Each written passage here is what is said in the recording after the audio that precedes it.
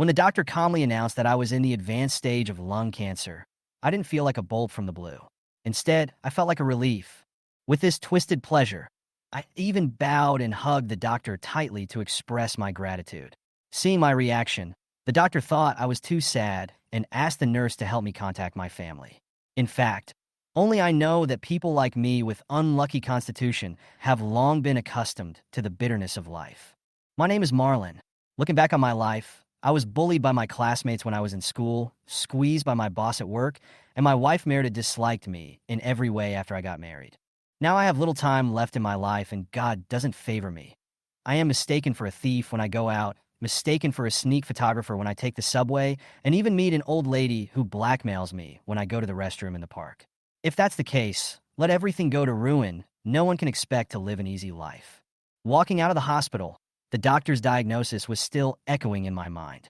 I was thinking about how to file for divorce with Merida when a piercing ring suddenly rang in my ear. There was a mobile phone on a bench by the roadside. Out of curiosity, I picked it up and answered it. A beautiful young woman's face immediately popped up in the video. "Listen carefully," she said in a sharp voice. "Stealing a cell phone worth more than 3,000 yuan can get you a prison sentence. I've taken a picture of you. Hurry up and give me my phone." Old man appeared on the screen with an even more ferocious expression. "This is the phone I gave to my girlfriend. This is my last warning. If you don't send it to me, you'll be put in jail." I couldn't bear it any longer, so I threw my phone into the middle of the road, watching the wheels run over it, and leaving only a pile of debris. For the first time in more than 20 years, I felt a sense of complete pleasure. At this moment, I was completely relieved. For the remaining 6 months, I would live for myself. When I got home, Merida came out of the bathroom wrapped in a bathrobe. She glanced at me and frowned. "You're back so early? Bring me the hairdryer. I have to go out for a drink tonight. Can you make me a cup of coffee?" I handed over the hair dryer silently, and she looked disgusted. "Did you smoke? Go wash it off before you come back into the house. I've told you so many times, but you still won't change." At this time, the aunties outside the window were playing square dance music at a volume that was deafening. The residents of the community complained countless times and even called the police, but it was ineffective. For this reason, I even paid for them to send them a few boxes of soda, hoping that they would lower the volume. But they drank the soda and sold all the empty bottles, and the volume did not increase. The volume of square dancing was getting louder and louder, and I couldn't stand it anymore. Today, I decided to put an end to this torture once and for all, and walked into the storage room and took out an iron hammer. Merida glanced at me and said sarcastically, "You are just bluffing again, you coward." I just smiled, didn't respond, and walked out. Behind me, her face changed slightly, as if she noticed that I was a little different today. As I was going downstairs, I ran into Tang Yia, who was on the 9th floor. She was ordering me, "Help me move these fruits and purified water to my house. Remember to put them in order and don't touch the refrigerator." In the past, I always obeyed for the sake of face, but today I held the hammer tightly and sneered. "Move it yourself, I don't have time." Her face darkened and she said angrily, "You are a grown man. How can you be like this? Are you crazy?" I snorted coldly. "Where is your husband? Stop treating your neighbors like laborers all day long." Ignoring her shocked look, I went downstairs without looking back. When I arrived at the small garden, 2 huge speakers were blasting loudly, as if they were going to overturn half the sky. I walked over and unplugged the power cord, and the music stopped abruptly. The elderly people who were dancing happily were stunned, and when they saw me holding a hammer, they were puzzled and dissatisfied. "Hey, what are you doing? Plug it in quickly." Some of them recognized me and knew that I had delivered soda to them before, so their tone was quite friendly. I sneered at them, raised the hammer, and smashed the speaker hard. With the first heavy blow, the speaker shell cracked directly, and the old people screamed, "Are you crazy? The speaker costs hundreds of dollars. Stop it." I was indifferent, and in a few seconds, I smashed the speakers and the player into pieces, and finally stepped on them a few times. I felt an unprecedented sense of joy, and I smiled provocatively at the uncles and aunts. "Now you know what I'm going to do, right?" The old people were so angry that their faces turned red and their necks became thick, but there was nothing they could do. Looking at their expressions, I felt a long-lost sense of relief. When I went to the bar to pick up Merida, I ran into the father of the kid who was skipping rope next door. When he saw me, he was stunned for a moment and asked me what I was doing. I was too lazy to say more. I had endured it for so long, and it was time for them to understand some rules. This child jumps rope every day, either at 6:40 in the morning or 10 o'clock at night, which makes me unable to sleep well. I understand that children study hard, but this is not a reason to disturb others. If they really want to jump, no one will stop them from going downstairs, but it is not okay to disturb the neighbors at home. Without saying a word, I raised the hammer and smashed the TV screen. The LCD screen immediately shattered into a pile of electronic components.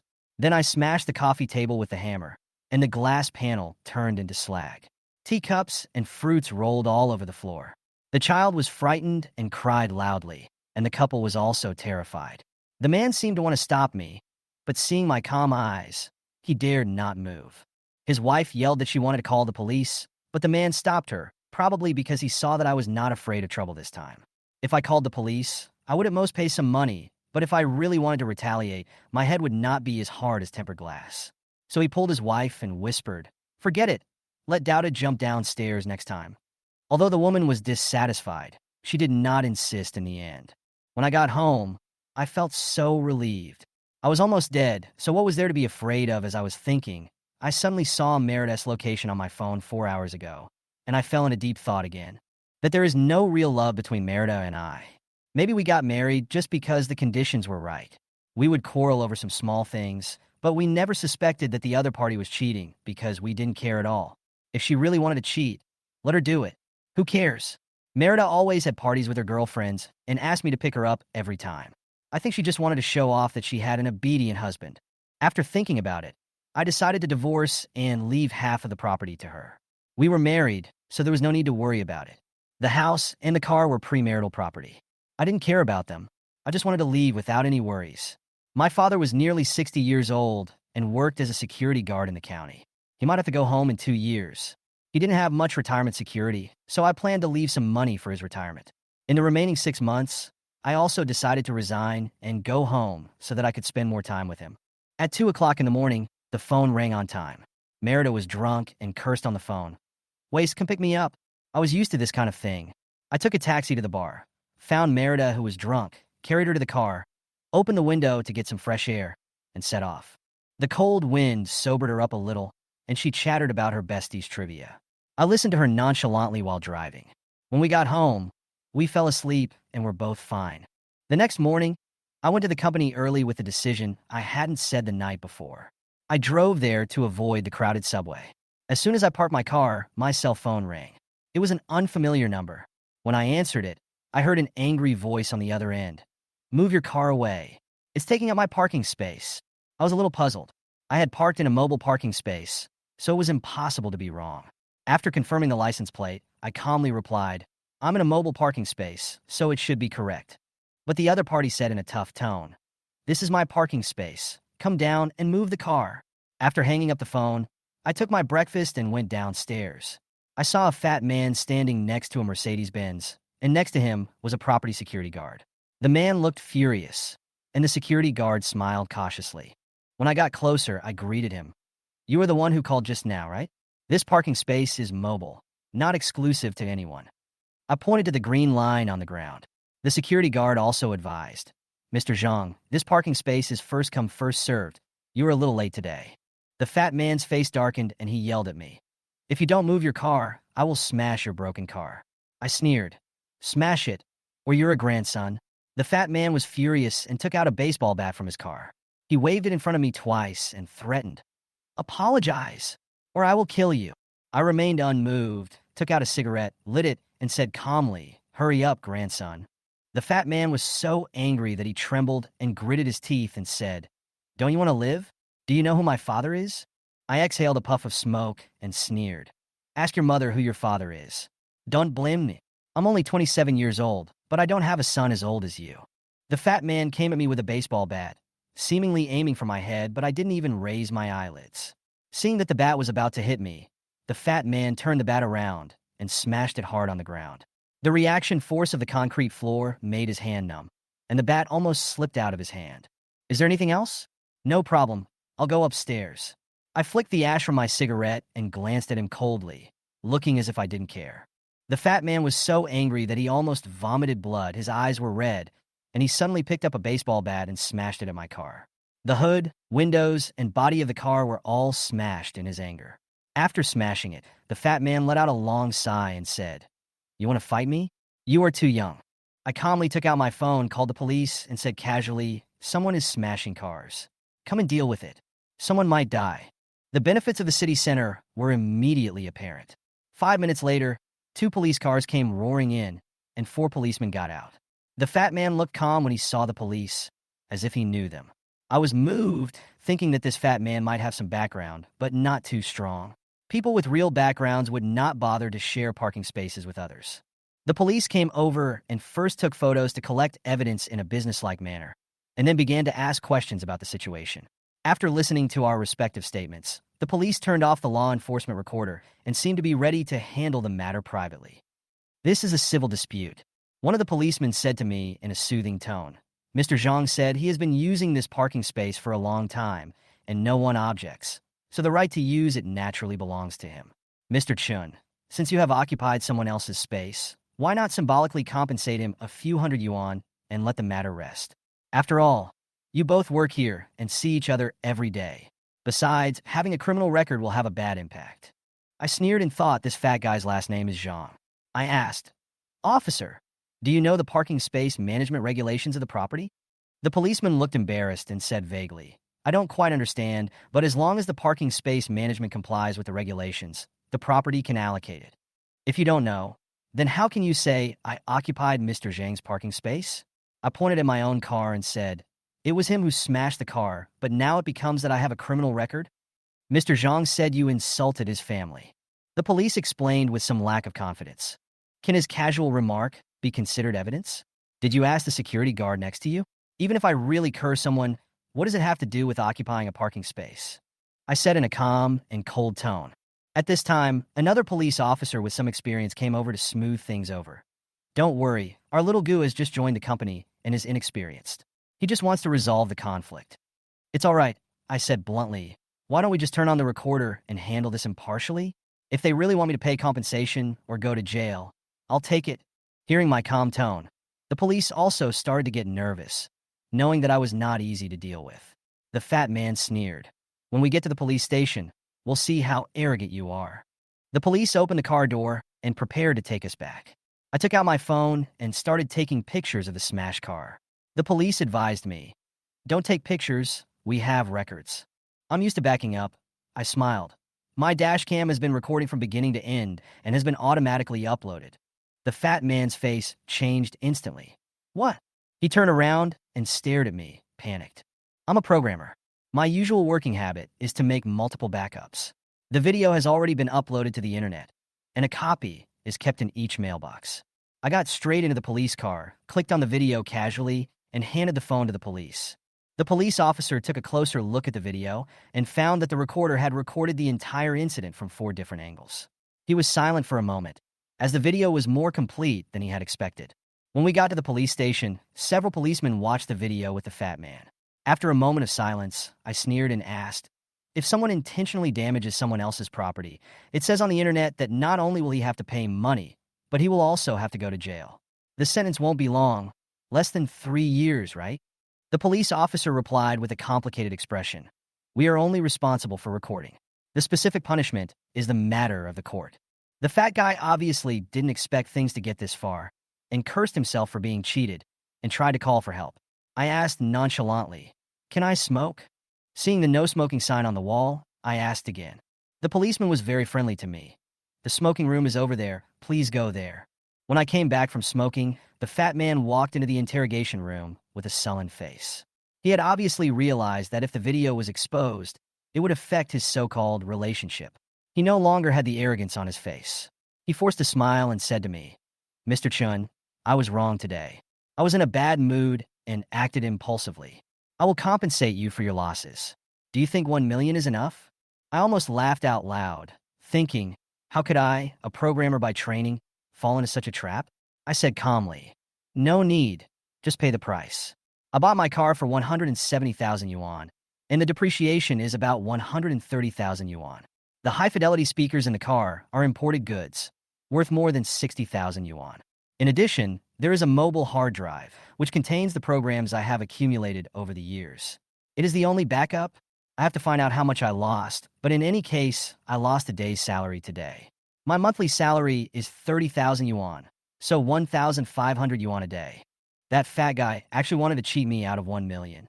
To be honest, if I really accepted it, it would be extortion, and the crime would be enough to put me in jail for several years. I simply listed the claim list carefully. Although it was slightly higher than the actual amount, it was reasonable and legal. The fat man finally gave up his plan to cheat me, and with the police as witnesses, we signed a memorandum of understanding. The fat man compensated me 370,000 yuan, and neither party would pursue the matter, nor would they publicly say anything unfavorable to the other party. The fat man was also straightforward. He transferred the money immediately after the agreement was signed, and I received a notification of the arrival of the money a few seconds later. I shook hands with him. "It's a pleasure to work with you." The fat man squeezed my hand hard and said with a fake smile, "Brother, you are ruthless. I admire you." "Same here." Before I finished speaking, my cell phone rang. I picked up the call, and it was from Dongxing Police Station. "Marlon, can you come over, please?" As soon as I hung up the phone, another number called in. It was from the Changfeng Police Station, asking me to go there in the afternoon to handle something. It was rare that the police station was so full. Several policemen and the fat man were stunned. "Is this a frequent visitor to the police station?" I smiled, nodded, and said goodbye, then took a taxi and went straight to the Dongxing Police Station. As soon as I entered the door, I heard a familiar quarrel. It turned out to be the group of old people dancing in the square. When the old men and women saw me, they immediately grabbed me and said, "It's him. He's the one who smashed our speakers." I sighed in my heart. Is this retribution? Yesterday the speakers were smashed, and today the car was smashed. The staff took us into a large office. The elderly people kept complaining, and the police officer who was taking the statements reluctantly advised, "Can you speak one by one? How can I record it like this?" After waiting for them to calm down, the police asked me to explain the situation first. "I heard that you smashed their speakers with a hammer yesterday." I nodded and said, "Yes, because they illegally connected wires to street lights for dancing, and there is a high possibility of electric shock. I was afraid that the children would be in danger, so I smashed the speakers without discussing it." The police asked, "So it's true that you smashed the speaker?" "Of course. The elderly are old, and getting electrocuted is a small matter, but what if the children get injured? Children are the future of the country. I really cannot tolerate such behavior that disregards the safety of children." I explained with a righteous face, almost making the old man explode. At this point, several old men and women couldn't help but say, "He's talking nonsense. He just doesn't like the noise we make while dancing." The old man who spoke was indignant. I sneered, "Don't worry, the police are still recording, and they will let you speak when it's your turn." What kind of police officer is this? They didn't investigate at all, and they were biased towards him. "How much did they charge him?" An old lady said harshly. The police officer finally couldn't stand it anymore. "This is a police station. If you say anything more, you will be detained." After taking the statement, the police decided to go to the scene to verify. When they arrived at the community, they found that the wires of the street lamp had indeed been stripped and a socket had been installed, with the plug exposed, which was very dangerous. The staff of the Power Bureau also checked on the scene and confirmed that this kind of socket is prone to leakage if it rains, and the location is low, so the child is more likely to touch it. Of course, the old people refused to admit that they had connected the wires themselves. The police and the Power Bureau could only announce that if they were found to have connected the wires illegally again, they would be fined and detained. After the police left, I smiled and said, "It's easy to deal with you." The old people were so angry that they wanted to rush over and beat me up. I took out my phone and played the recording of yesterday. The old people banged on my door and cursed. "If this recording is submitted to the police, you will be considered a nuisance. You won't have to go to jail, but you will be detained for more than 10 days. The old people fell silent. One old man sighed and said, "Oh my God, even we old people have no place to seek justice now." It was already noon when I got home. Merida was still sleeping like a dead pig. Since she was fired, she has been a full-time housewife at home every day, and her days and nights are reversed. I went to the kitchen to fry 2 eggs and add some chopped green onions to cook a bowl of noodles. As soon as I served it, Merida came over to smell the fragrance and sat down to eat. "You wimp, you didn't even prepare chopsticks?" she said critically. I handed over a pair of chopsticks and said calmly, "I didn't cook for you." "Stop pretending." She glanced at me. "Are you trying to please me by increasing my pocket money?" "I want a divorce." I stared into her eyes. She sneered, lowered her head to eat noodles, and stopped talking. I went back to the kitchen and cooked myself another bowl of noodles. I had made up my mind. After dinner, I brought up the divorce again while washing the dishes. Merida was stunned, looked at me doubtfully, and asked, Marlon, do you really want a divorce? Are you taking the right medicine? Yes. I took out the medical record from the bedside table, turned to the latest page, and handed it to her. The doctor said that I only have 6 months left. Merida looked at the diagnosis on the medical record with disbelief at first, then surprise. It took her several minutes to come to her senses, and she actually cried. My heart ached. It turned out that this woman still had some feelings for me. She suddenly hugged me tightly and choked up and said, I'm sorry, husband. I'm sorry. I have never cared enough about you. I patted her on the back and sighed. It's already like this. What's the point of saying sorry? Do we really have to get a divorce? She looked up at me with tearful eyes. Yes, I plan to sell the house and the car, give you half of the money, and leave the remaining half for my father's retirement. You can take the rest of the property. I said, aren't you leaving soon? Why do you have to get a divorce? She was a little puzzled. It will be easier for you to start over if you get divorced. When I really leave, it will not be pleasant for you to live with the reputation of a widow, I said calmly. Merida shook her head. No. I shrugged and checked the time. Whatever you want, I have to go to the police station later anyway. Merida frowned. You don't want a divorce, but you insist on going to the police station. The cancer is not in your lungs, but in your brain, right? I smiled and said, Oh, by the way, you may not be able to use the car these days. My car was smashed yesterday. She looked confused and wanted to ask something, but I didn't explain much and just walked out to the Chongfeng police station. As soon as I entered the door, the police saw me and said, Mr. Chun, the other party hasn't arrived yet. How about you make a statement first? So I explained the whole process, saying that the other party had lost his phone and accused me of stealing his phone on the grounds that someone took a video with a phone, and the video actually showed me holding the phone. The police found it strange, and I explained directly. I came out of the hospital and happened to pass by Chongfeng Park. I saw a chair and sat down to rest. At this time, the phone rang, and I looked and saw a phone on the chair next to me. Later, the person on the other end of the video chat started calling me a thief and asked me to give her my phone. I was so angry that I threw the phone back to where it was and left. After hearing this, the two policemen looked at each other, half believing and half doubting. I laughed sarcastically. You're not going to accuse me of being a thief just because of a screenshot, are you? This made one of the policemen change his expression, and he explained seriously. Impossible. We would never jump to conclusions based on screenshots. Otherwise, we would have dispatched police long ago. I nodded, feeling a little more favorable. That's not bad. The two policemen took a breath and looked at each other. Is this guy brave, or is he really not afraid of offending others? Okay, are you done asking questions? I looked at the clock impatiently. The reporter said he would arrive at 2:50. The police said, please wait another 10 minutes.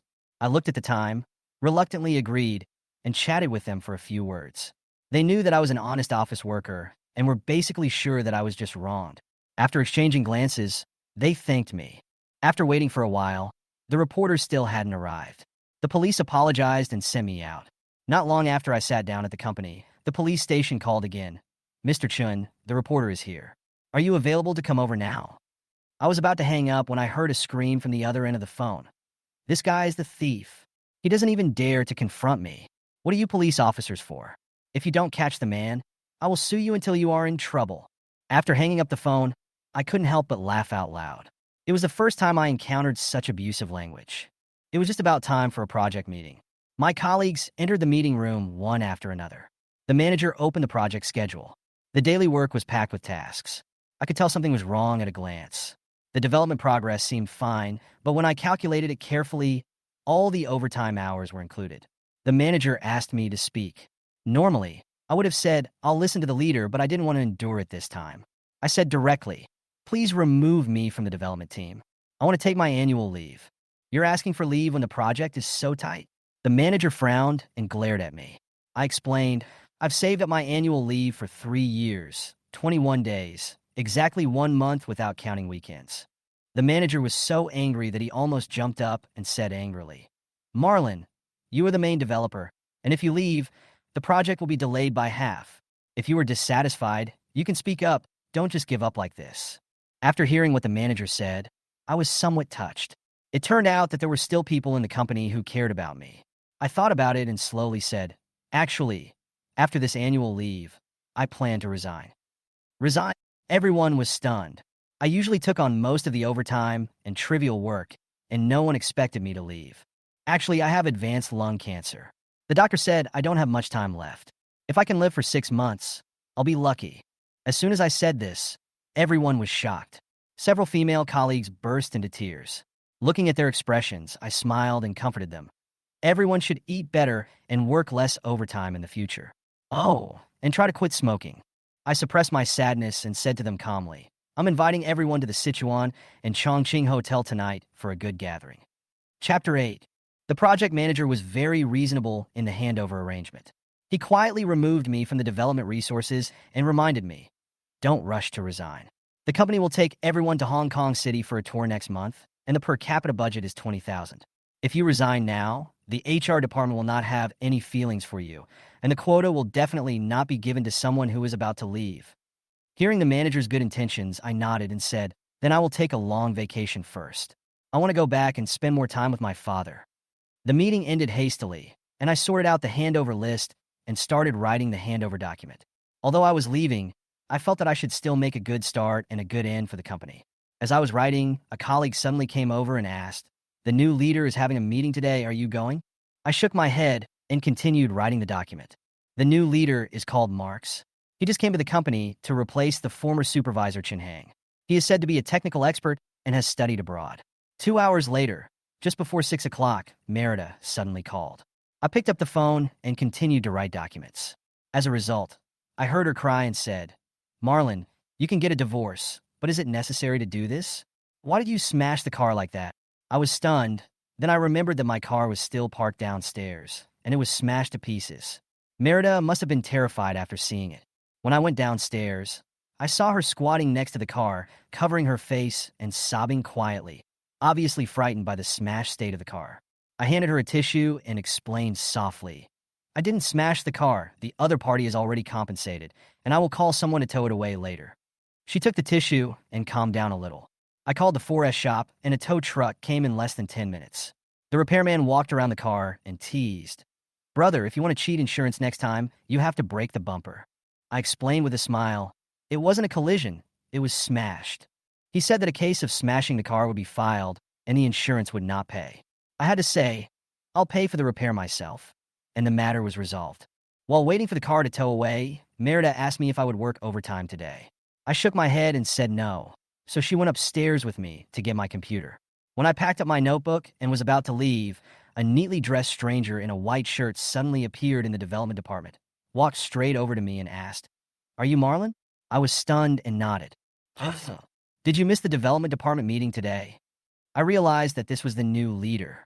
Marx glanced at Merida, then said with a stern face, The company has a rule that outside visitors should go to the meeting room. Marx raised his voice and said, It's working hours now. No matter what you want to do, you must stay and participate in the work discussion. I could see that he wanted to establish his authority and use me as an example. So I asked calmly, What time does the development department start and end work? He frowned immediately and said, You've been in the company for several years and you still don't know this? Upon seeing this, the project manager came over to smooth things over. Mr. Tan, Marlon is not feeling well, and his wife is here to pick him up. Marx glanced at the manager coldly, then softened his tone and said, For your sake, let's forget it today, but come with me to the conference room and explain the reason for the delay of the last project. I nodded, comforted Merida, asked her to wait a moment, and then followed Marx into the conference room. Marx sat down and seemed satisfied when he saw that I had muted my phone. He said, There should be rules in meetings in the future. You didn't attend my meeting today. It's okay for the first time, but you can't miss it next time. I said directly, Mr. Tan, you want to ask me why the project was delayed? He snorted, Yes, why was it delayed for a month? I replied, The project schedule is based on the required workload. There are records in the server. The difference between the requirements at the time of planning and the final requirements is clear at a glance. Do you still need to ask one by one? Wouldn't it be clear with a quick comparison? Why waste time and resources? Marx didn't expect me to be so blunt and was speechless. I looked at my phone and it was exactly 6 o'clock, so I picked up my bag and said calmly, It's time to get off work. I'll go home first. Goodbye. After that, I walked out of the meeting room without looking back, leaving Marks there. Marks saw me walk out of the meeting room. His face was blue with anger, his lips trembling.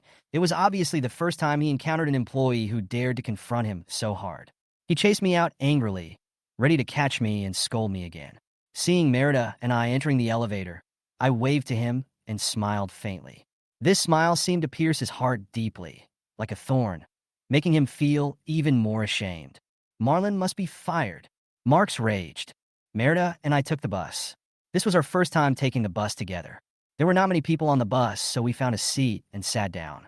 She put on her headphones, and her expression showed some disappointment. At this moment, an old lady came on the bus with a plastic bag, stood in front of me, and said, "I want to sit here." I was stunned and was about to give up my seat, but suddenly I saw a few empty seats next to me, so I pointed and said, "Annie, there are seats there. These are seats for the elderly, the weak, the sick, and the disabled, and they are clearly marked." But the old lady looked unhappy and raised her voice. "I want this seat. I won't sit if it's not by the window." Before I could react, she threw the plastic bag in her hand and smashed a few apples on my head. "If you don't give up your seat, I'll hit you again." I was stunned and suddenly felt that I had bad luck recently. The old lady hit me on the head with a lot of force. My head hurt a little, but it felt like a massage. Since she was so dedicated, I didn't plan to give up my seat. I took out my phone and pretended to read a novel. Seeing this, the old lady became even more angry and raised her hand to throw the bag at me again. I turned my head and she hit me on the shoulder instead. The force was just right, and I actually felt quite comfortable. She cursed and said a lot of unpleasant words. I had no choice but to put on my headphones and hum Rakshasa Haishur. She was very angry now. A young man next to her couldn't stand it anymore and stood up and said, "Grandma, please sit here with me and stop hitting people." The old lady snorted coldly. "Mind your own business. I'm teaching him a lesson on behalf of his parents. People like him who don't respect the elderly should be punished." As she said that, she raised her hand and wanted to hit me a few times. The bus arrived at the station. I stood up with a smile and said to her, "Thank you for the massage, Annie. It's much better than that in the massage parlor." Then I turned around and got off the bus. Merida saw me getting off the bus with an expressionless face, and without saying anything, she accompanied me to the vegetable market to buy vegetables. When we got home, she picked up her apron and actually wanted to cook by herself, and said she wanted to make black fungus for me to eat, which is good for the lungs. Smelling the aroma coming from the kitchen, I couldn't help but think that she had hardly stepped into the kitchen in the past 3 years, and I didn't expect that she would take the initiative to cook today. The first dish served was braised fish. I took a bite but spat it out as soon as I put it in my mouth. The fish was so bitter that I rolled my eyes. Merida was puzzled and took a bite herself and spat it out. She asked me what happened in confusion, and I explained helplessly. "You broke the gallbladder when you killed the fish, so the fish meat is naturally bitter." After the meal, except for the dark dish braised fish, the rest of the dishes were made by me. During the meal, Merida whispered, "Husband, medicine is very advanced now, and many diseases can actually be cured. Don't be too discouraged." I nodded and gently picked up a piece of black fungus. After dinner, she took the initiative to wash the dishes, and soon I heard the sound of the dishes breaking. Seeing her annoyed face, I couldn't help but smile, and finally, I went into the kitchen to clean up the mess. Back in the living room, Merida looked at the divorce agreement, glanced at it briefly, and signed her name. Then she forced a smile and said, "My handwriting is uglier than yours." I smiled and said, "It's okay as long as my handwriting is ugly and I'm beautiful." Then we sat side by side on the sofa, turned on the TV, and watched the news and advertisements casually. Late at night, she suddenly cried, tears flowing quietly, and asked me softly, "Is it really impossible not to get a divorce?" I just patted her shoulder and said, "Go to bed early." The next morning, we went to the Civil Affairs Bureau. 3 years ago, we registered our marriage here, and now we went to the divorce procedure. In just a few minutes, the marriage certificate was taken back and replaced with a darker divorce certificate. After completing the formalities, I went back to work. I didn't ask where Merida went. As soon as I entered the company, my colleague told me that the administration department was looking for me. When I went to the administration department to ask, I found out that the company had booked a flight ticket for me to go to Hong Kong for the team building and even booked tickets for my family. My colleague from the administration department smiled and said, "I met your wife last time. You two have a great relationship." I smiled faintly and said, "Use my dad's family ID." The other party was a little surprised. "You're not going with your wife?" "Is it?" The other party still didn't believe it, muttering, "Who would leave such a beautiful wife unloved? You were just pretending." I returned to my workstation, and not long after I sat down, I received a meeting notice. In the meeting room, Marx was already on the podium with a stern expression. After everyone was seated, he cleared his throat and said, "Yesterday, I talked to you about the work situation. I am very satisfied with your attitude. There are many excellent colleagues in the team, but there are also some individuals who are perfunctory in their work, do not review after the project is delayed, and are frequently late and leave early. They are simply the black sheep of the company." He changed the subject and turned on the projector. A late record was displayed on the wall, and my name was at the top of the list. "Marlon, what's your explanation?" he demanded in public. I looked up at him and smiled faintly. "What do you want to explain?" "Explain why you were late so many times and why you didn't punch in for several working days. Company regulations stipulate that you can be fired directly if you are absent from work more than 3 times." He said coldly. I shrugged lightly and replied calmly, "Is this something I should care about?" When I stood up and said, "You mean the leaders in front of me are all fools? I have been absent from work so many times and have not been fired. It seems that you are the only smart one." Mark's face suddenly turned red, and his forehead seemed to be waxed, shining under the light. He gritted his teeth, obviously not expecting me to dare to contradict him in front of so many people. He took a deep breath and suppressed his anger. "I don't care how your previous leader handled it. Under my leadership, this kind of situation will never be allowed. I'll give you one last chance. Explain it clearly in public, or I'll fire you directly." I was too lazy to pay attention to him. I sat down and remained silent, expressing through my actions, "I am too lazy to explain to someone like you." Seeing my attitude, Mars was furious and ordered directly, "Marlon, you are fired. Pack up and leave." I replied casually, "Mr. Tan, you have to give me a resignation certificate even if you fire me." "Thank you." This was said lightly, but it instantly destroyed Mark's aura. He gritted his teeth and said no more, then left the meeting room. After a while, the girl from the HR department came to me with a dismissal notice. The reason for the dismissal was clearly written: a total of 51 days of absenteeism in 1 year. I signed, took a photo of the document, and then used the last few minutes to log into the company system, export all my code submission logs for the past year, and save them to my personal mailbox. After packing up my things, I left the company without saying goodbye to my colleagues. On the way home on the bus, I sighed that I had finally gotten rid of this job, while opening my phone and thinking about the content of the email to the company's HR.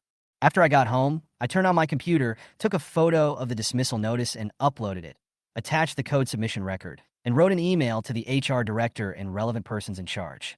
The content was very simple, stating the facts. The so-called absenteeism for 51 days was because I worked overtime continuously at the time and did not leave the company at all. The code submission record and the intranet address can prove this. I did not make any demands, but just described the matter clearly. After sending the email, I leaned back on the sofa and stared at the ceiling. At this moment, I suddenly remembered Merida. Oh, now I should call her my ex-wife. I don't know where she went, but since we are divorced, I don't need to care anymore.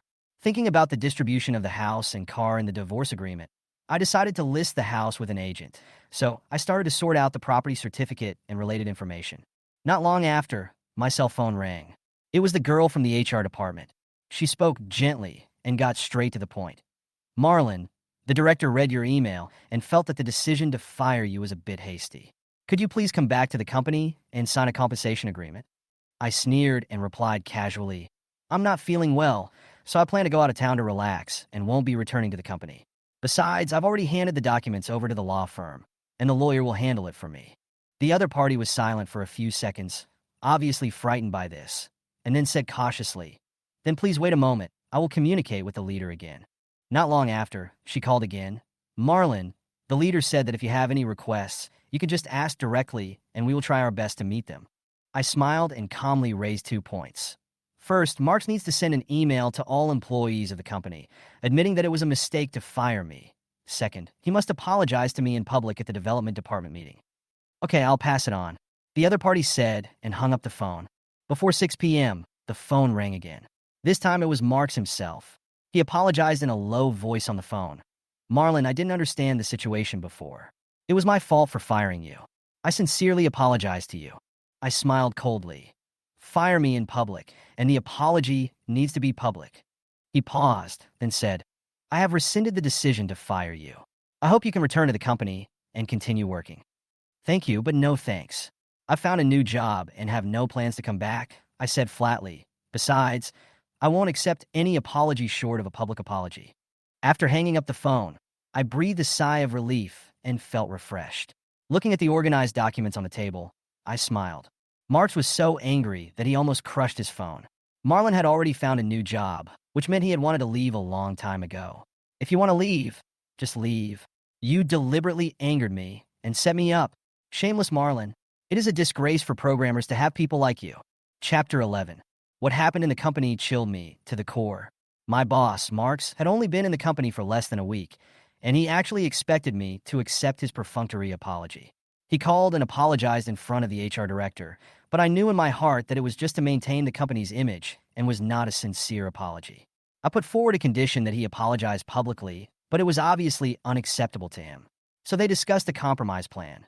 The company would handle my resignation for personal reasons and give me 12 months' salary as compensation. A total of $360,000. Although it was unexpected money, I didn't feel much joy in my heart. After receiving the notice in the evening, I agreed to sign the next day. Although $360,000 is not a small amount, for me, apart from the short-term comfort, it is more of a regret that the efforts I have made in the past few years are not worth mentioning. It was late at night when I got home. My wife, Merida, had just come back with red eyes. I asked her what happened, and she told me that she was fired from the company. Then, she cautiously asked me to borrow 10,000 yuan. I was a little surprised. Didn't she manage the family expenses? Every month when my salary was deposited into the card, she would take a part of it, saying that it was for household expenses and the rest was my pocket money. In this case, how could she be short of money? She explained that the money she had previously used to buy cosmetics for her brother's girlfriend, and that she had also invested the family savings in financial management. I felt disappointed, but I still held back my anger. I told her that I would go to the company tomorrow to complete the resignation procedures, and I would transfer some money to her after I got the money, but asked her not to be so extravagant in the future. At this time, she suddenly hugged me and cried like a child. She had always looked down on me and always called me a loser, but now, in her eyes, I seemed to have become the only person she could rely on. The next morning, I went to the company, completed the resignation procedures smoothly, and received the compensation. Although I received more than 400,000 yuan, I still felt heavy in my heart. There is not much time left in my life. Apart from life and death, everything else has become unimportant. After returning home, I prepared to pack my luggage and go back to my hometown. I also wanted to spend more time with my family in the remaining days. Meredith saw me packing clothes, so she ordered takeout and set a table for me. After I finished eating, she told me to be careful on the road, folded my clothes and put them in a bag, and put bread and water in the car. This kind of thoughtful care surprised me. The next morning, I was getting ready to leave and found fried eggs and milk on the table. She was busy in the kitchen, wearing an apron. I didn't say much, but just finished my breakfast silently and took everything she prepared. Before getting in the car, she reminded me again to take more rest on the way and not to get too tired. You were so thoughtful. Chapter 12. I started the car and waved goodbye to Merida, feeling an indescribable feeling in my heart. This trip back home was not only for my father, but also for my own concern. My father, Chun Dadong, worked as a security guard in the county town. He was very hardworking, but refused to take a holiday. He gave up the opportunity to go home because of the temptation of triple salary during the holiday. He rarely went back to his home in the countryside and even asked to be on duty during the spring festival. After my mother passed away, this old house became even more deserted, but I always regarded it as my real home. After returning to my hometown, I was ready to go to my mother's grave to pay respect, but I found that I forgot to bring my keys and could not enter the house. I went to the hillside alone with incense, paper money, and wine. The grass on my mother's grave was lush, as if telling of her kindness. I lit the paper money and sprinkled the wine on the flames, and tears fell in my eyes. I recalled that my mother had said that she would help me take care of the children, but it could never be realized. After my mother left, I always felt lonely in the city. Only in front of her grave did I feel a little at peace. Mom, I will be here to accompany you soon. After saying this, I felt a pang of sadness. In the past, I always said, I will come to see you, but this time was different. I knew that time was running out, and my last wish was to be buried next to my mother. Sitting by my mother's grave, I felt a moment of peace, just like when I was a child listening to her talk about the little things in the village. At this moment, the children from the village who were leaving school saw my car and gathered around. I took out candies from the car and shared them with them, which was also a warm memory. At this time, my neighbor Uncle Zhang came over and looked at my car with envy. He also chatted with me for a few words. The village chief also came over and asked me with concern if I came back for my little cousin. I was a little surprised. My little cousin Chi Shulan has always had excellent grades. Did something happen to her when she came back this time? The village chief sighed and told me that Chi Shulan was harassed by a repeater in school and almost suffered a more serious assault. The boy's parents produced a hospital certificate of mental illness and depression to evade legal responsibility. Shulan was so scared that she dared not go to school anymore and had nightmares every day. I was furious and quickly handed the candy to Uncle Zhang, asking him to help me distribute it to the children. Then I hurriedly drove to my uncle's house. When I arrived, Chi Shulan was the only one at home. Seeing her originally rosy face become pale, thin, and lifeless, my heart ached. She was cutting pig grass in a wooden basin with a kitchen knife, and she looked like a robot. I knocked on the door gently, and she opened the door after confirming it was me through the crack. I took out her favorite snacks, and she managed to force a smile. This once lively and lovely sister has become like this now. After my uncle and aunt came back, I secretly asked them for details. My uncle wiped his tears and said that the boy had bad intentions towards Shulan in the school's girls' dormitory. If the teacher hadn't checked in time, the consequences would have been disastrous. After calling the police, the other party's parents produced a mental illness certificate, and the police were helpless. Shulan was severely traumatized and could no longer face school life. I advised my aunt not to worry. Chi Shulan would go back to school to continue her studies. I also transferred 10,000 yuan to them, hoping that they could help Shulan recover. In this world, it turns out that it is not only my father and mother who are worth my concern, but Chi Shulan is also one of the people I care about the most. Her experience reminded me of my uncle's love for me when I was a child. Although our family was not rich, he never let me lack anything. That night, I stayed at my uncle's house. My aunt prepared a large table of delicious food. In order not to spoil their fun, I forced myself to eat a lot and told some new things in the city to liven up the atmosphere. Shulan seemed to be in a better mood after listening to my jokes, and she gradually regained some appetite. The next morning, I drove into the city to visit my father. He shared a small house with others, less than 20 square meters, and lived in a very simple house. When my father saw me, he smiled from the bottom of his heart. His satisfaction and happiness made me feel sad. I felt that I had neglected too much over the years. After my mother passed away, he looked much older, with many more wrinkles on his face and a much thinner body. "Dad, I brought some wine this time. I'll leave it here for you first," I said, feeling a little guilty, but I had to leave in a hurry to deal with other things. My father didn't complain, but just smiled and told me to go ahead. I sat in the car for a while, watching his face gradually moving away, feeling mixed emotions. Chapter 13. I drove directly to my alma mater. This school is the best key middle school in the county. There are millions of people competing for admission. There are only 7 classes every year, with 30 students in each class. Many people try their best, but cannot get in. I have no family background, and I was admitted only because of my grades. When I drove to the school gate, the guard wouldn't let me in. I took out a pack of cigarettes and handed it over, smiling and saying, "I'm a student of the 2008 class of this school. It's been 8 years since I graduated, and I want to come back and take a look." The guard smiled and let me in.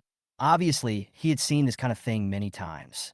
The buildings of my alma mater were brand new, but I didn't feel relieved at all because the purpose of my return this time was not simply nostalgia. When I arrived at the principal's office and saw Principal Meng, I realized how time flies and how much older he has become. I greeted him politely and put the 2 bottles of good wine I brought on the table. "Hello, Principal Meng." He looked at me hesitantly. "Who are you?" I smiled and said that I was a student of the class of 2008, and I was impressed by the changes in the school over the years.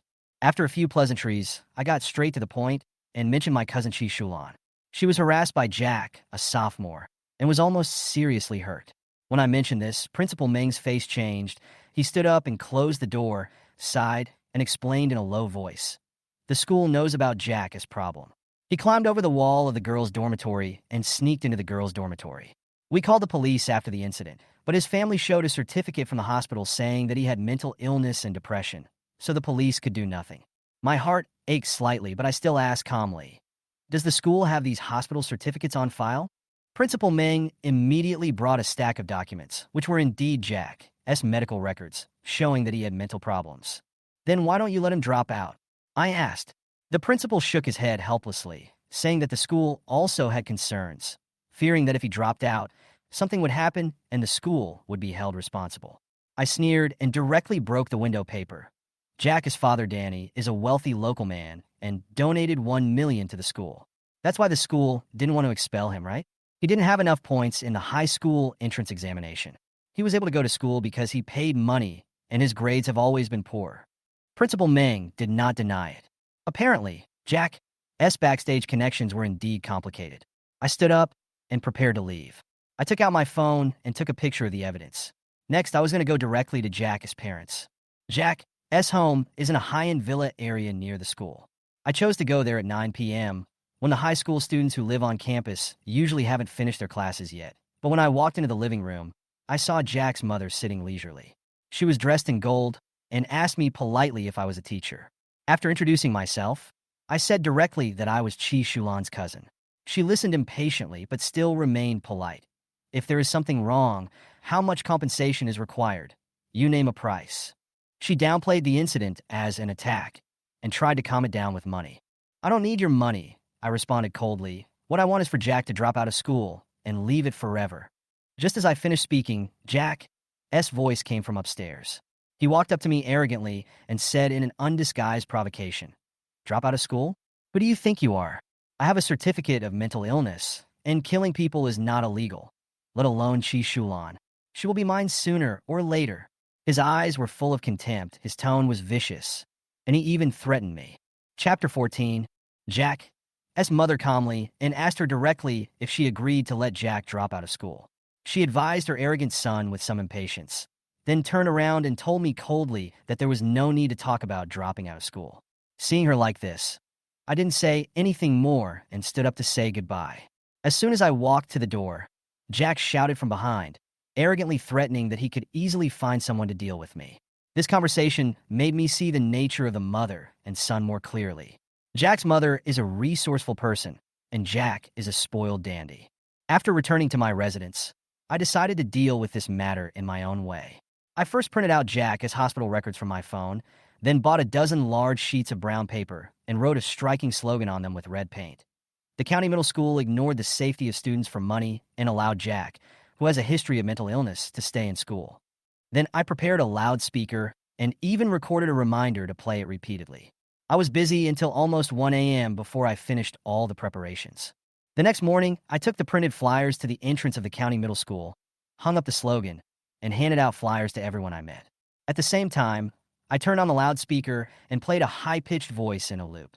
Jack, a student in Class 7, Grade 2 of the county middle school, is a mentally ill patient with violent tendencies. He may endanger the safety of his classmates. Please be careful. This voice covered the entire campus and alarmed all the teachers and students. Many students talked about it after receiving the flyers, especially Jack's classmates, who were all afraid of him. After playing for 20 minutes, when I had distributed most of the flyers, I changed the content, put the loudspeaker in the car, and drove along the main street of the county town to the Education Commission while playing the warning. When I arrived at the entrance of the Education Commission, I continued to play the information repeatedly so that passersby could hear it clearly. Soon, the people from the Education Commission came to me and begged me to turn off the loudspeaker. I handed them the materials and made it clear that if Jack's detention was not handled within 2 days, I would complain to the Municipal Education Commission and expose it to the media. In the morning, angry parents gathered in front of the school and the Education Committee, demanding that the school and the Education Committee deal with the matter. Before 10 o'clock, the Education Committee sent a specialist to the school to deal with the situation. At noon, the school finally announced on the cafeteria radio. Jack from Class 7 of Grade 2 was asked to drop out due to health reasons. Jack was taken home by his mother, and he kept cursing all the way. His mother, Buffy, looked at him coldly, reminding him that if he didn't have the support of his family, he would have been in jail long ago. But Jack didn't listen at all and yelled angrily that he must take revenge on me. At this moment, sirens sounded outside the Way family's door, and several doctors and police officers appeared, saying that they had received a report that Jack was seriously ill and had to be sent to a mental hospital for treatment immediately.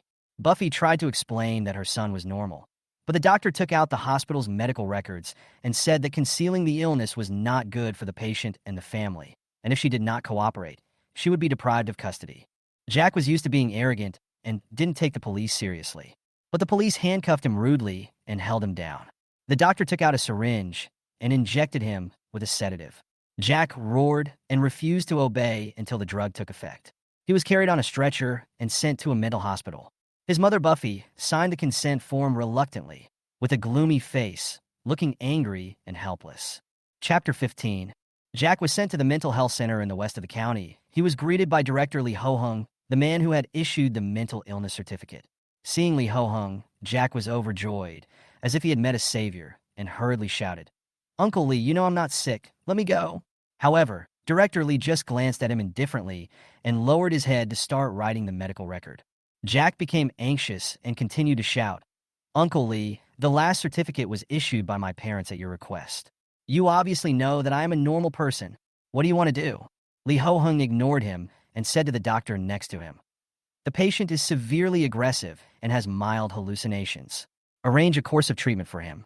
Then he signaled several nurses to send Jack into the treatment room. Jack realized that something was wrong and started to curse and threaten. "Lee Ho-hung, do you want to die? I will kill you when I get out." But Director Lee was not moved at all and calmly ordered to speed up the treatment process. Jack was pushed into the treatment room and forcibly received electric shock therapy. After half an hour of electrotherapy, his hair became messy, and he went from being arrogant to being listless, and he didn't even have the energy to curse. The nurses handed Jack a handful of medicine. Seeing his hesitation, they threatened him. "If you don't want to be electroshocked again, just take the medicine." Jack was shaking all over and swallowed the medicine in one gulp. The nurse carefully checked and confirmed that he had indeed taken it before she smiled with satisfaction. However, he soon realized that this was only the first step in the treatment. Next, he was tied to the bed with very limited range of movement. At this time, I appeared outside the ward window with a cold smile on my face and deliberately waved at him. This made Jack completely collapse.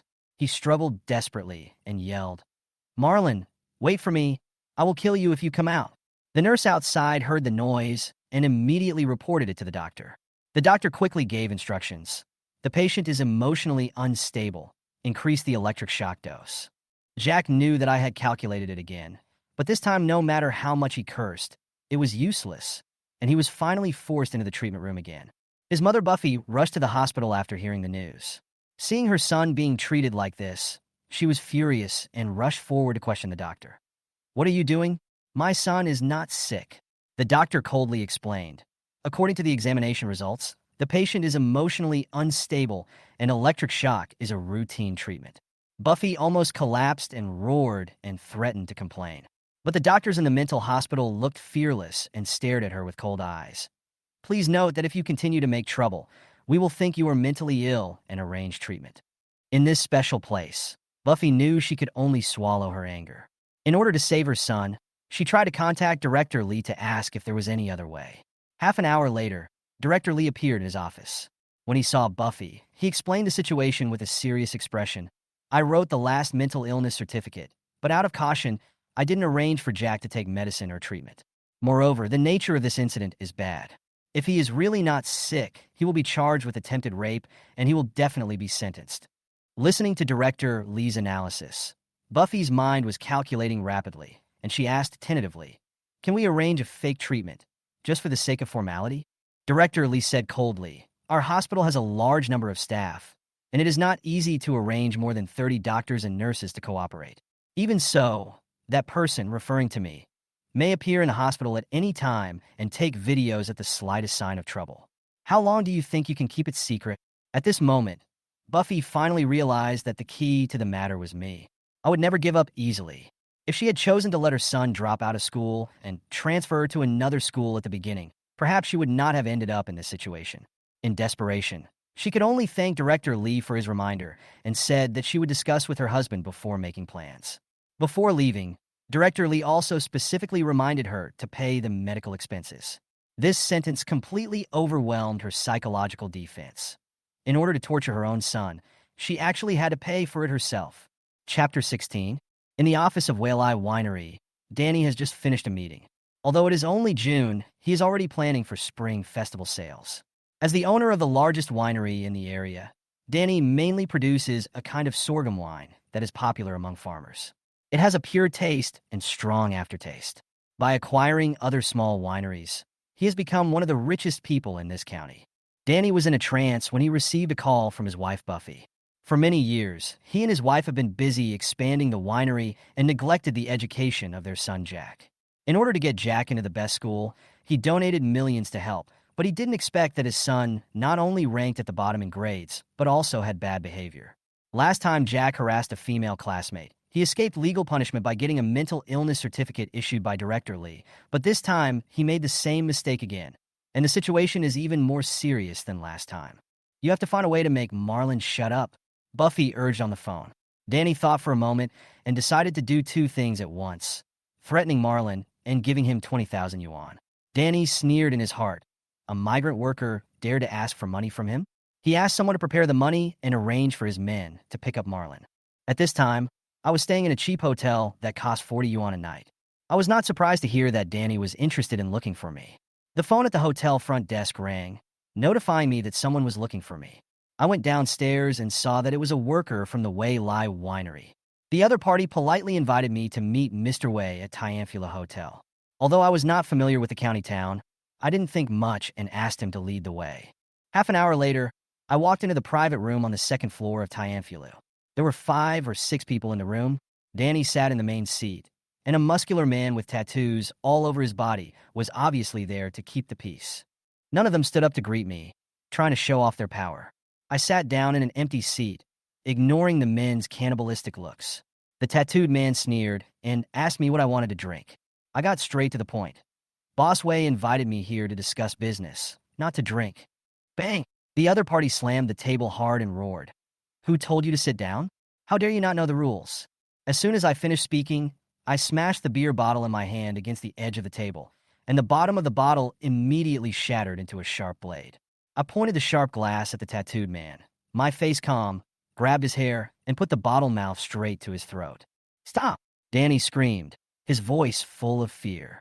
I stopped coldly. The bottle mouth slightly pierced the tattooed man's skin, and blood flowed down his throat. He was so scared that he dared not move, and even Danny began to tremble slightly. Danny was completely panicked now and apologized with a smile. Brother Chun, let's talk it over.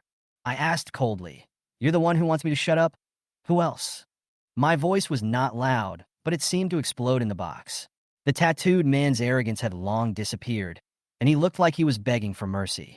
The others were also silent. Seeing me put down the bottle, Danny quickly poured himself a glass of wine and punished himself with 3 glasses. After drinking 3 glasses, he signaled his men to leave. Dennis covered the wound on his neck and left the box in disgrace. In the end, only Danny and I were left. Chapter 17. Danny picked up the wine glass and drank 3 glasses in one breath, his face flushed. He knew that he couldn't force it directly, so he planned to try another strategy, spending money. 200,000, he said. I'll give it to you as compensation. After weighing it over for a moment, he increased the original amount tenfold. After all, if he really took out 20,000, he was worried that Marlon would turn around and leave, not giving him a chance to continue negotiating. I shook my head without hesitation. Not enough. So, how much do you want? He seemed a little impatient. It's not a matter of money. I mean, money alone won't solve the problem. I stared at him firmly. I require him to stay in the mental hospital for a full 6 months. After saying that, I stood up, pushed open the door of the box, and left. Danny was angry and helpless. Originally, he wanted to give me some money, then call the police and send me to jail for extortion. Once I was in jail, he would have many ways to convict me of various crimes so that I could be jailed forever, and then he could take Jack out of the mental hospital. But now I don't buy into his tricks at all, and all his plans have been disrupted. Afterwards, Danny called his wife Buffy, and after a quarrel on the phone, they calmed down and discussed countermeasures. Danny decided to let his wife meet Marlon to see if she could impress him as a mother. Maybe he will soften his heart for the sake of his parents. The next day, I met Buffy in the park in the county. She wore plain clothes and no heavy makeup on her face, looking like an ordinary housewife. After we met, she sighed and said, I'll call you Xiao Chun. After all, you are still young. I'm over 40 years old, and my son Jack is in a mental hospital and has electric shocks and injections every day. He also takes a lot of psychiatric drugs. Those drugs are simply chronic poisons for ordinary people. As a mother, I am really heartbroken. I responded coldly. My cousin Shulan has nightmares every day because of your son, and she is too scared to go to school. You feel sorry for him as a mother, but are my uncle and aunt not human beings? Don't they feel sorry for him? Buffy hurriedly expressed her sincerity. It is indeed my son's fault. Our family is willing to take full responsibility. I will arrange for someone to compensate me. 500,000. What do you think? I looked up at her, as if she was considering something. Seeing my silence, she was secretly happy, thinking that I would be willing to give in because of the amount. So she unlocked her phone and handed it to me, indicating that she had no intention of secretly recording. I took out my phone and put it on the table, then said calmly, "Someone offered me 600,000 yuan to keep an eye on your son until he is tortured to death in the mental hospital." Buffy was shocked and immediately guessed that the person behind the 600,000 yuan was not my uncle or aunt, but someone she knew. She immediately responded, 700,000 yuan, just give me your card number, and I'll transfer the money right away. Whoever gave me the 600,000 yuan should pay it after the deal is done, right? She smiled and hinted that she expected me to take the money and leave it at that. I looked at her and said, the law stipulates that the crime of bigamy is punishable by imprisonment of not more than 2 years. According to regulations, people who have committed bigamy can no longer serve as legal representatives of a company. I didn't take her money. My words made her face change suddenly. She understood and thanked me immediately, realizing her situation. A few days later, she quickly transferred 500,000 yuan to the account of my cousin Shulan and sued Danny for bigamy in court. The facts showed that Danny really had a lover and an illegitimate child. In the end, Danny was sentenced to 2 years in prison, and the legal representative of the company was naturally changed to Buffy's name. Danny was released from prison.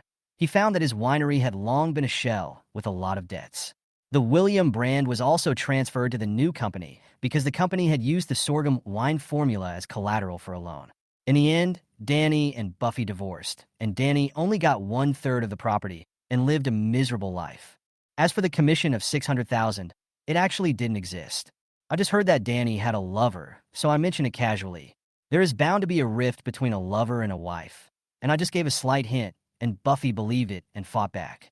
After dealing with my cousin's affairs, I returned to my father. When my father saw me, he smiled all the time. I said to him, "Dad, the company has given us a benefit. You can take your family to Hong Kong for a trip. I put in your name." My father quickly declined. "Son, why don't you take Merida? Change my name quickly." "It can't be changed. The ticket has been issued and your name is written on it." I smiled and took out the ticket to show him. The father was still hesitant. "I make 80 yuan a day at work. If I don't work, it will be gone. The round-trip airfare is 7,000 yuan, plus accommodation costs 16,000 yuan in total. If you don't go, the money will be wasted." After hearing what I said, my father smacked his lips in pain and couldn't help complaining. "Your company boss is such a spendthrift. Why doesn't he just give you all this money as welfare?" Chapter 18. A few days later, I drove my father Chindadong back to our home in the city. Merida was also at home. She was particularly enthusiastic today and took the initiative to pour water for my father and serve him peeled apples and washed grapes, which made my father a little uncomfortable.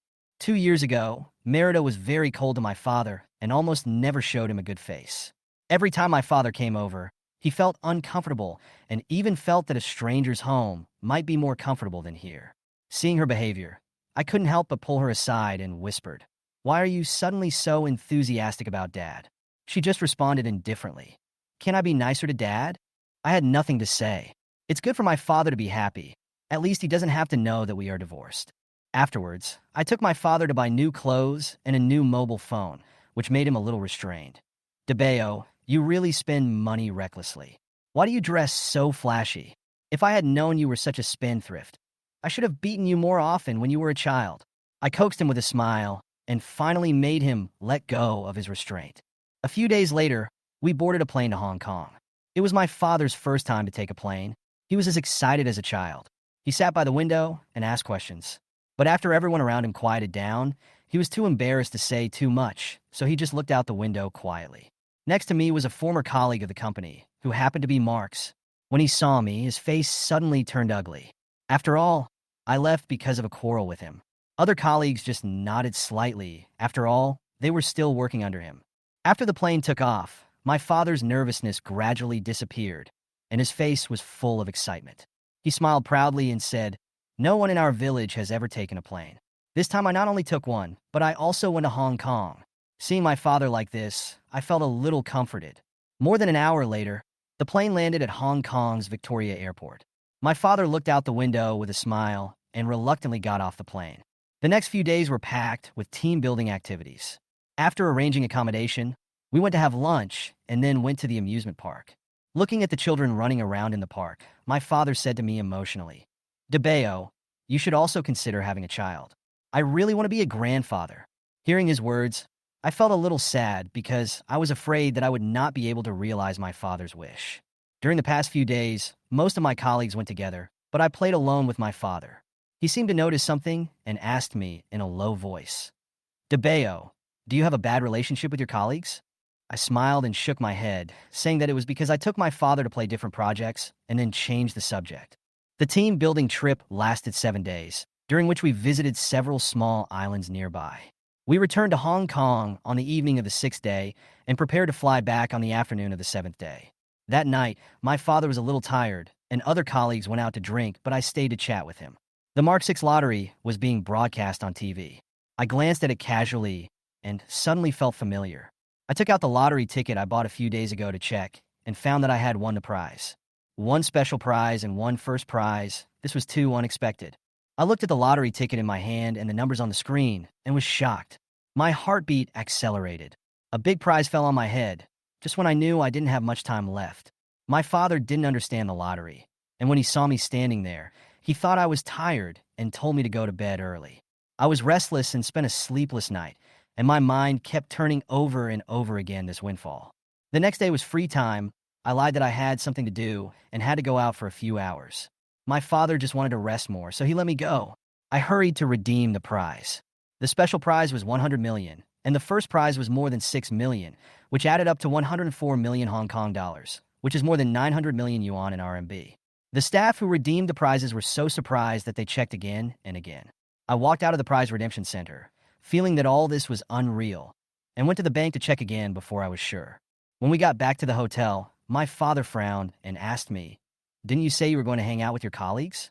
I smiled and said they were going shopping, and then took my father to the most luxurious shopping mall in Hong Kong. We casually visited a few stores, and when we passed a high-end clothing store, we saw a navy blue coat that was particularly suitable for my father. I was about to ask the waiter to take it down and try it on, but the waiter looked at us coldly and said directly, "This one costs more than 200,000 yuan. Are you sure you can afford it?" Chapter 19 returned to the countryside. When Chun Dadong from his hometown heard that it would cost more than 200,000 yuan per set, he immediately backed down and said, "DeBeo, I don't like the color of this dress." Marlon with a look that said he really couldn't afford it. Marlon asked, "Are you sure I can't afford it? Do you dare to bet that if I can afford 10 pieces, you will cut off one of your fingers?" Seeing Marlon's attitude, the salesperson decided to provoke Marlon again. "I'm a salesperson. I can't gamble with customers casually, but I have to remind you, 10 pieces of clothing worth about 2.7 million. Are you sure you want to buy it?" Marlon pulled his father's hand hard and said, "Dad, try these 2 clothes and the pants. Also, get a few belts that match the color of the pants." The salesperson knew that she had met a wealthy man today, so she maintained a neither humble nor arrogant attitude and brought several sets of clothes and pants, asking Marlon and his father to try them on one by one. Of course, she did her best to serve him while trying them on, and selected several sets according to Chin Dadong's figure. It is true that clothes make the man. Wearing this set of clothes and pants worth nearly 500,000 yuan, Chin Dadong looked much more energetic and younger. "Dad, this suit fits me perfectly," Marlon said. "After a long time of choosing, I finally picked out 5 sets of clothes." The salesperson folded the clothes and pants, packed them in a bag, suppressed his inner excitement, and said, "Sir, please swipe your card." "Swipe the card? Who said we need to swipe the card? I can't afford it. Why swipe the card? I'm just trying it on. Can't we try it on if we can't afford it? That's ridiculous." Marlon left with his father. Is that salesperson crazy? He knew we couldn't afford it, but he still asked us to swipe the card. Marlon's puzzled voice floated from a distance. The salesperson was so angry that his hands were shaking, His breathing was rapid, and his chest felt like it was about to explode. She wanted to curse, but didn't dare to, fearing that Marlon would complain.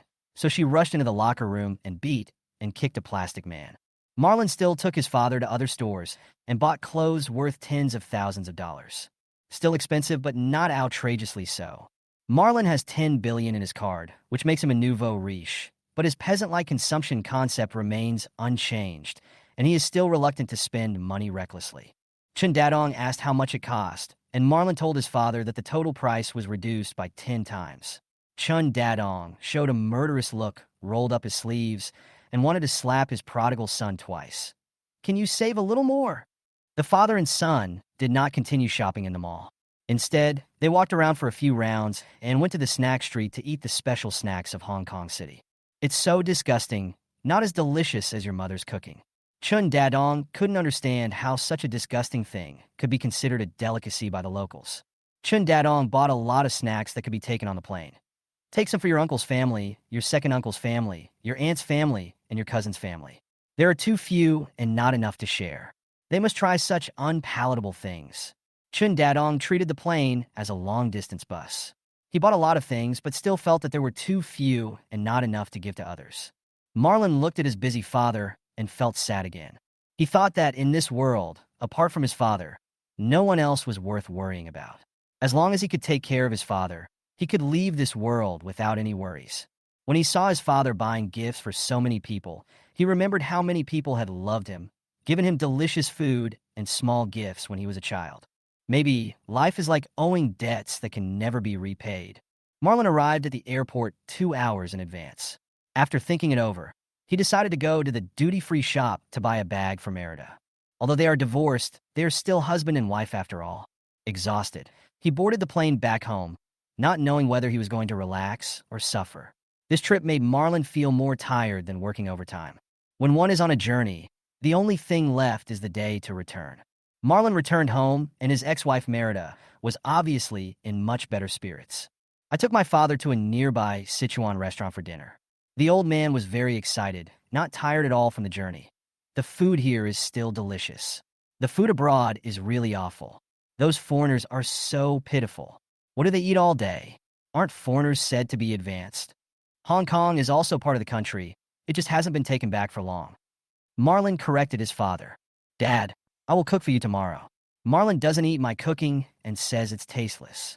I have practiced for a month, and my cooking skills have improved a lot. Merida said, Okay, we'll have dinner at home tomorrow. Chun Dadong was very happy to see his daughter-in-law like this. After dinner, Chun Dadong went home to rest, and Marlon and Merida pretended to go for a walk downstairs. What's wrong with you? You don't have to be like this. The better you treat me, the more scared I am, said Marlon. I have a classmate named Angela. We were in the same class in elementary and junior high school, and we have always had a very good relationship. Merida suddenly mentioned her classmate, leaving Marlon confused. Angela used to live in Dongxing community, but later this area was demolished, and her family received a large amount of compensation and moved away. Her grandfather bought a house in our current community. Marlon listened quietly, not knowing why Merida was going so far. Angela's grandfather had lung cancer at least 10 years ago. The 8th hospital said that the old man could live for at most 3 months. Later, his family found an old Chinese doctor. Angela's grandfather goes to see the old Chinese doctor every month. The old man is still alive and in very good health. Merida finally got to the point. You mean that old Chinese doctor can cure lung cancer? Marlon's heart was burning with anger. He really didn't want to die. It's not cured, but it's not getting worse either. Forget it. Lying in bed every day, even if the condition doesn't get worse, I'll be no different from a walking corpse. It's better not to treat it. Marlon doesn't like spending the rest of his life in the hospital. No, the old man can live a normal life and buy groceries and cook for himself. He lives in our community. I have made an appointment with Angela to take you to visit her grandfather on the weekend and ask where the old Chinese doctor is. Merida said. Hope rose in Marlon's heart. Merida, thank you. If the disease can be controlled, we can remarry, okay? Marlon thought for a moment and said, if you don't want to sell the house, just remove my name from it. Marlon didn't directly answer the question of remarriage, but Merida was still very happy. When they returned home, they heard a loud noise coming from the TV, accompanied by Chun Dadong snoring. The old man was too excited and didn't get enough rest during the trip. He was watching TV and fell asleep on the sofa. Marlon took a small blanket and covered his father's belly, full of hope for the future. When he was a child, Marlon often fell asleep in a chair. His parents would hold him, wash his face and feet, and then put him in bed. The next day, Merida cooked 7 or 8 dishes, which tasted quite average. Chun Dadong was not picky about food, and Marlon was in a good mood, so they both ate a lot, making Merida think that her cooking skills had really improved. After lunch, Chun Dadong insisted on going back to the countryside. I went on a trip and bought so many things. I have to give them away quickly. Marlon understood his father's desire to show off, so he drove his father back to the countryside. As soon as my father got out of the car, he asked to take out his things. Marlon parked the car and put things into the car with his father. After a while, his uncle and aunt came over with a few chickens, and Chi Shulan followed behind. Chun Dadong said proudly that these things were all bought from Gangshan. While helping to move things, my uncle talked about recent developments. Chi Shulan's score in the weekly test only dropped slightly this time, and they insisted on coming to thank Marlon. Marlon gave Chi Shulan the bank card, but didn't tell her uncle how much money was in it, and her uncle and aunt didn't care. This was a white lie. Shulan, this is the pocket money your brother gave you. You are not allowed to ask your uncle and aunt for money in the future. Marlon said, "Don't spoil Shulan," said my aunt happily. My uncle and his wife are from the countryside and are timid. If they knew there was 700,000 yuan in the bank card, they would definitely not dare to ask for it. Even if they really asked for it, other things would happen. Rural areas value sons more than daughters, so they might give the money to Marlon's cousin for his wedding and would not use it on Chi Shulan at all. Since his mother passed away, his uncle's family rarely came to Marlon's house. This time they brought so much food to the house, which made Chun Dadong a little confused. His aunt let slip that Chi Shulan was bullied, and also said that Marlon finally went to get revenge, made Jack drop out of school, and was electrocuted in a mental hospital. Chun Dadong was horrified when he heard this. He worked as a security guard in the county town every day and had no idea so many things had happened. Chapter 20. The uncle taught Marlon a lesson. He had originally planned to take his son to show off to his colleagues who were security guards in the county town. However, after hearing about the conflict between Marlon and the Wei family, Chun Dadong became scared and immediately arranged for his son to return to the city.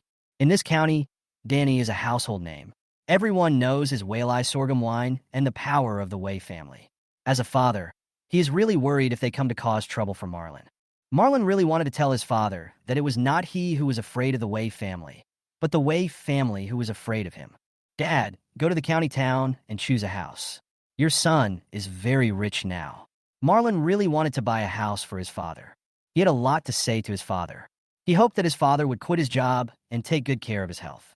He planned to give some of the 10 billion yuan to his relatives, or leave some for Merida and donate the rest. But all this requires buying a house for my dad first.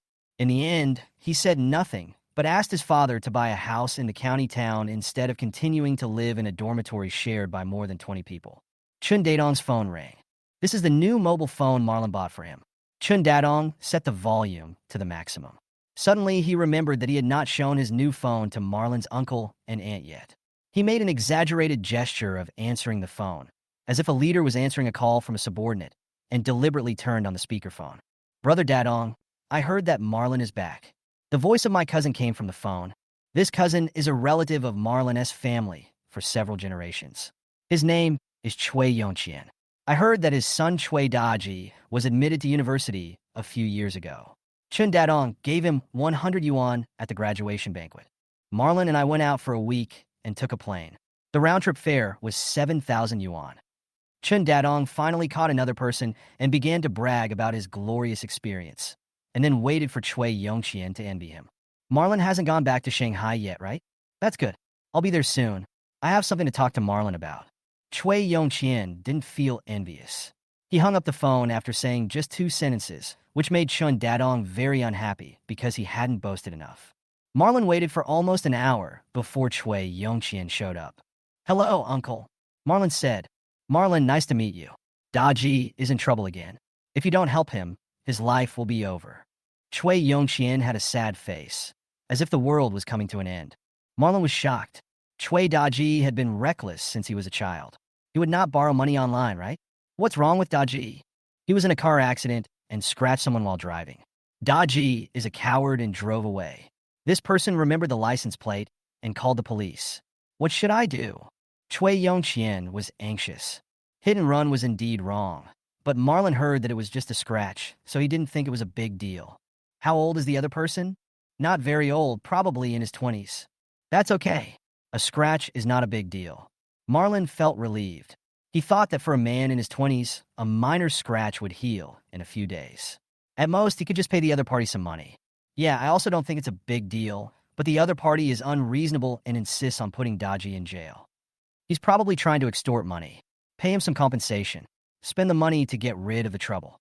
Marlon mourned for his uncle. There was nothing he could do when he encountered a son who loved to get into trouble. If his uncle didn't have money, he planned to help him out first. It's difficult. They have already called the police. We have also received a call from the police, asking us to go tomorrow at the latest. Marlon, Uncle can only ask you for help now. Uncle cried sadly. This grown man felt heartbroken when he thought about his son going to jail. Uncle, it's okay. You won't go to jail for such a small matter. Marlon comforted his uncle. It's good that he won't go to jail. Dodgy plans to take the civil service exam. This is a black spot. I'm afraid it will affect his exam. It turns out that this is what his uncle was worried about. Marlon plans to pay some money to settle the matter. He really is not short of money now. The other party must have known that Dodgy wanted to take the civil service exam and took this opportunity to extort money. Yes, so your uncle wants you to take the blame. It won't have any impact if you don't take the civil service exam, said your uncle. Marlon was stunned. Taking the blame? Taking the blame is illegal. Don't make a big deal out of a small matter. Why take the blame for something that can be solved with money? Isn't that stupid? It's okay. You'll just have to serve a few years in jail at most. You'll be out in 3 to 5 years. It won't have a big impact. The old man is already dead, so you don't have to worry about the follow-up. We'll pay for the medical expenses, and you just need to cover for it. Marlon noticed something was wrong. What do you mean the old man is dead? Did Dodgy hit someone to death? Didn't you say it was just a scratch? The living person only had scratches, and the other person was older and was seriously injured. He died on the way to the hospital. He insisted on saying that he was hit by a car. It was obviously the hospital's failure to rescue him in time. It had nothing to do with Dodgy. People nowadays want to blackmail you just because you have some money. If Dodgy hadn't drunk some wine, the car accident wouldn't have happened at all. Alas, the roads in the township are too bad, and the people in the road maintenance team grew up eating shit. They're never stingy when collecting road fees, but I've never seen them repair the roads properly. If the roads were good, how could a traffic accident happen? I really want to ask the road maintenance team for compensation. Marlon was completely confused by what his cousin's uncle said. You mean Dudgy drank and drove drunk and hit someone, killing one and injuring another? He took the civil service exam and got the third highest score in the county. He was so happy that he drank a few sips of wine. Dodgy panicked when he saw people coming, and the road was not good, so he had a car accident. He didn't hit anyone at all. He was a scammer. Those two people must have wanted to scam. What kind of people are they? They didn't even know to avoid the car when it drove past. It was a new car, and the bumper was broken. I don't know how much it will cost to repair the car. Dodgy is such a kind person, and he has no experience. It was really unlucky for him to meet such people. It's unlucky for a person to meet such people. Even drinking water will make his teeth ache. After this incident, I have to go to worship the Buddha. The cousin's uncle kept chattering, and Marlon was stunned. What kind of logic is this? After hitting someone to death, you still blame others for not dodging. Can a person's speed be faster than a car? Marlon said, Uncle, he was driving under the influence. Whether he hit anyone or not, he will be sentenced. Didn't he learn the first subject when he took the driver's license test? What a bullshit subject one. He is colorblind, and the country doesn't even allow him to take the test. He didn't even pass the physical examination, so how can he get a driver's license? To put it bluntly, it's bullying and discrimination against people with physical disabilities. Dodgy has never learned it, so he doesn't even know that you can't drink and drive. Our country's education is too rigid and many clauses are inhumane.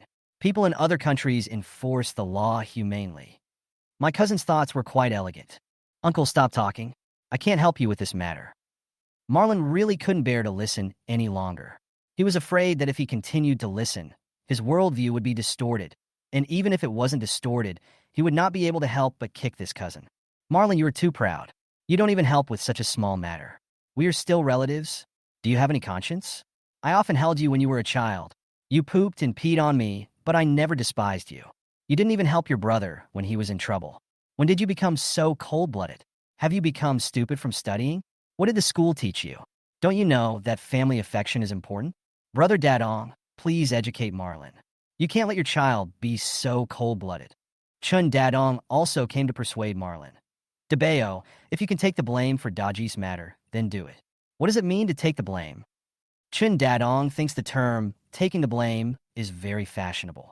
Marlon explained to his father what it meant to take the blame and said, if I were to take the blame, it would probably take at least 10 years. Chun Dadong immediately became furious. Chui Yongqian, your son is a son, but my son is not a son. Why do you want my son to go to jail? Your son is not going to take the civil service exam, so why can't he go to jail? In this matter, the central government has always been wrong. He is not even willing to take the place of a minor matter like going to jail. If something really happens, I can't rely on cold-blooded relatives like you. Chun Dadong, I think you're getting carried away. It's great to have a son who is a college student. My son is also a college student. Chun Dadong was so angry that he was speechless. Whoever dares to harm my son, I will fight him to the death. Get out. Chapter 21A Bag. The two men almost came to blows. The uncle pulled Chui Yongqian, and the aunt pulled Chun Dadong. Otherwise, both of them would have been ready to fight and teach the other a lesson. Brother, don't take the blame. Chi Shulan pulled Marlon his clothes, timidly, a little afraid of her uncle. When Chui Yongqian saw Chi Shulan, he felt like he had seen a treasure. Shulan, how old are you? I remember you were a sophomore in high school this year. Chi Shulan hid behind Marlon. Shulan will be in her senior year of high school in the second half of the year and will take the college entrance examination next year. After the exam, she will be 18 years old and an adult. My aunt said proudly that in rural areas, there are not many girls who go to high school, and almost no one can take the college entrance examination. That's great, that's great. Let Shulan take the blame. Shulan is more suitable than Marlon. Shulan is a minor, so it doesn't matter if she kills someone. She won't be held criminally responsible. At most, she will be fined. That's great, Shulan. Let's go to your uncle's house right away. Chui Yongqian smiled and said, that's great 3 times in a row. Marlon looked at Chui Yongqian as if he were mentally retarded. No, Shulan is not allowed to take the blame. His uncle and aunt immediately stopped Chui Yongqian and said, Shulan has to go to school tomorrow. You two are really something. Shulan is a girl and will get married in the future. What's the point of her getting into university? She will still be someone else's family. If Shulan takes the blame, I will give you 3,000 yuan. No, I will give you 6,000. It won't affect her going to class after recording her statement. Shulan has good grades. She can still get into university if she misses 1 or 2 days. Chui Yongqian felt a pang of pain when he thought of the 6,000 yuan. Forget it, just treat it as feeding the dog. My uncle and aunt refused outright. Chui Yongqian scolded Chi Shulan's parents for disregarding their relationship as a relative while raising the price. In less than 10 minutes, it went from 6,000 to 9,000. Finally, as if cutting meat, he said 10,000, at most 10,000, no more. My uncle and aunt looked at each other and were really moved. 10,000 yuan, just go to the police station and give a statement. This kind of money is too easy to make, and this opportunity is rare. Shulan, it's enough for your college tuition. Let's go. You are a minor and a student, and you are a key protected person by the state. Don't worry, there won't be any problems. Chui Yongqian became more and more excited as he spoke, his eyebrows flying, and then he turned around and looked down on Chun Dadong. I can still handle it without your son. A sad expression appeared on Chi Shulan's face. Marlon looked heartbroken. This child is very thoughtful. Her uncle and aunt are a bit patriarchal and don't care about their daughter's feelings at all. Regardless of whether her uncle and aunt allow Chi Shulan to take the blame or not, this hesitant attitude will make the adolescent girl uncomfortable. Marlon decided to help the poor girl again. Uncle, my phone was recording just now. If you let Shulan take the blame, I will report you. You are jointly providing false evidence, and you will all be sentenced. None of you can escape. Uncle, don't blame me, your nephew, for being cruel. Marlon took out his phone and shook it. Chui Yongqian jumped up on the spot, swearing at Marlon and trying to snatch Marlon's cell phone. Uncle and aunt also felt that Marlon was wrong and had ruined their chance to make money. Marlon saw Chi Shulan crying silently and didn't know what to say. Shulan, your parents wanted you to take the blame. Why didn't you resist? Marlon said. Chi Shulan's eyes were a little empty. Brother Sun, do you remember the yellow dog in my family when I was a child? It was tied with a rope. I thought I tied it up because I was afraid that the dog would run away. Later, I found that the rope was broken and the dog didn't run away. Maybe the dog also knew that no one would care even if it left. It's the same for me at home. My parents always care about my brother. I'm just a little better than the yellow dog. Marlon is worried that Chi Shulan will suffer from depression. My uncle and aunt didn't care at all. They believed that ensuring that the children were well fed and clothed was fulfilling their parental obligations. Shulan, you're going to school tomorrow. I also happen to be going to the county town, so I will drive you there. Marlon ignored the incompetent rage of his cousin. Your family are not good people. It's really unreasonable. Who the hell are you? How could I have such relatives? I will tell everyone about your affairs and see who dares to get along with such heartless people like you. Chui Yongqian was furious and cursed as he walked and kicked an empty bottle on the side of the road away. Marlon silently put Chui Yongqian's phone number into the blacklist. The friendship with my cousin's family ends here. My aunt was a little unhappy because she didn't earn 10,000 yuan, but she forgot about her sadness after 2 minutes and started helping Marlon's family clean the room. Chi Shulan also went to help. This house has been uninhabited for a long time, and it is covered with dust. My aunt kept nagging while she was cleaning. Chun Dadong, how often does your son come home? You don't even know how to clean the house properly. Are you doing your sister a favor? Marlon's mother is older than his uncle, and the two siblings have a very good relationship. His uncle loves Marlon, his only nephew, very much, and his aunt is also very good to Marlon, just like his own mother. Therefore, when his aunt criticizes his father, Marlon does not feel embarrassed, but feels very warm instead. My aunt was a rural woman who was very skilled in housework. She quickly cleaned Marlon's house and cooked a large table of dishes. After we had dinner together, my uncle and his family went home. It was getting late, and people in the countryside go to bed early. Chun Dadong boiled some water for his son to wash his face and feet. Dad, let me boil some water. Get out, there's too much dust in the kitchen. Cooking in the countryside uses firewood, and the kitchen does tend to produce a lot of dust. Chun Dadong couldn't bear to leave his son behind, so he didn't let Marlon enter the kitchen. After washing up, Marlon went to his room to sleep under the watchful eyes of his father. There are many mosquitoes in the countryside. As soon as he lay down, his father came over with a flashlight, looking for mosquitoes in the mosquito net. He was afraid that Marlon had not driven away all the mosquitoes and was treating his son like a child. After finding the mosquito, Chun Dadong touched his son's forehead out of habit. Then he remembered that his son had grown up. Looking at his son, he smiled lovingly, his eyes full of pride. It was the same when I was a child. On summer nights, after Marlon fell asleep, his father or mother would hold a flashlight and check carefully to see if there were any mosquitoes, touch Marlon's forehead to see if he had a fever, and check whether the quilt was covered properly. Mom is no longer with us, but Dad hasn't changed his habit. Marlon lay there, motionless, thinking of his childhood and his mother. Tears began to flow little by little, covering his face and soaking the pillow. The next day, he drove his father and Chi Shulan to the county town. After returning to school, Chi Shulan was in a much better mood and said goodbye to Marlon with a smile, which made Marlon feel relieved. This child should not suffer from depression. I stayed with my father in the county town for one night and persuaded him all night before he agreed to buy a house in the county town. Dad, I prepared the money for buying a house. I'll also prepare the money for renovation and furniture. Don't worry, if it's not enough, just ask me. Marlon left his father 1 million. He can't leave too much money. After buying a house and furniture, there won't be much left. This way, no one will have any ideas about his father. After settling his father, Marlon drove back to Shanghai. This time when I returned to Shanghai, the road was smooth, and I got home in just 3 hours. At home, Merida sat at the dining table like a statue, in a daze, not knowing what she was thinking. Marlon came back and startled her by the sound of the door opening. Angela and I have an appointment to come to my house tomorrow morning. Her grandfather loves to drink tea, so I bought some pu'er tea to give to her grandfather. Right pu'er tea is good for the stomach. Merida pointed to the iron box on the dining table. The dark red iron box has dark patterns and is uneven, giving it a sense of simplicity and elegance. Marlon thought for a moment and said, I almost forgot. Forgot what? I bought you a bag. I put it in the trunk of my car and kept forgetting to give it to you. Marlon bought clothes for his father and a bag for Merida in Hong Kong. Merida heard about the bag. Her dull eyes instantly brightened up. She followed Marlon downstairs, opened the trunk of the car, and found a bag inside a bag in the corner. Beige bag. Merida held the bag, feeling extremely distressed. Such a good bag. You just threw it away. I am so angry. What a coward. Before she could even curse, Merida suddenly realized that they were already divorced, and the other party buying her a bag was a gesture of kindness.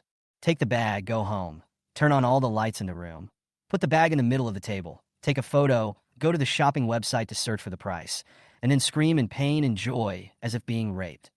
Marlon, you robbed a bank. This bag is worth more than 80,000. My God, you prodigal son. If I don't beat you to death today, it will be unforgivable. Merida pounced on Marlon with her teeth bared, wanting to strangle the prodigal to death. Keep your voice down and be mindful of your image, Marlon reminded.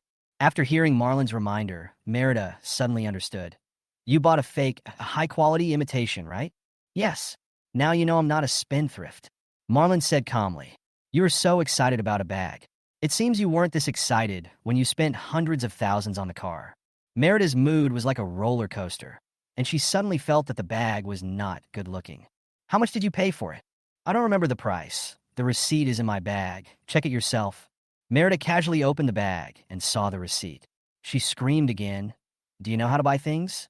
You spent more than 7,000 yuan on this crappy bag. Zhu Mingli also bought one for just over 2,000 yuan, and the genuine one that Dai Lisher bought was only over 30,000 yuan. Marlon said, the duty-free shop is cheaper than outside. Merida saw the number on the bag and screamed even more miserably than the first time. Marlon, this is US dollars, right? Did you buy a real bag? It says on it. After saying that, Merida rushed into the bathroom, making retching sounds. What's wrong with the US dollar? Does it make you sick? Does it make you want to vomit? Do you hate money so much? You are so hypocritical. It's a bit abnormal that you shouted too many times today. Marlon despised Merida in his mind, but at the same time he admired Merida's miserable condition. It's okay, I just felt like vomiting. Merida said, maybe it's a cold stomach. Don't change the subject. Is the bag real? Yes, it's for you. Merida took a few photos and then carefully put the bag into the shopping bag. What are you doing? I'm just posting on WeChat moments. What do you care? With the bag, Merida instantly becomes more elegant and has a different temperament. Marlon clicked on Merida's circle of friends and found that this woman was actually planning to resell it. The authentic product is priced at 88,000 online, and if you want it, it's 87,999. Only a person with a mental disorder would buy it for $1 less. The tariff on luxury goods is so high. The duty-free shop is 7,199 US dollars, which is only more than 50,000 yuan in Chinese currency. I didn't expect the domestic price to be close to 90,000 yuan. The IQ tax is too high. Marlon underestimated the appeal of bags to women. Soon, Merida's phone kept ringing. Marlon was annoyed and quickly hid in the bedroom. Needless to say, it must be the women that Merida hangs out with who want the bag. Marlon hadn't been lying down for 10 minutes when Merida walked into the bedroom. Marlon, clean up. Angela is coming to our house. She said she's going to visit her grandfather now. Didn't you say you were going tomorrow morning? She stopped by to look at the bag, Merida said sheepishly. Oh. Marlon didn't comment, took out the medicine bottle, and found that there was not much medicine left in it. The doctor prescribed a 3-week supply of medicine. I didn't take it for a week when I went back to my hometown, and I didn't take it for a week when I went traveling, so there is still some left. He poured the remaining medicine into his palm, counted it, poured it into his mouth, took a glass of water, and drank it in one gulp, which made Merida feel uncomfortable. Taking medicine in handfuls is like eating beans. It makes anyone who sees it feel uncomfortable. About half an hour later, Angela arrived. Angela was wearing jeans and a pink short-sleeved shirt, with light makeup on her face, so Marlon could see that the woman had freckles on her face. The woman's clothes seemed to be of average quality, giving her a plastic texture. Angela simply greeted Marlon and started taking pictures of the bag. She also held the bag and asked Merida to take a photo for her. Marlon was a little depressed. Didn't this woman say she was going to visit her grandfather? Judging from the situation, she was here to look at the bag. The two women were talking animatedly, completely forgetting that Marlon was around.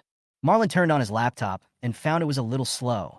One of his wishes was to buy a laptop with super high configuration and thin and light, which would cost tens of thousands. Listening to the two women chatting, he felt bored, so he turned on his computer and went online to check out the latest hardware news, but he had no desire to buy anything. After all, there is not much use in buying such a good notebook for someone who will leave this world in 5 months. Laptops are good for work, not for gaming. For portability, laptops will consider weight, so they will run at low power consumption to extend standby time. Therefore, the performance is naturally inferior to that of desktop computers. Laptops that are both thin and light and have good performance will use more expensive materials, and the price will naturally be higher. Marlon chose a laptop with a standby time of 22 hours. Just as they were about to place an order, two women came over.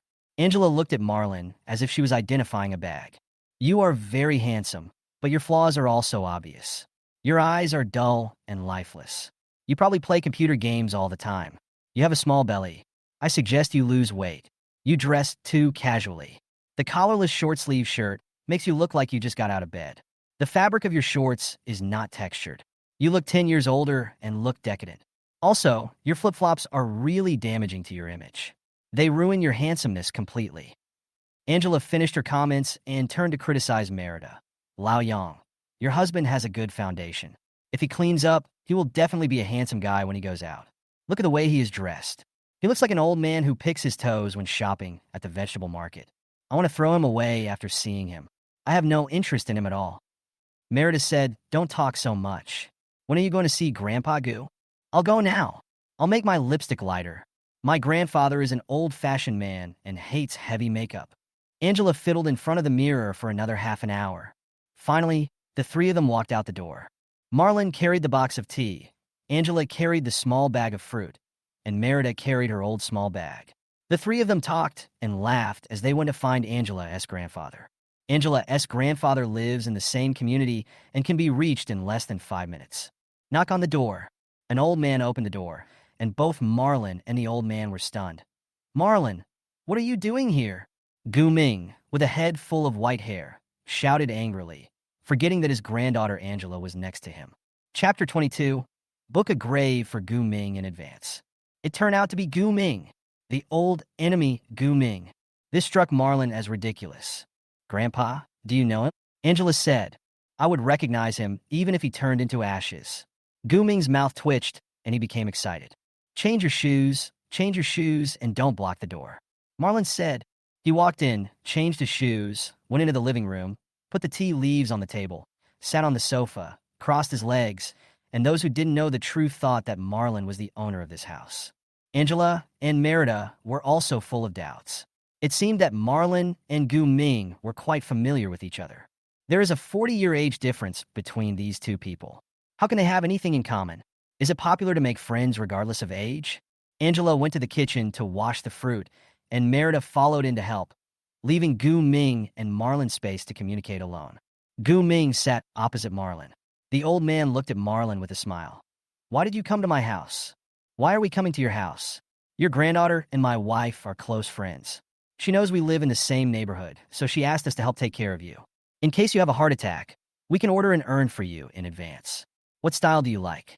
Pinduoduo is cheaper, and you can bargain. Marlon replied, I am not angry. I must not be angry. Gu Ming kept reminding himself that the anger in his heart was still bubbling and could explode at any time. As people age, they become more sophisticated. Gu Ming looked at Marlon's expression and knew that it was definitely not Angela who came to ask Marlon to take care of him. Otherwise, why would she give me pu'er tea? Just looking at the packaging, this thing is definitely not cheap. My granddaughter has such an impetuous personality that she would never think of finding someone to take care of me. What's the matter? Do you want my help? If you want my help, you can go to the community garden, kneel down in public, and admit your mistake to me. I might soften my heart and agree to your request, said Gu Ming. Marlon said with disdain, Come on, you are so old. You think you are so great just because you live one day at a time. You have no money and no power. You are just a retired old man. Besides collecting your monthly pension, you process food into feces every day. What ability do you have to help me? To society, you are a burden, not a resource. Have you booked a cemetery? There is a vacant lot over at Jinshan landfill. Do you want me to find someone to help you plan a location in advance? After hearing Marlon's vicious words, Gu Ming's anger died down, and he felt relieved. You're trying to cover up your weakness with harsh words, but I can't even see that. I have lived to be 70 years old in vain. Gu Ming made the final vowel with his nostrils and didn't respond, just watching Marlon pretending to be cool. Marlon felt like he was punching the air. Angela and Merida washed the fruit and put it on the coffee table.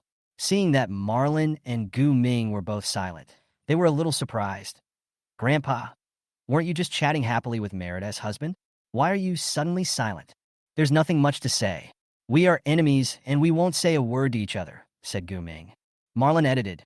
No, there is no such saying. The correct saying should be, if you don't agree, don't say anything. Angela comforted Guming. Grandpa, you are so old, but you still have a hot temper. Guming put on a kind face and said, Xiaoyu, what's wrong with you? Grandpa hasn't seen you for a long time. You have lost weight. Angela first expressed her concern for the grandfather's health. After cheering the old man up, she asked him where the old Chinese doctor she knew who could treat lung cancer was and how to contact him. At this moment, Guming understood clearly. Xiaoyu, you are asking for your classmate, right? Merida was Guming's classmate in primary and junior high school. Yes, Angela said. Guming smiled happily. Is it Marlon family? Xiaoyu, let me tell you, making friends is good, but some people are beasts in human form. You have to learn to distinguish them. This Marlon is not a good person. Don't associate with him. Angela was about to speak when Marlon interrupted. Grandpa Gu, I'm not dating Angela. Don't worry, I've only known her for less than an hour. Grandpa Gu has a beastly face, but a soft heart. No matter how long you've known each other, I will definitely not introduce the doctor to you. Tell me, who is the patient to you? Tell me, and I'll be happy. Guming gloated and did not hide his feelings at all. Marlon kept silent. Angela tried to smooth things over. Marlon, don't be angry. My grandfather was just joking with you. He is a very nice person, especially kind. Meredith said, Grandpa Gu, Marlon has lung cancer in the advanced stage. He is only 27 years old. Please help and introduce a doctor to him. Guming opened his eyes wide, as if he had suddenly become 10 years younger. Are you telling the truth? Merida nodded and said excitedly, It's true. She thought Guming would tell her the contact information of the Chinese medicine doctor immediately. Guming almost laughed to tears. The wrinkles on his face deepened a lot, like a blooming chrysanthemum. Ha ha ha, God will take care of the wicked. Angela reminded Grandpa, Grandpa, don't laugh yet. Where's the doctor's phone number? You can just tell me the address. Saving lives is like putting out a fire. No, absolutely not. I want to eliminate this evil for the people. Gu Ming said firmly. If you don't want to give it, then don't give it. Maybe the doctor is a liar and is just bragging. Marlon said. Gu Ming was angry again and wanted to clear the name of the miracle doctor in his mind. Liar? How could Dr. Yi be a liar? I have had lung cancer for more than 10 years. If it weren't for Dr. Yi, I would have died 10 years ago. Your illness hasn't been cured in more than 10 years. If you're not a liar, what are you? Marlon quickly found the weakness in the other party's words. This is cancer, lung cancer, okay? I didn't have any surgery. I didn't have the cancer removed. It hasn't gotten worse in 10 years. And there are even signs of improvement. And you actually say he's a liar. Gu Ming was so angry that his face turned red. Who knows whether what you said is true or false? Do you dare to take me to confront you face to face? If you don't dare, you must be a liar and you must be guilty. Marlon said. Gu Ming stood up and took Marlon's hand and was about to leave. Come with me to confront him immediately. Dr. Yi has a lot of patients every day. If you dare to say that Dr. Yi is a liar in front of them, I want to see how you die. You must admit your mistake in public. Marlon followed suit and stood up. The old man suddenly came to his senses. You are so good, Marlon. You are just trying to provoke me. Ha, you want to provoke me? How can I, such a wise man, fall for your trick? Merida winked at Marlon. Marlon, why don't you apologize to Grandpa Gu? Marlon pretended not to notice.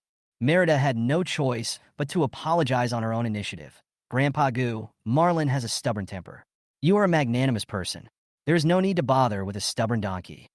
Gu Ming said, Girl, your husband is not stubborn, he is mean. We were dancing in the square and didn't provoke anyone, but he came over and smashed our speakers and players, and even asked the Power Supply Bureau to fine us. Tell me, is this what a human being would do? Marlon, you are so fierce. Why aren't you fierce anymore? God is punishing you. God has finally opened his eyes. Angela and Merida know how Marlon and Gu Ming became enemies.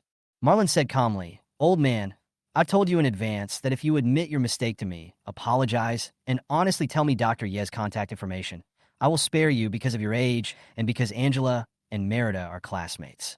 Otherwise, I will make you regret it for the rest of your life. This sentence made Gu Ming's anger, which had subsided a little, rise again.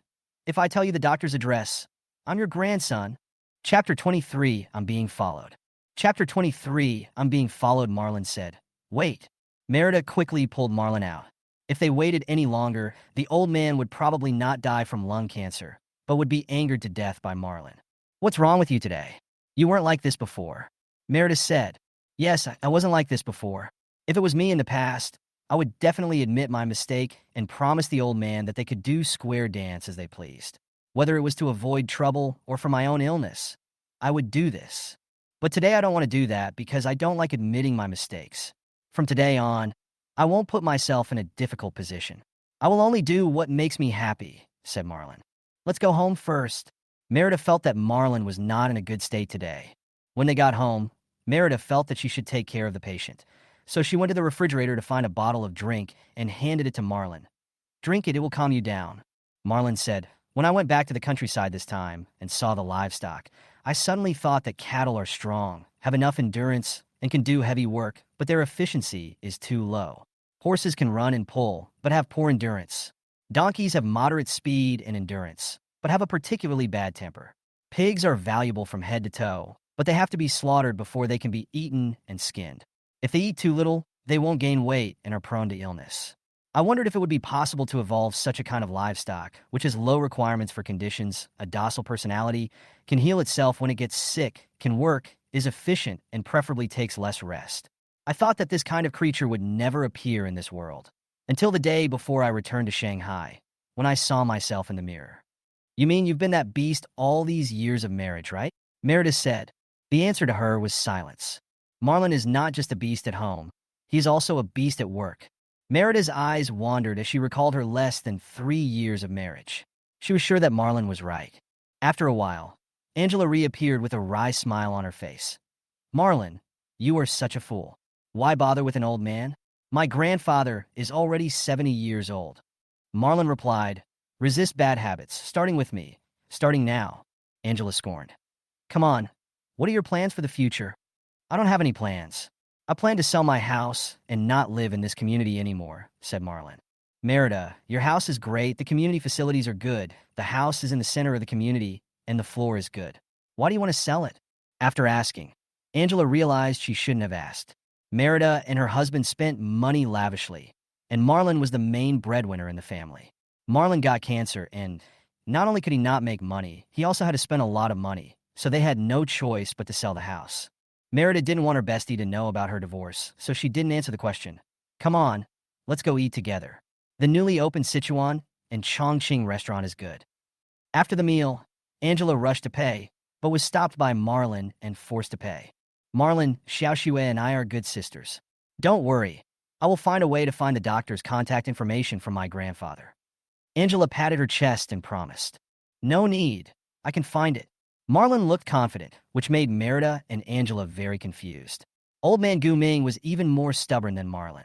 How could they find the contact information if Marlon refused to admit his mistake and apologize?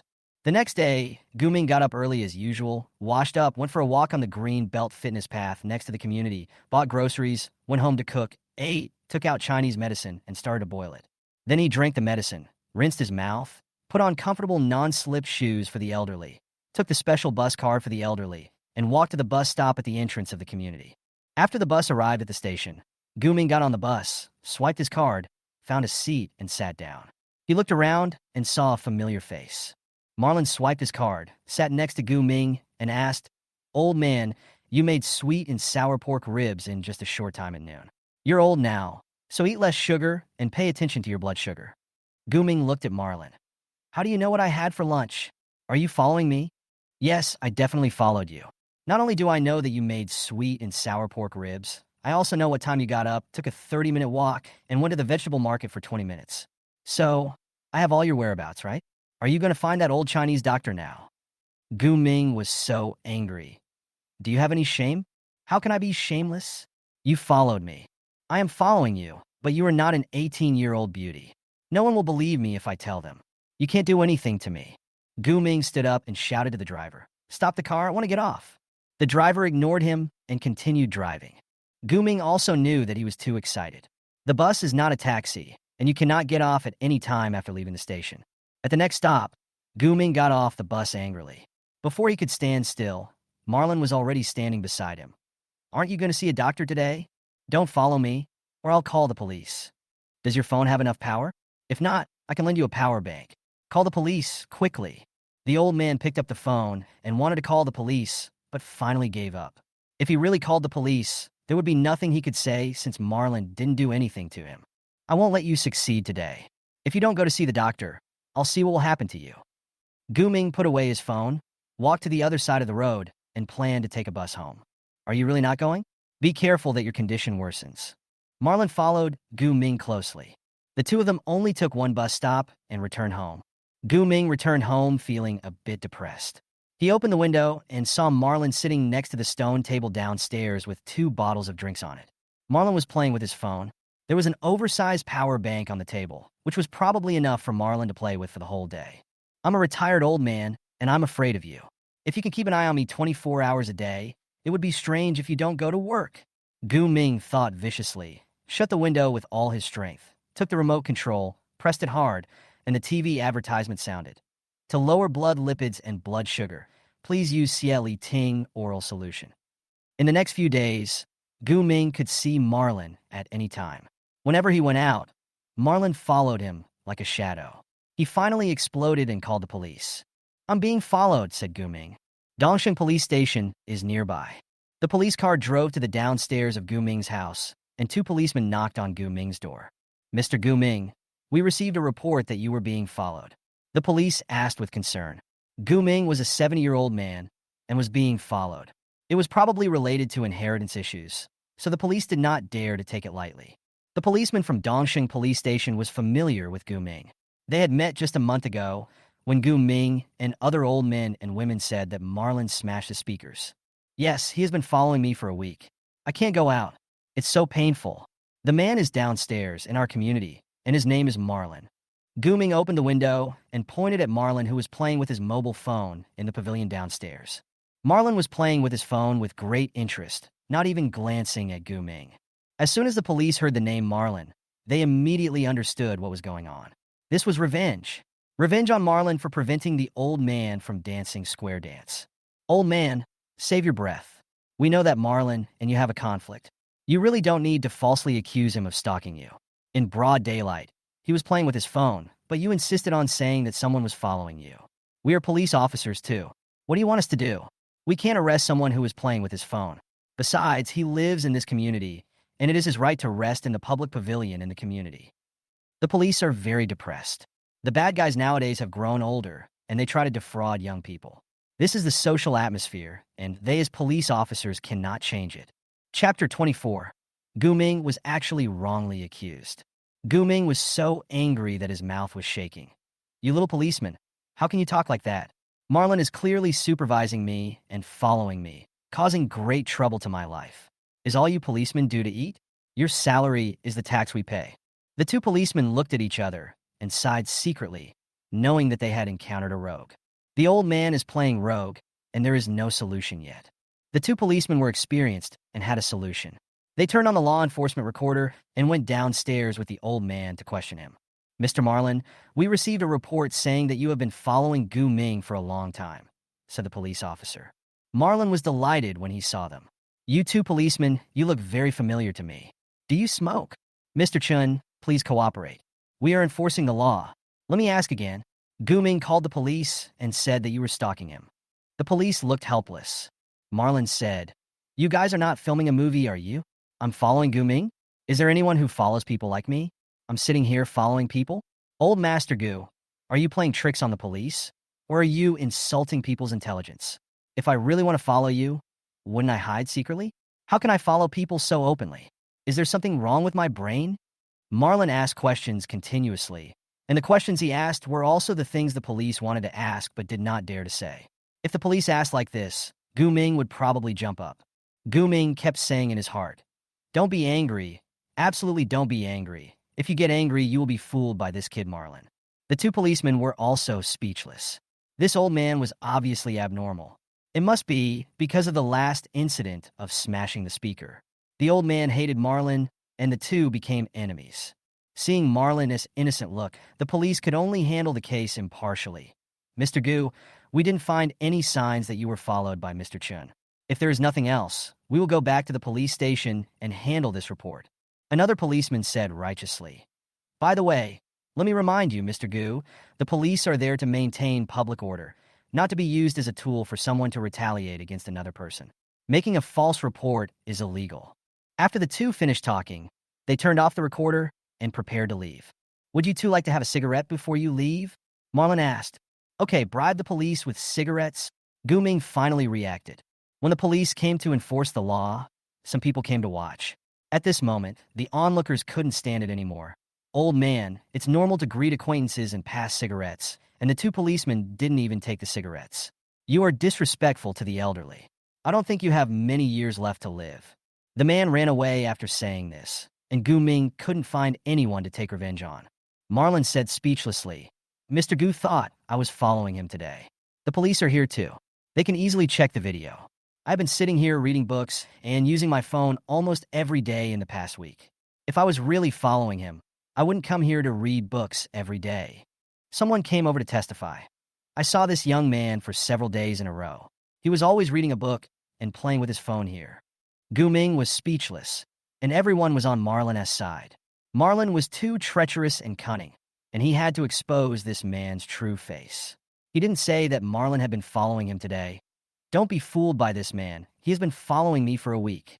The onlookers couldn't stand this old man. "You are such a fool, old man."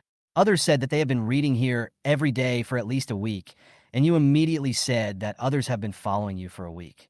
Aren't you just hitting the snake with a stick? Yeah, that's totally unreasonable. As if you were rich.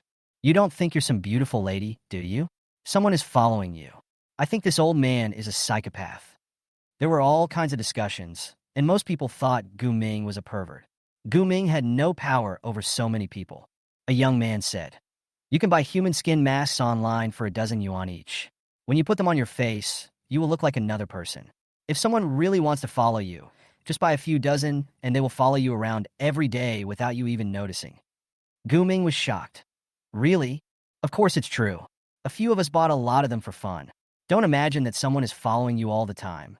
Seeing that everyone was talking about him, Gu Ming wanted to explain, "This Marlon had lung cancer. I also had lung cancer. I found an old Chinese doctor, and the disease was under control. It has not worsened for 10 years. Marlon also wanted the contact information of the old Chinese doctor, so he followed me for a week." After Gu Ming finished speaking, he finally breathed a sigh of relief. Now, everyone should believe him and condemn Marlon.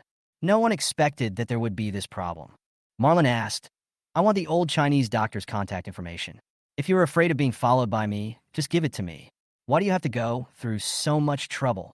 Everyone thought to themselves, "Yes, isn't it just the contact information of an old Chinese doctor? Just give it to him. This old man is obviously lying. You're dreaming. Everyone look carefully. This Marlon has a grudge against me. I will never give him the old Chinese doctor's contact information." Gu Ming said proudly.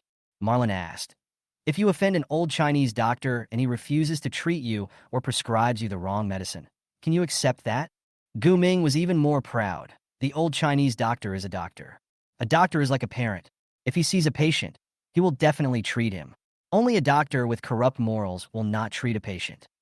Marlon asked, "So, you are morally corrupt for not giving me the old Chinese doctor's contact information?" Gu Ming blushed. "I'm not a doctor." Marlon turned to the crowd and said, "Now you all understand. A month ago, Mr. Gu was dancing in the garden. A kid passed by. I was afraid that the speaker might leak electricity, so I unplugged it. That offended him. I was playing with my phone here, so he called the police and said I was stalking him." Gu Ming sneered. "Marlon, don't confuse right and wrong here. Why don't you talk about the smashing of the speakers? No matter what you say, I will not tell you the address of the old Chinese doctor." Marlon could speak. The others began to condemn Gu Ming. "You have lung cancer. Why don't you just die? I hope the disease will soon defeat this selfish old man. He has lung cancer, and so do others. We should sympathize with each other. But he is the one who keeps even the doctor's contact information a secret. I have never seen such a shameless person. Do bad people get old, or do old people get bad? I think this old man is both." The scene was a bit chaotic. Gu Ming couldn't stand being pointed at by everyone, so he hid back home and never asked the police to arrest anyone again. The two policemen asked Marlon to sign and drove away. A farce. Marlon returns home. The house was very clean. Marlon's underwear, socks, and other items that he had casually taken off were all washed and hung on the balcony. Merida was mopping the floor. After the two divorced, this home became more like home than before. Change your shoes. Several groups of people came to see the house today. 3 groups of people liked it and asked if it could be cheaper. Merida threw Marlon a pair of brand new slippers and continued mopping the floor. I'm offering $6.2 million, and the most I can negotiate is $200,000, no more, said Marlon. It's like this when buying a house. If you pay too much below the market price, people will think there's something wrong with your house. Where are we going to live after we sell it? Merida asked. After the house is sold, Merida can move back to her parents' home, but Marlon doesn't have a house in the city, so where to live is a problem. I went back to my rural hometown to be with my dad, said Marlon. Oh, Merida responded and continued mopping the floor. Marlon thought for a moment and said, I know you can't bear to part with this house, but don't be sad. The old one must go before the new one can come. It's easy to buy a house if you have money. I don't want the money from selling the house. I'll give it all to you. Merida looked up after a long while, her eyes red. I don't want a house. I want a home. Chapter 25, Marlon the Thousand-Faced Knight. The estimate was faster than expected. The next day, with the help of cheap real estate agent Feng Daqiao, the seller agreed on the price. The house was sold for 6.06 million yuan, and all the furniture and other items were given away. The house was bought 3 years ago for just over 3 million. Marlon didn't have that much money, so he took out a loan of 2 million. He still has a loan of more than 1.5 million. The skyrocketing housing prices in the past 2 years have hit many people who have worked hard but failed to buy a house hard. Marlon was forced to buy a house because he was getting married. At that time, he felt very painful to be burdened with so much debt. Now he understands that choice is more important than hard work. A house is a fixed asset, which is much more troublesome than buying a bottle of water. The buyer paid 2 million yuan as a 30% down payment. Marlon used the 2 million yuan to pay off the loan, and the remaining 500,000 yuan was given to Merida. He then went to the real estate agency 3 times and expected to wait at least a month before the transfer procedures could be completed. In other words, they can still live in the house for another month. You don't rent a house? Merida asked. I won't rent a house. After the transfer procedures are completed, I will go back to my hometown. Merida began to pack her things. After she had packed 2 large bags, she called a truck and took them back to her parents' home. Guming hadn't seen Marlon in the past 2 days. Instead of feeling relieved, he became even more worried. If I'm not mistaken, Marlon must have bought a human skin mask from the internet, which allows him to transform into thousands of different forms and appear by his side at any time. When Guming was shopping, walking, or seeing any stranger, he thought it was Marlon in disguise. Even when he opened the window to get some fresh air in the middle of the night and saw people walking their dogs outside or working out, he thought it was Marlon wearing a human skin mask. This kind of life is simply torture. A normal person would collapse if they were being stalked. He couldn't bear it any longer and called the police again. The police arrived quickly. Marlon is now in disguise, changing his face every day to monitor and follow me. Police, you need to catch the bad guy and lock Marlon up. He has bought at least 50 human skin masks. Gu Ming looked much older in the past 2 days, and he was about to cry. The 2 policemen were almost driven crazy by Gu Ming. Mr. Gu, please be kind. We are local police officers, and we have to deal with too many things every day. Can't you be more normal? In front of the 2 policemen, Gu Ming called the citizen hotline to complain about the 2 poor policemen. If the police don't do their job, I will expose you. The citizen hotline is a radio station. The advent of the internet has reduced the number of people listening to the radio. However, there are still some loyal listeners, such as many drivers, because the citizen hotline will inform you of congestion at any time. The 2 policemen were at a loss whether to laugh or cry. The reporter came up to interview indignantly, thinking that the police would not help a nearly 70-year-old man solve his problem. The host, audience, etc. in the live broadcast room were also very angry and were waiting for the follow-up results. D'Artan, the TV station broadcast the results of the interview. Mr. Gu, a local citizen, suspected that Mr. Chun, a resident of the same community, was following him because he saw Mr. Chun playing with his phone downstairs of his house. After the reporter's investigation, Mr. Chun said that he found that the pavilion in the community had good ventilation, so he played with his phone in the pavilion for several days in a row. Mr. Gu was just being too suspicious. Mr. Gu told reporters that he had lung cancer. After being treated by an old Chinese doctor, his condition was under control and had not worsened. Mr. Chen also wanted the address of the old Chinese doctor, so he followed Mr. Gu for a long time. The reporter was very surprised and asked why Mr. Gu did not give Mr. Chen the address of the old Chinese doctor. Mr. Gu said that Mr. Chen had a bad character and refused to give it to him. He also said that Mr. Chen bought a human skin mask online and followed him 24 hours a day. The reporter then interviewed Mr. Chen, who confirmed that he had lung cancer and had tried to get the contact information of the old Chinese doctor from Mr. Gu. Mr. Chen also talked about how the two had a feud. Mr. Gu liked to dance square dance, and he privately connected wires and used the wires of the community street lights to connect to the player. At that time, a child passed by and was almost electrocuted to death. In order to save the child, Mr. Chen unplugged the power supply and reported the incident to the Power Supply Bureau. So Mr. Gu has been holding a grudge against him.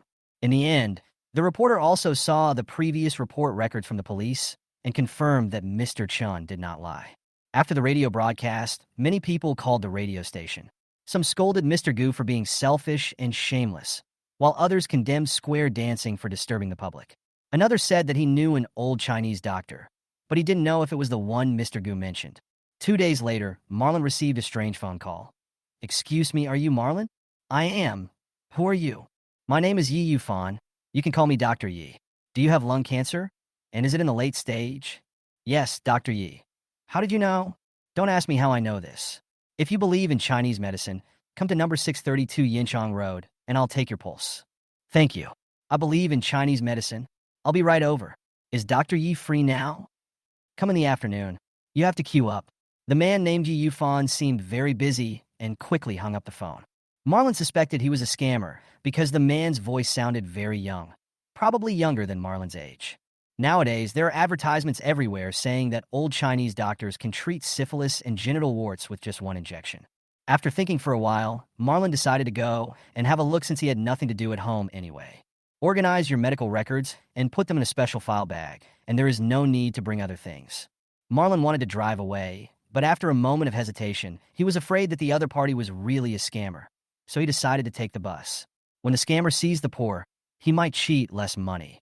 After taking 2 buses and a subway, I arrived at the entrance of number 632 Yinchang Road. This is a very ordinary commercial and residential building. Marlon arrived at the door and was hesitating when the guard came up and asked, "Who are you looking for?" "I'm looking for Dr. Yi." The guard said, "6th floor, 603. It doesn't look like a scam, but a pyramid scheme with a base." Marlon went to the 6th floor and found room 603. It was a very ordinary room without any license plate. There were more than a dozen people sitting in line inside. A young woman in a white coat came over and poured Marlon a glass of water in a disposable paper cup. "Please sit down." Marlon took the water and said, "Dr. Yi Yufan called me to come here." The young woman smiled slightly. "I see. You are Mr. Chen, the thousand-faced knight who disturbed the people's Devil Square dance, right?" Marlon was confused. "I am Marlon. I am not the Thousand Faces Knight." The young woman didn't answer and went into the inner room. A young man in a white coat came out soon. The man came over and shook Marlon's hand. "Hello, Knight. I'm Yi Yufan who called you. My grandfather is a little slow, so I guess you have to wait for 3 hours." Marlon saw that there were only about 10 people in front of him and estimated that it would take an hour, assuming one person every 5 minutes. He didn't expect it to take 3 hours. "I'm curious. How do you know my phone number?" Marlon asked curiously. "Mr. Chun is a celebrity now. After the radio station broadcast your story, someone found us. I checked the records and found that there was indeed a patient with the surname Gu. Mr. Gu Ming has been receiving medical treatment here. There are very few people with this surname, so I knew that the old Chinese doctor he mentioned was my grandfather. Many people on the internet said that you did a good thing. There are many square dances that disturb the residents. We have one in our community. If Mr. Chun is interested, you are welcome to come to our community to exorcise demons." Yi Yufan said with a smile. Chapter 26, 1% of Hope. Marlon talked with Yi Yufan for a few minutes and finally understood the whole story. It turned out that it was the old guy Gu Ming who made a big deal out of it. A relative of a netizen happened to have been treated by Mr. Yi. The netizen hated Gu Ming's behavior and sympathized with Marlon. So he found Marlon as contact information through the radio and gave it to Yi Yufan. Marlon didn't expect this to happen. He suddenly saw a glimmer of hope for survival, very faint, but at least not so hopeless. After waiting quietly for more than 3 hours, it was finally Marlon's turn.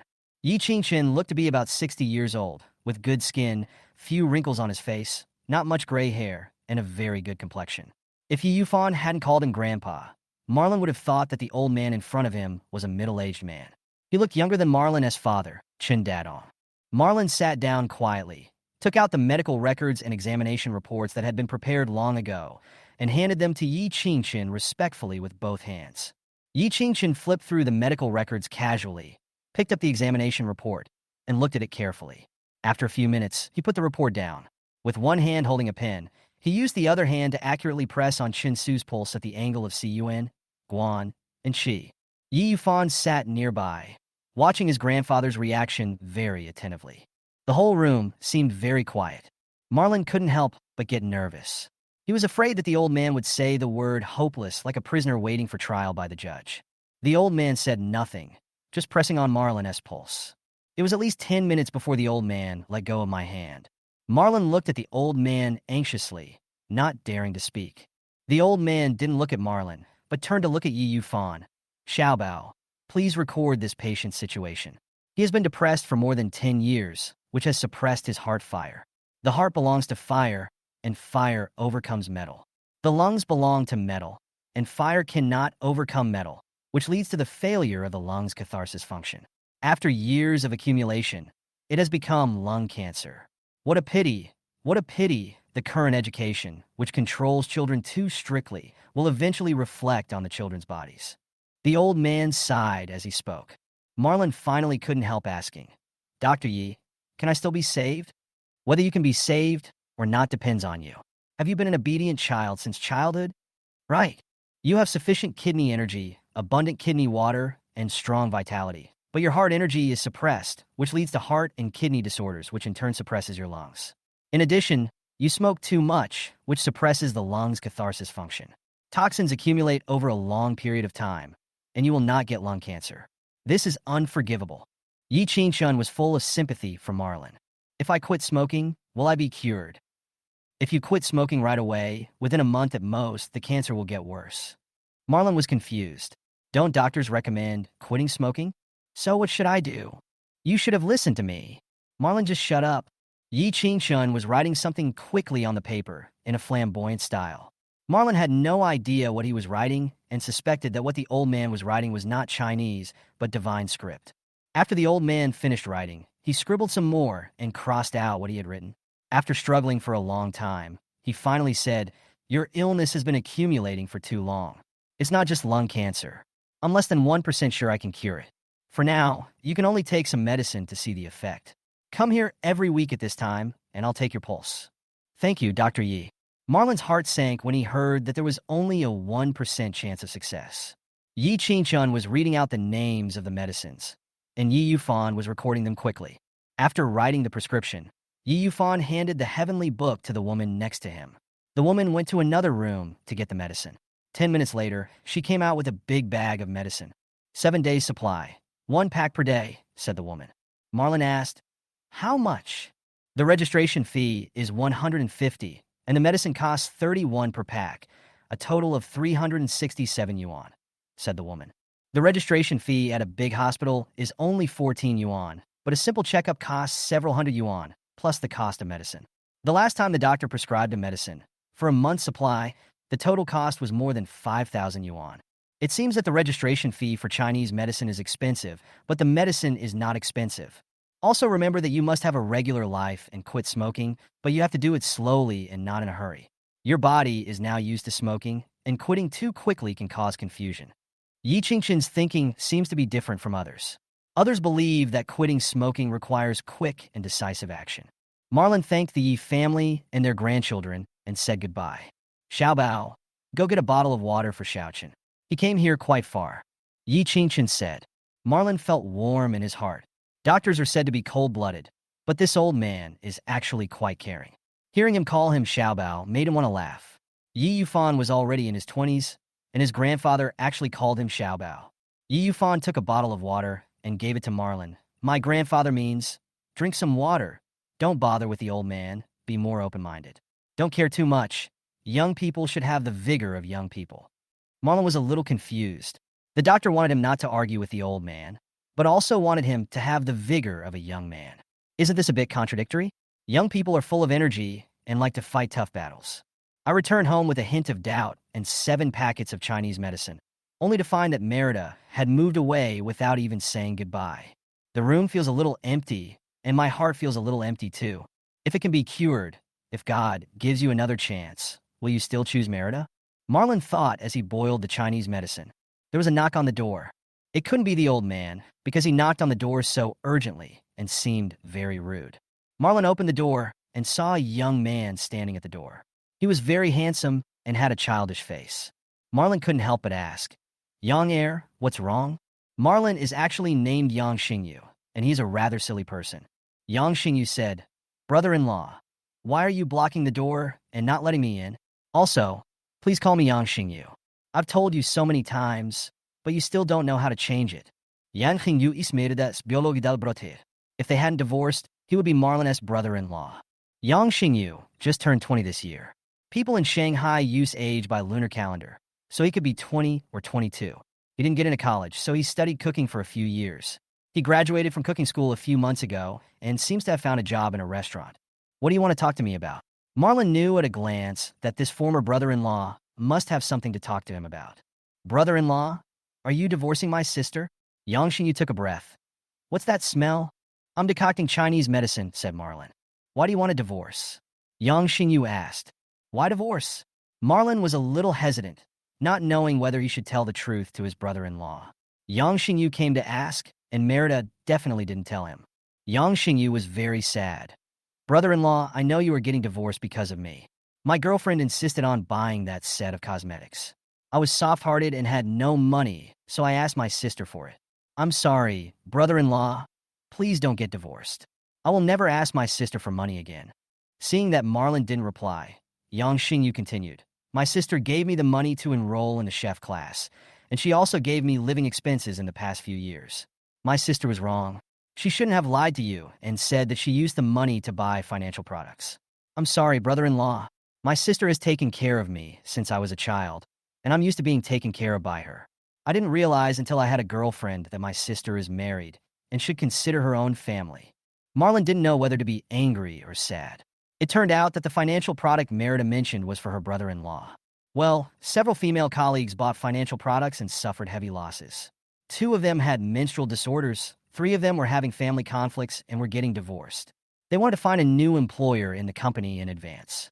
Marlon patted the boy on the shoulder and said, "Xingyu, I am divorcing your sister not because she gave you money, but because of my health problems. You should go to work in the hotel." Chapter 27, What if the chef didn't get paid? When his sister suddenly came back with something, Yang Xingyu realized that his sister had divorced. When he asked about the reason for the divorce, his sister said nothing. When he asked her urgently, she started crying. When he didn't ask her, she hid in a corner and cried silently. The relationship between the siblings has always been very good. Yang Xingyu originally wanted to beat up his brother-in-law and ask him why he bullied his poor sister. Then he remembered the brother-supporting demon mentioned on the internet and found out that his sister was such a person. The anger in his heart turned into guilt.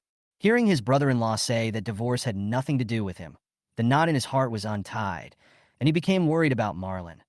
"Brother-in-law, what's wrong with your body? It's not that you're not doing well in that aspect. You are taking medicine to regulate your body. There is no need to divorce."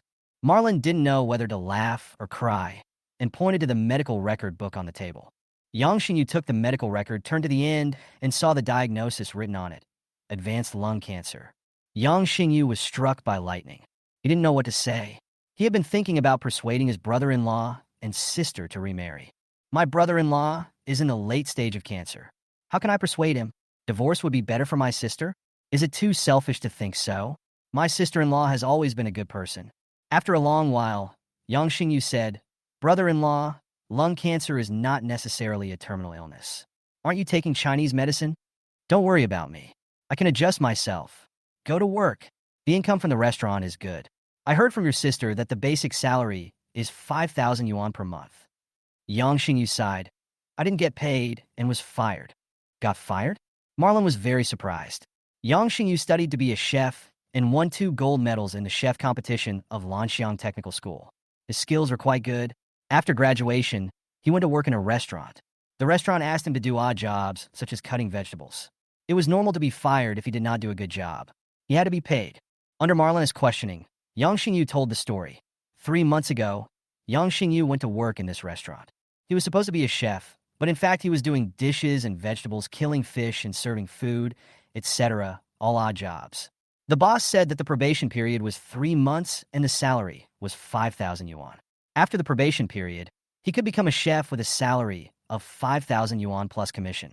The probation period salary would not be paid first and would be settled together after working for 3 months.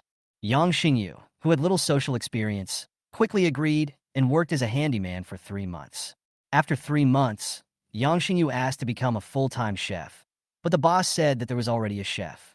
Yang Xingyu immediately resigned and planned to find another job as a chef after settling his salary. Unexpectedly, the boss turned hostile and accused Yang Xingyu of dismantling his restaurant's business. He then suddenly left, and the restaurant couldn't find a worker to replace Yang Xingyu. The entire restaurant could not continue to operate. Not only did he not give Yang Xingyu money, he also asked Yang Xingyu to compensate him for 3 months' living expenses because the restaurant provided meals. There's a police station right next to it. Go and file a complaint. Call the police. You can file a complaint wherever you want. Or you can call the police to arrest me, and you won't get a penny of your salary. These were the boss' exact words. What are you going to do? Marlon asked. What else can we do? They are playing rogue and must be very familiar with the people in the police station. When they talked about the salary, it was just verbal. There is no evidence. Yang Xingyu said, depressedly. I will take care of this matter. The money must be recovered. You wait for a moment. Marlon comforted Yang Xingyu in return. This kind of boss is definitely not the first time you've been cheating your employees. When a handyman resigned, you actually said that he had destroyed the entire restaurant. It's obvious that you're trying to shirk your responsibility. Seeing Marlon was going to stand up for him, Yang Xingyu felt much better. It seemed that there was really no conflict between his brother-in-law and sister. The divorce was probably because of lung cancer. He remembered a classmate of his who was from a rural hometown and was said to have a folk remedy that could cure cancer. Marlon boiled the medicine and poured it into a bowl. While waiting for the medicine to cool down, he watched the news on his mobile phone. This is outrageous. The patient's family is offering a reward of 100,000 yuan to catch the murderer. An explosive news headline popped up. Marlon clicked on it and read the news. He was confused. After a few minutes, he drank the Chinese medicine and checked again and finally realized that he was right. The content of the report is closely related to Marlon because he is one of the parties involved. A month ago, Mrs. Tang, who was in her 60s, bought some fruit to visit her grandson. When she was on the bus, she had a conflict with a young man who pushed her onto the bus and ran away. The old lady stayed in the hospital for more than a month and spent more than 500,000 yuan, but still didn't fully recover. Mrs. Tang's family offered a public reward of 100,000 yuan. The photo in the news is not very clear and is not a frontal photo, so the public security system cannot find this person through photo recognition. Marlon suddenly had an absurd idea. This old lady Tang was not a good person, and her family must not be any better. If the police really wanted to find Marlon, they could check through the bus card swiping records. In other words, the police watched the video and found that it was Mrs. Tang who was unilaterally attacking Marlon, and that her fall had nothing to do with Marlon, so they refused to look for anyone. Mrs. Tang's family members cut out the whole story and made up fake news. Their purpose, of course, was to ask Marlon to pay for the medical expenses. Nowadays, these self-media are very skilled in spreading false news one after another as long as they can attract attention, selling anxiety and emotions. Let's go to the restaurant you mentioned first, said Marlon. Yang Xingyu was a little scared. Brother-in-law, you are not in good health. Don't get into a fight. If something really happens, I won't be able to explain to my sister. Otherwise, call my sister. She has a lot of experience in fighting. Don't worry, I'm not a reckless person. The two came to the Anhui restaurant where Yang Xingyu worked. It's 8 o'clock in the evening, and there are many people eating. Marlon looked at the glass door of the hotel, carefully examined the door handle, and had already figured out what to do. Let's go. Marlon took Yang Xingyu away. Just leaving like that? Yang Xingyu asked. Tell your sister that you're not going home tonight, and will stay at my place and go back tomorrow morning, said Marlon. Yang Xingyu was confused and didn't know what Marlon was going to do. Marlon took Yang Xingyu to the hardware market and chose a very thick iron chain lock. How much is it, boss? Marlon asked.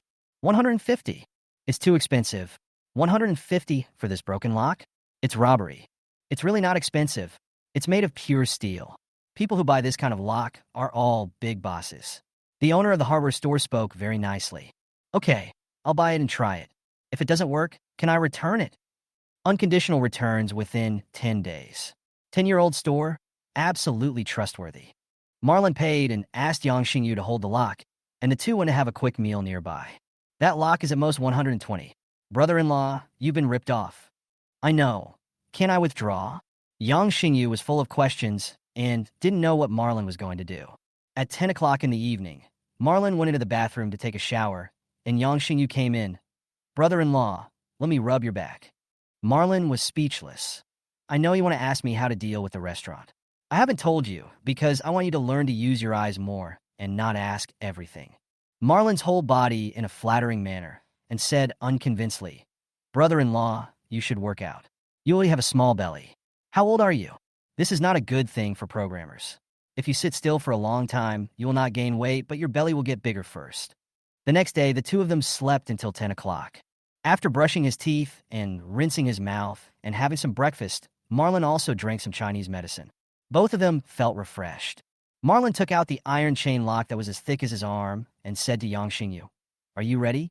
Yang Xingyu was confused. Ready for what? Go get the money. What money? Where to get it? Go to the restaurant and get your salary. Have you forgotten? Yang Xingyu uttered "oh" twice and followed Marlon in a daze to the door of the hotel. Chapter 28, Everything is subject to the contract. The restaurant does not serve breakfast and usually opens at 10 o'clock. 11:30 to 1:30 is mealtime. After this time, the next mealtime will be in the evening. Marlon and his companion arrived at the restaurant. It was exactly 12 o'clock, which was dinner time and also the peak dining period. Marlon walked forward, pulled open the hotel's glass door, and locked it with an iron chain as thick as his arm. The guests outside couldn't get in, and those inside couldn't get out, and the restaurant owners and their spouses were so angry that they jumped up and down. Call the police, file a complaint, have me arrested, sue me in court. Anyway, they won't open the door. If they arrest me, I'll come back tomorrow, said Marlon. Yang Xingyu was watching from the side and felt so happy that he couldn't stop smiling. This feels better than getting that 15,000 salary. The male owner of the restaurant was so angry that his blood rushed to his head. He took out a kitchen knife from the store and wanted to kill someone, but he couldn't leave, so he was held tightly by the female owner. There were a lot of people gathered around asking what was going on. Yang Xingyu told his boss that he had withheld his salary for 3 months and added that not only did his boss not pay him, he also asked him for money for food. Yang Xingyu spoke with great excitement, without any sadness as a victim. The guests who came to eat condemned the boss. More and more people gathered. The boss was a smart man. He knew that the more he explained, the less likely people would believe him. So he swallowed his pride and transferred 15,000 yuan to Yang Xingyu. My monthly salary is 8,000 yuan, and you only gave me 15,000 yuan in 3 months. In addition, this lock cost 150 yuan. I have the receipt, and I never lie. Marlon took out the receipt for the lock, raising the boss's already high blood pressure even more. The boss suppressed his nausea and transferred more money to Yang Xingyu, making up the 24,000 yuan salary plus 150 yuan for the chain lock. Just treat it as money to feed the dog. The boss consoled himself. Marlon unlocked the door. I know you want revenge. If you dare to retaliate, I dare to keep locking you. Do you have the guts to chop me with a knife? The boss gnashed his teeth and wanted to eat Marlon. Afraid that Marlon would come to lock the door the next day, the boss had to suppress his anger and said, Brother, you are so cruel.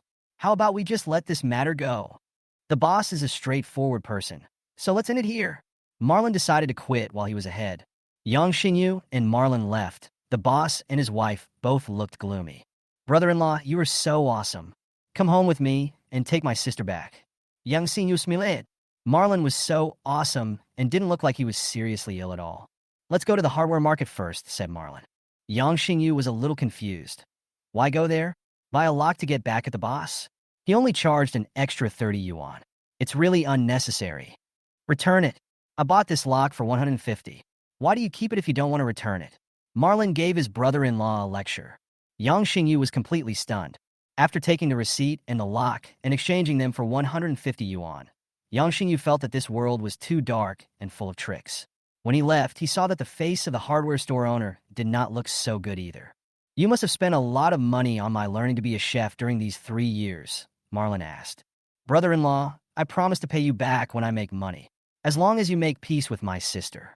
Yang Xingyu promiset immediately. There's an opportunity to make money. Are you willing to take it? Marlon asked. Yang Xingyu immediately became alert because his brother-in-law looked like a liar. Not going is definitely not a good thing, said Yang Xingyu.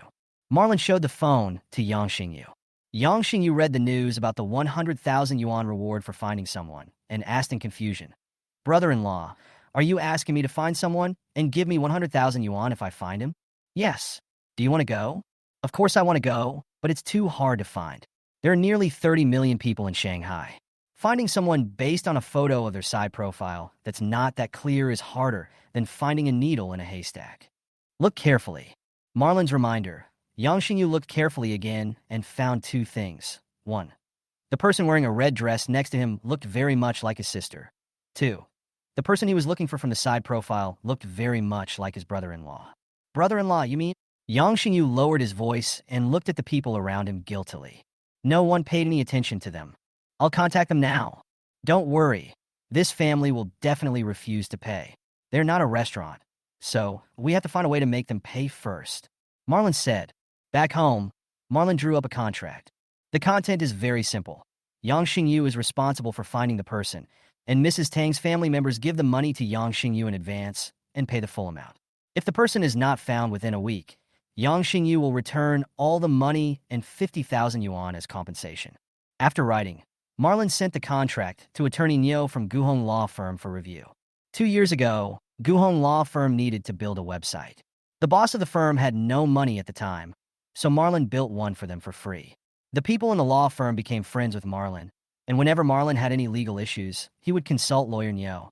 Lawyer Nyo is a woman who is very meticulous. She reviewed the contract given by Marlon, modified the possible loopholes, and sent it to Marlon again. Marlon printed 3 copies and asked Yang Xingyu to take the contract to visit Mrs. Tang's family. You go now, and remember, no matter what they say, don't agree to it. You must strictly follow the contract. Marlon was worried that his brother-in-law didn't have enough experience. I understand, brother-in-law. Don't worry, nothing will go wrong this time. Yang Xingyu was full of confidence. The fate between people is very strange. Marlon got married. Merida couldn't stand him all day long, but Yang Xingyu thought this sister-in-law was very nice. Marlon was an only child and always regarded Yang Xingyu as his younger brother, and the two had a good relationship. Marlon didn't care whether Yang Xingyu could make money by looking for people from the Tang family. He mainly wanted to train this brother-in-law and improve his ability to do things. Of course, deep down in his heart, Marlon also wanted to use this incident to teach Mrs. Tang's family a lesson. Marlon's arrangement. Yang Xingyu found the Tang family's contact information on the internet. I found the person you wanted a reward for. Yang Xingyu went straight to the point. Where is he? Tang Xiaoshan asked. Yang Xingyu felt emotional. It was exactly as his brother-in-law had said. The other party did not ask for 100,000 yuan, but directly asked for the person. He is in the country. Yang Xingyu said. Tang Xiaoshan made an angry expression. Of course I know he is in China. I'm asking where exactly he is? Yang Xingyu asked. Is it true that you are offering a reward of 100,000? Tang Xiaoshan replied immediately. It must be true. As long as we confirm that the information you provided is true, we will definitely give it to you. I guarantee that the information is true. How do I pay you? Is it by bank transfer or direct transfer? Yang Xingyu said. It's all right. As long as the information is true, you can send me the person's specific address first, and we will give you the money after verification. Give me the money first, and I'll take you to see the person. I know where that person lives. The two of them had a tug-of-war on the chat tool. One insisted on paying first, the other insisted on seeing the person in person before paying. Both sides wanted to get what the other wanted, and finally decided to go to a fast food restaurant for a meeting. 3 people came from the Tang family. Tang Xiaoshan, Tang Xiaoping, and Tang Xiaoan, 3 brothers. Seeing Yang Xingyu's immature look, the 3 brothers made up their minds and decided to trick him into giving them the address. As for giving him the money, that was just dreaming. You told me the specific address of this person. How do you prove it? Tang Xiaoan asked. Look at the photos first. Yang Xingyu took out his mobile phone and showed the photos to the 3 people. The photo was also taken from the side and was very similar to the photo Tang Xiaoshan and his team obtained from the bus video, but much clearer. Can you forward this photo to me? Is there a frontal photo? Tang Xiaoping asked. No, if you pay me, I will give you a frontal photo and the exact location of where he lives. How can I believe that you won't provide false information if you are paid? I thought about this matter a long time ago. Here's a contract. Follow the contract. Yang Xingyu took out a paper contract and sent the electronic version of the contract to Tang Xiaoshan. The three brothers of the Tang family are all in their 40s. They wanted to deceive Yang Xingyu, but when they saw Yang Xingyu doing this, they looked at each other and began to get anxious. Children nowadays are very smart and too hard to deceive. What's wrong with this society? Where is the minimum trust between people? Chapter 29. Normal people can't do this. After reading the contract and having a brief discussion, the three brothers proposed to pay in installments, paying 30,000 yuan first and the remaining 70,000 yuan after meeting the target person. No, not a single word in the contract can be changed. This is a contract I specially asked a lawyer to make, and it cost me $1,000. Yang Xingyu said. Marlon emphasized to him that nothing in the contract should be modified. If you don't change the payment method, then forget it. We can't afford so much money, said Tang Xiaoping. Okay, let's talk about it when you have enough money. Yang Xingyu put away his phone and left without hesitation for a second. Tang Xiaoshan stopped him and said, Little brother, can it be less? How about 50,000 yuan? No. After being rejected, the three Tang brothers began to bombard one after another. Don't you have any compassion, kid? Are you obsessed with money? My mom was hit by a car and is still in the hospital. I asked you to tell me about the murderer, but you refused. You even tried to cheat us out of money. How old are you? You only think about money all day long. Too treacherous. Believe me or not, I will tell your master. It seems that you're still a college student. I will report your case to the school. I don't know how you can continue your studies. Fraud is illegal. 100,000 yuan is enough to sentence you to several years in prison. When you get married and have children in the future, your children won't be able to take the civil service exam. We'll give you one last chance. We don't mind you cheating us out of money. Give us the address of that person. As a witness, cooperating with the investigation is your minimum obligation. You're still a student. If you don't cooperate, I will go to your school and your enrollment will be canceled. The three of them talked nonstop, using both threats and inducements. At this moment, Yang Xingyu completely believed what Marlon told him. This family was a bunch of rogues who had never thought of paying money from the beginning. He put away the contract, put it in his bag, and said with a smile, You guys go ahead and sue me. I have something to do, and I'll leave first. Goodbye, uncles. The three men were furious. They formed a circle, stopped Yang Xingyu, and surrounded him in the middle, looking like they were going to hit him.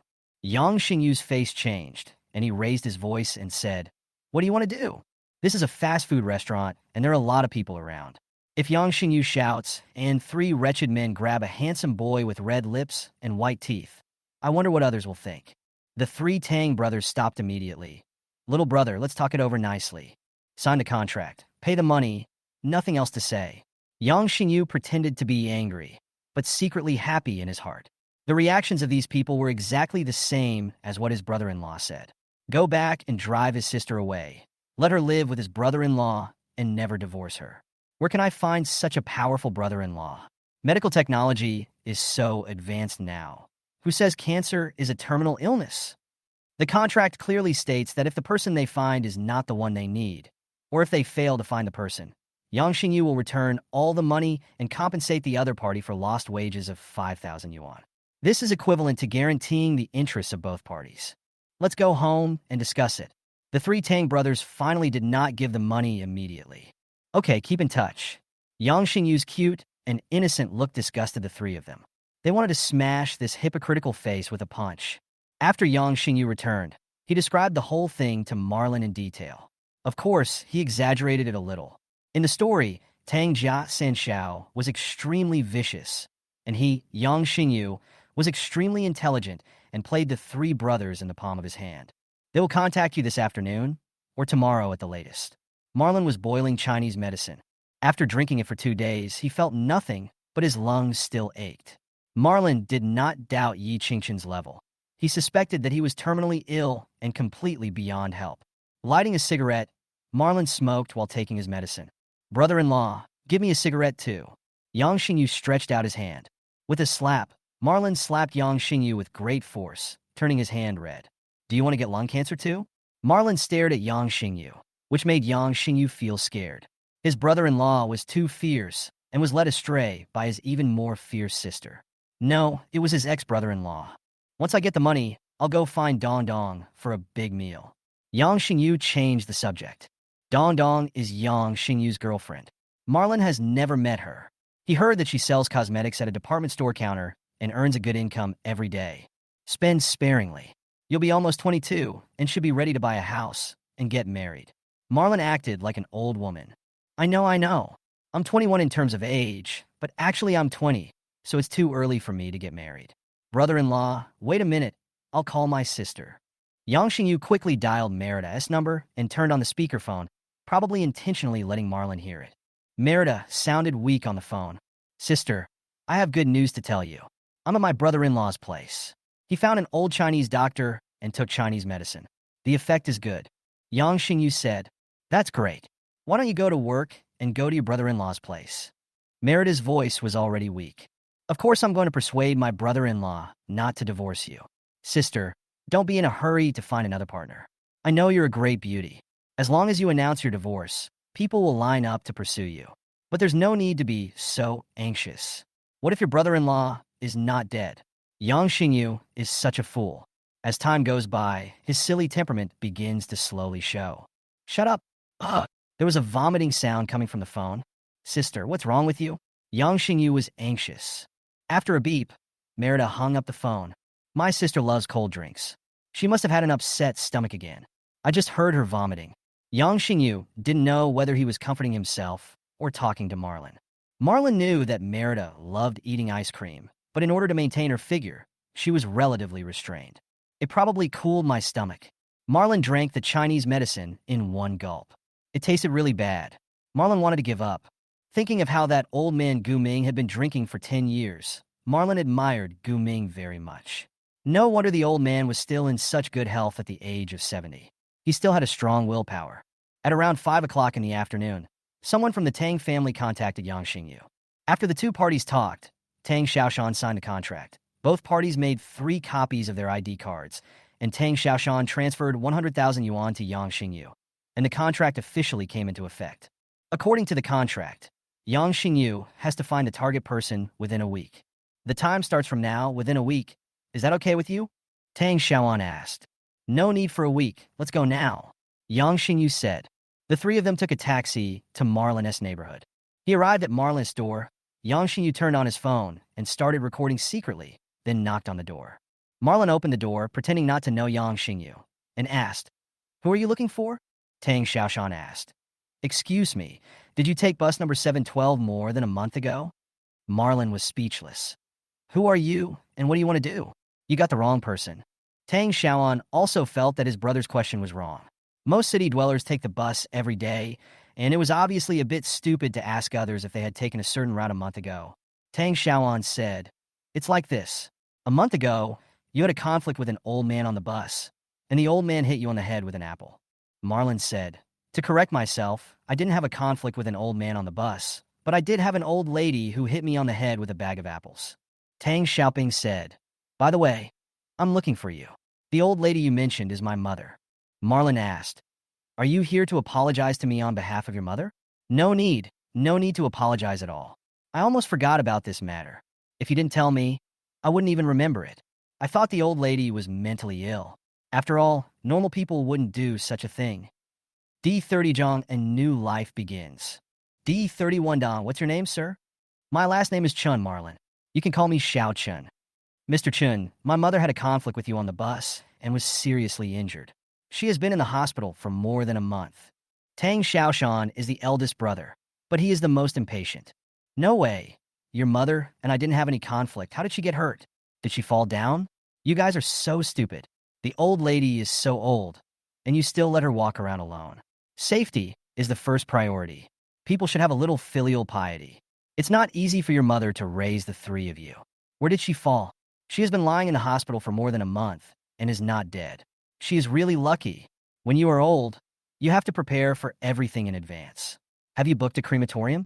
There are not many people over at Jinshan landfill, so you can book one. Marlon went on and on with a long, rambling speech, with genuine concern in his tone, as if he was an elder caring for a few ignorant grandchildren. Tang Jiasen was furious when he heard it. Mr. Chun, can you stop? Tang Xiaoan couldn't stand it anymore and asked Marlon to stop delivering his argumentative essay. Shut up. My mother's medical expenses are 450,000 yuan. Give it to me immediately. Mental damage compensation will be calculated separately.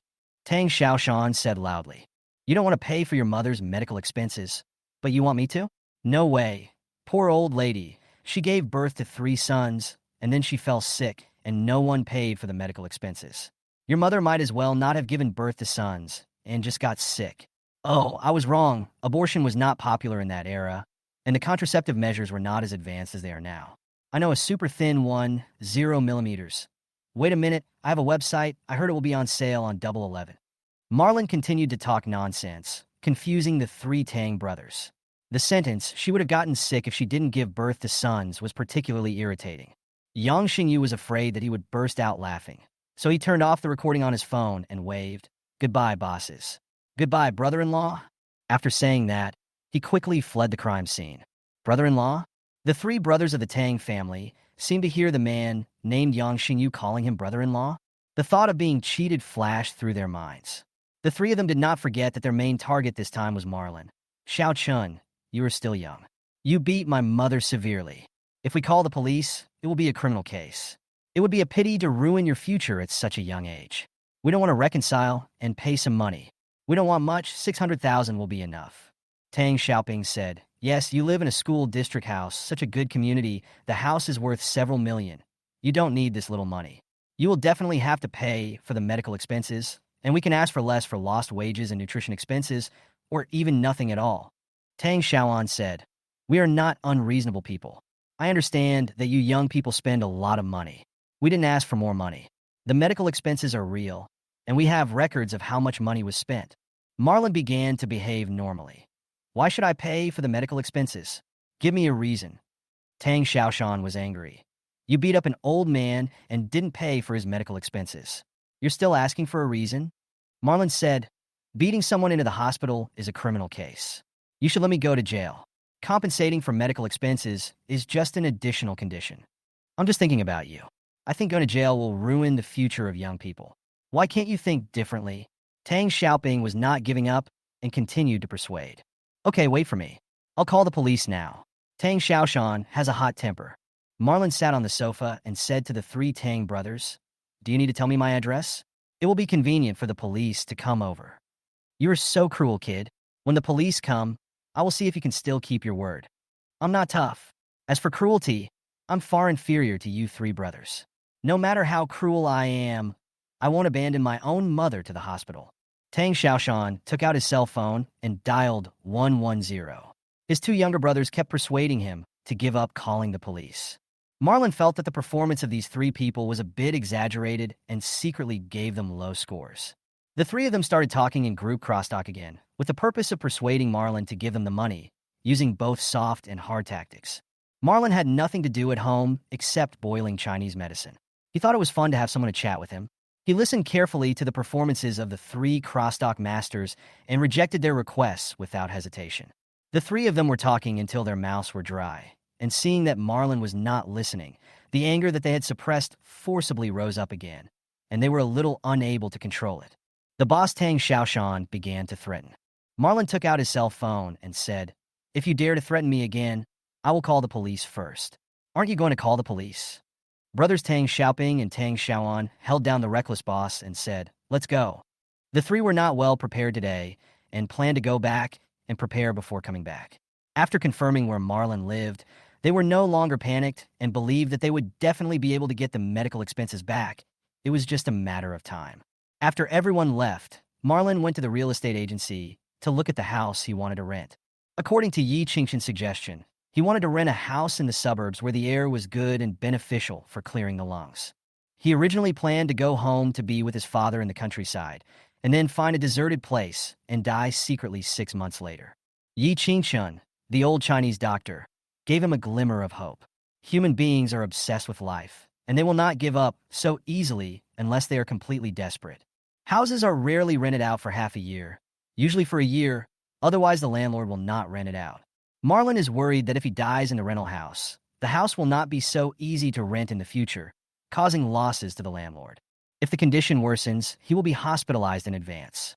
It won't be a big problem if he dies in the hospital. Marlon thought about it and found a perfect solution. The agent's name was Feng Daqiao, and he was the one who sold Marlon's house. When he heard that Marlon wanted to rent a house, which was not his responsibility, he contacted the agent on Yinchang Road to help Marlon find a house. Finding a house in the suburbs was surprisingly easy. Near Yinchang Road, less than 5 kilometers away from Yi Qingshan's clinic, there are 7 or 8 houses for rent. The houses are large, and the prices are cheap. Marlon finally chose a 3-story single-family house because it was next to a forest park. The landlord asked for $6,500 per month, but Marlon said this place was too remote, so he just offered 1 year's rent. You are a spirited young man, I like that. How about this, if you pay 1 year's rent in one lump sum, I don't need a deposit, the rent is $6,000 a month. The landlord had a little gray hair and looked about the same age as Chun Dadong. That's so embarrassing. There's nothing to be embarrassed about. My house has been vacant for more than half a year. People who come here to rent choose to live in small houses. If it weren't for you, it would be difficult for me to rent it out. The landlord looked very honest. Marlon took the initiative to pay the agency fee on behalf of the landlord, and then transferred $72,000 to the landlord. Just tell me if the furniture is broken. The landlord was very happy. Taking the keys and saying goodbye to the landlord, Marlon went home to load his clothes and other things into the car and took them to the rented house. By the way, he gave the key of his original house to the agent. The house had been sold, so the agent would naturally hand over the key to the next buyer. He went to the supermarket and bought laundry detergent, shampoo, bath water, etc. He also bought a few bags of frozen dumplings and put them in the refrigerator. Marlon started mopping the floor and cleaning. The house had been unoccupied for a long time, and although the landlord had someone clean it once, there was still a faint musty smell. It took me until 10 o'clock in the evening to finally finish it. After taking a shower, Marlon suddenly remembered that there was a terrace on the roof of the house. He went to the terrace naked, carrying a bottle of water. Lying on the recliner, looking at the deep blue sky, reading a book with twinkling stars, all the fatigue in my body disappears. At this moment, Marlon can finally think about the so-called future. If the experts from the 6th hospital's judgment is correct, I only have 5 months left. The bank has $1 billion in deposits with an annual interest rate of 2%, which is $2 million, so there is no need to worry about money. My father Chin Dadong is in good health. Assuming he can live to 90 years old, he still has 30 years to live. If I spend 100,000 yuan every year, I can leave 3 million yuan for my father. My ex-wife Merida is beautiful, so it's easy for her to find a new partner. However, as we have been husband and wife, I'd better leave her some money. Too much money is not good either, because too much money will make the new partner take a fancy to her money. So I'd better leave Merida 10 million. Aunt and uncle, the countryside doesn't cost much. My cousin is working outside, and my cousin should have no problem getting into college. So I gave my aunt and uncle 1 million, my cousin 1 million, and my cousin 1 million. My cousin has 700,000, which is enough for her to go to school. Marlon was thinking about how to deal with his funeral, and before he could fully figure it out, he fell asleep. After an unknown amount of time, Marlon woke up and found it was already daybreak. He was completely naked. I actually fell asleep on the rooftop without anything on. How embarrassing. Marlon quickly hid back in his room and suddenly remembered that he only had a few months to live, so it didn't matter if he was embarrassed. After getting dressed and planning to go downstairs to buy breakfast, I saw my next-door neighbor sweeping the floor in the yard. Naturally, there's also a detached villa next door. There are flowers, plants, trees, and fallen leaves all over the ground in the yard. The bald old man next door is sweeping the floor slowly, gathering the fallen leaves together, and then pouring them at the roots of the trees. Marlon was stunned by the leisurely movement. The old man's leisurely movements and nonchalant expression give people a strong sense of quietness, as if the pace of the whole world has slowed down. It turns out that this is the real slow life. Young man, are you new here? The old man in his pajamas looked at Marlon and greeted him. Yes, I just moved in last night. Chapter 31. Mrs. Tang's Second Spring. You may not be familiar with the surroundings yet. Turn right when you go out. There is a forest park where you can run and exercise, said the old man. In just one instant, Marlon fell in love with life here. Marlon went out wearing shorts and a vest. Instead of buying breakfast, he went to the forest park, as the old man said. The park is very big and not crowded. Most of the people walking in the park are elderly people. There are a lot of weeds, lakes, and hills. Unlike the maintained parks in the city, this place is more like a natural environment. Marlon tried to run for 10 minutes and was so tired that he was gasping for breath. He habitually took a cigarette from his pocket, only to find that he had not brought any cigarettes or cell phone except his keys. There is no way to buy breakfast. Marlon rested for half an hour before he recovered completely. He was really too weak. I went home, changed into shorts and slippers, went shirtless, took my cell phone, went to a small shop to buy buns and soy milk, and ate while walking. The farmers around him were similar to him and liked to work shirtless. Marlon thought he was similar to the farmers, but suddenly he noticed his pale skin color and the farmers' healthy, wheat-colored skin, and realized that there was still a big gap between them. I don't know if the Tang family will continue to look for him. The three Tang brothers went home, handled the discharge procedures for their mother, put the old lady on a stretcher, and arrived at the doorstep of their home in downtown Marlon. The old man took out chilly water, rubbed it next to his eyes, and tears immediately flowed out. Everything was ready to meet Marlon. The old man immediately started crying loudly. I knocked on the door, knocked hard, but it didn't open. Then the door opposite it opened.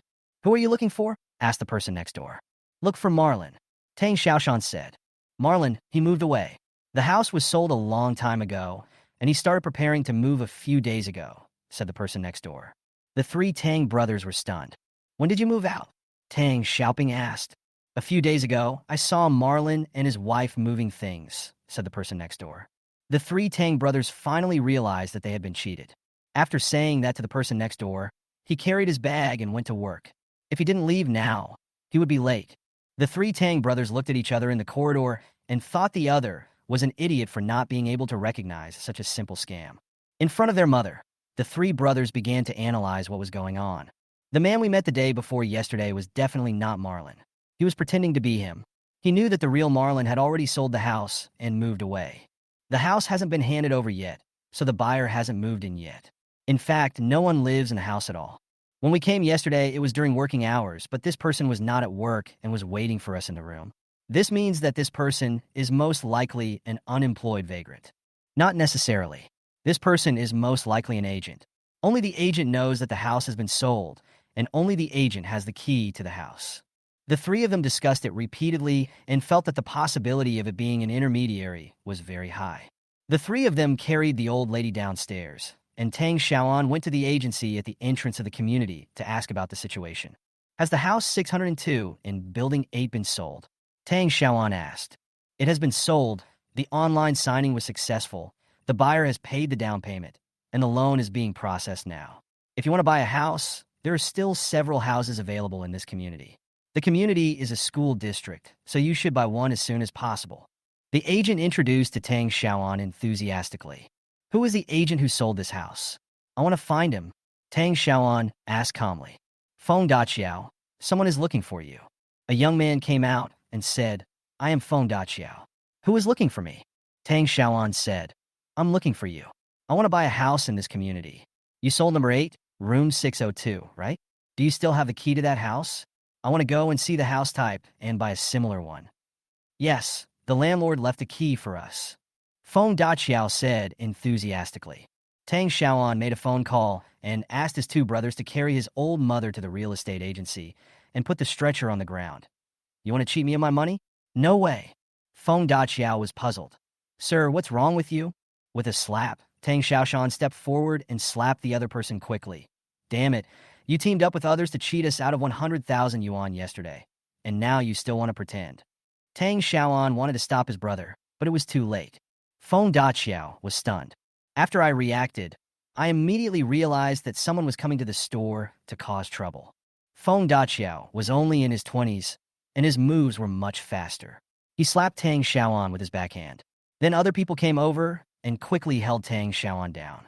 The Tang family immediately used a big move, jamming the old lady's bed stretcher at the door, half of it in the room and half outside the room, making it impossible to close the glass shop door. Tang Xiaoping immediately unfurled a banner with blood-red words on a white background. "Punish the murderer severely, and the murderer shall pay with his life." The cheap real estate agent was quite powerful, but when he saw the blood-red banner, He had no idea what was going on.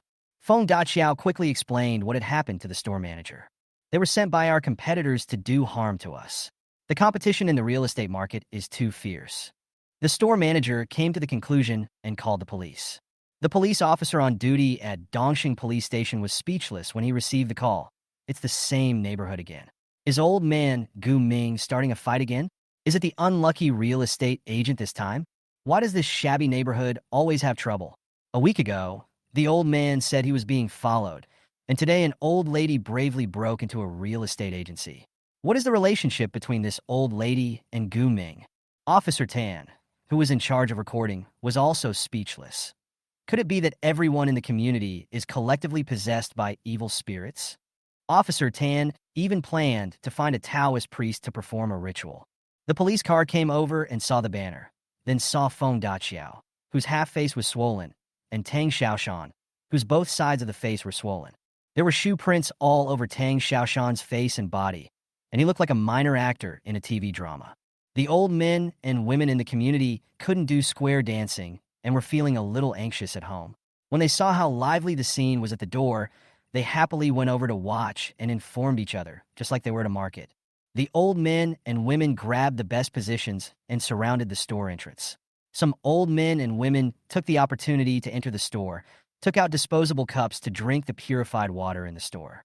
Two old men and women who were Foresight joined forces and entered the men's and women's restrooms respectively, took away 90% of the toilet paper in the toilets, and left a few thin pieces for emergency use.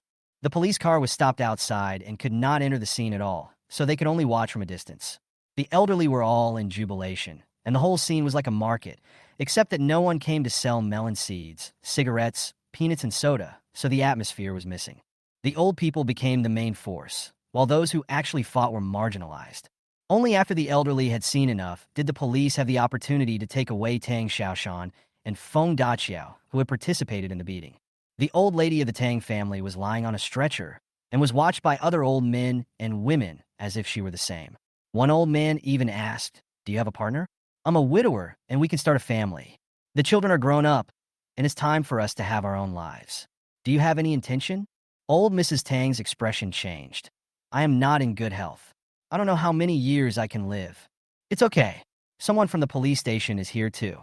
We can take our household registration booklet and get the certificate. If you die, I can find another one. You don't have to worry at all." The two brothers of the Tang family were so angry that they almost vomited blood. Someone actually took advantage of the situation to rob them. This was too much of a bully. The two brothers found a car to take their mother home. When the driver saw the old woman lying on the ground, he stepped on the accelerator and drove away without leaving any trace. They stopped 7 or 8 cars in a row, but all the taxi drivers ran away. Finally, the two brothers had to call an ambulance.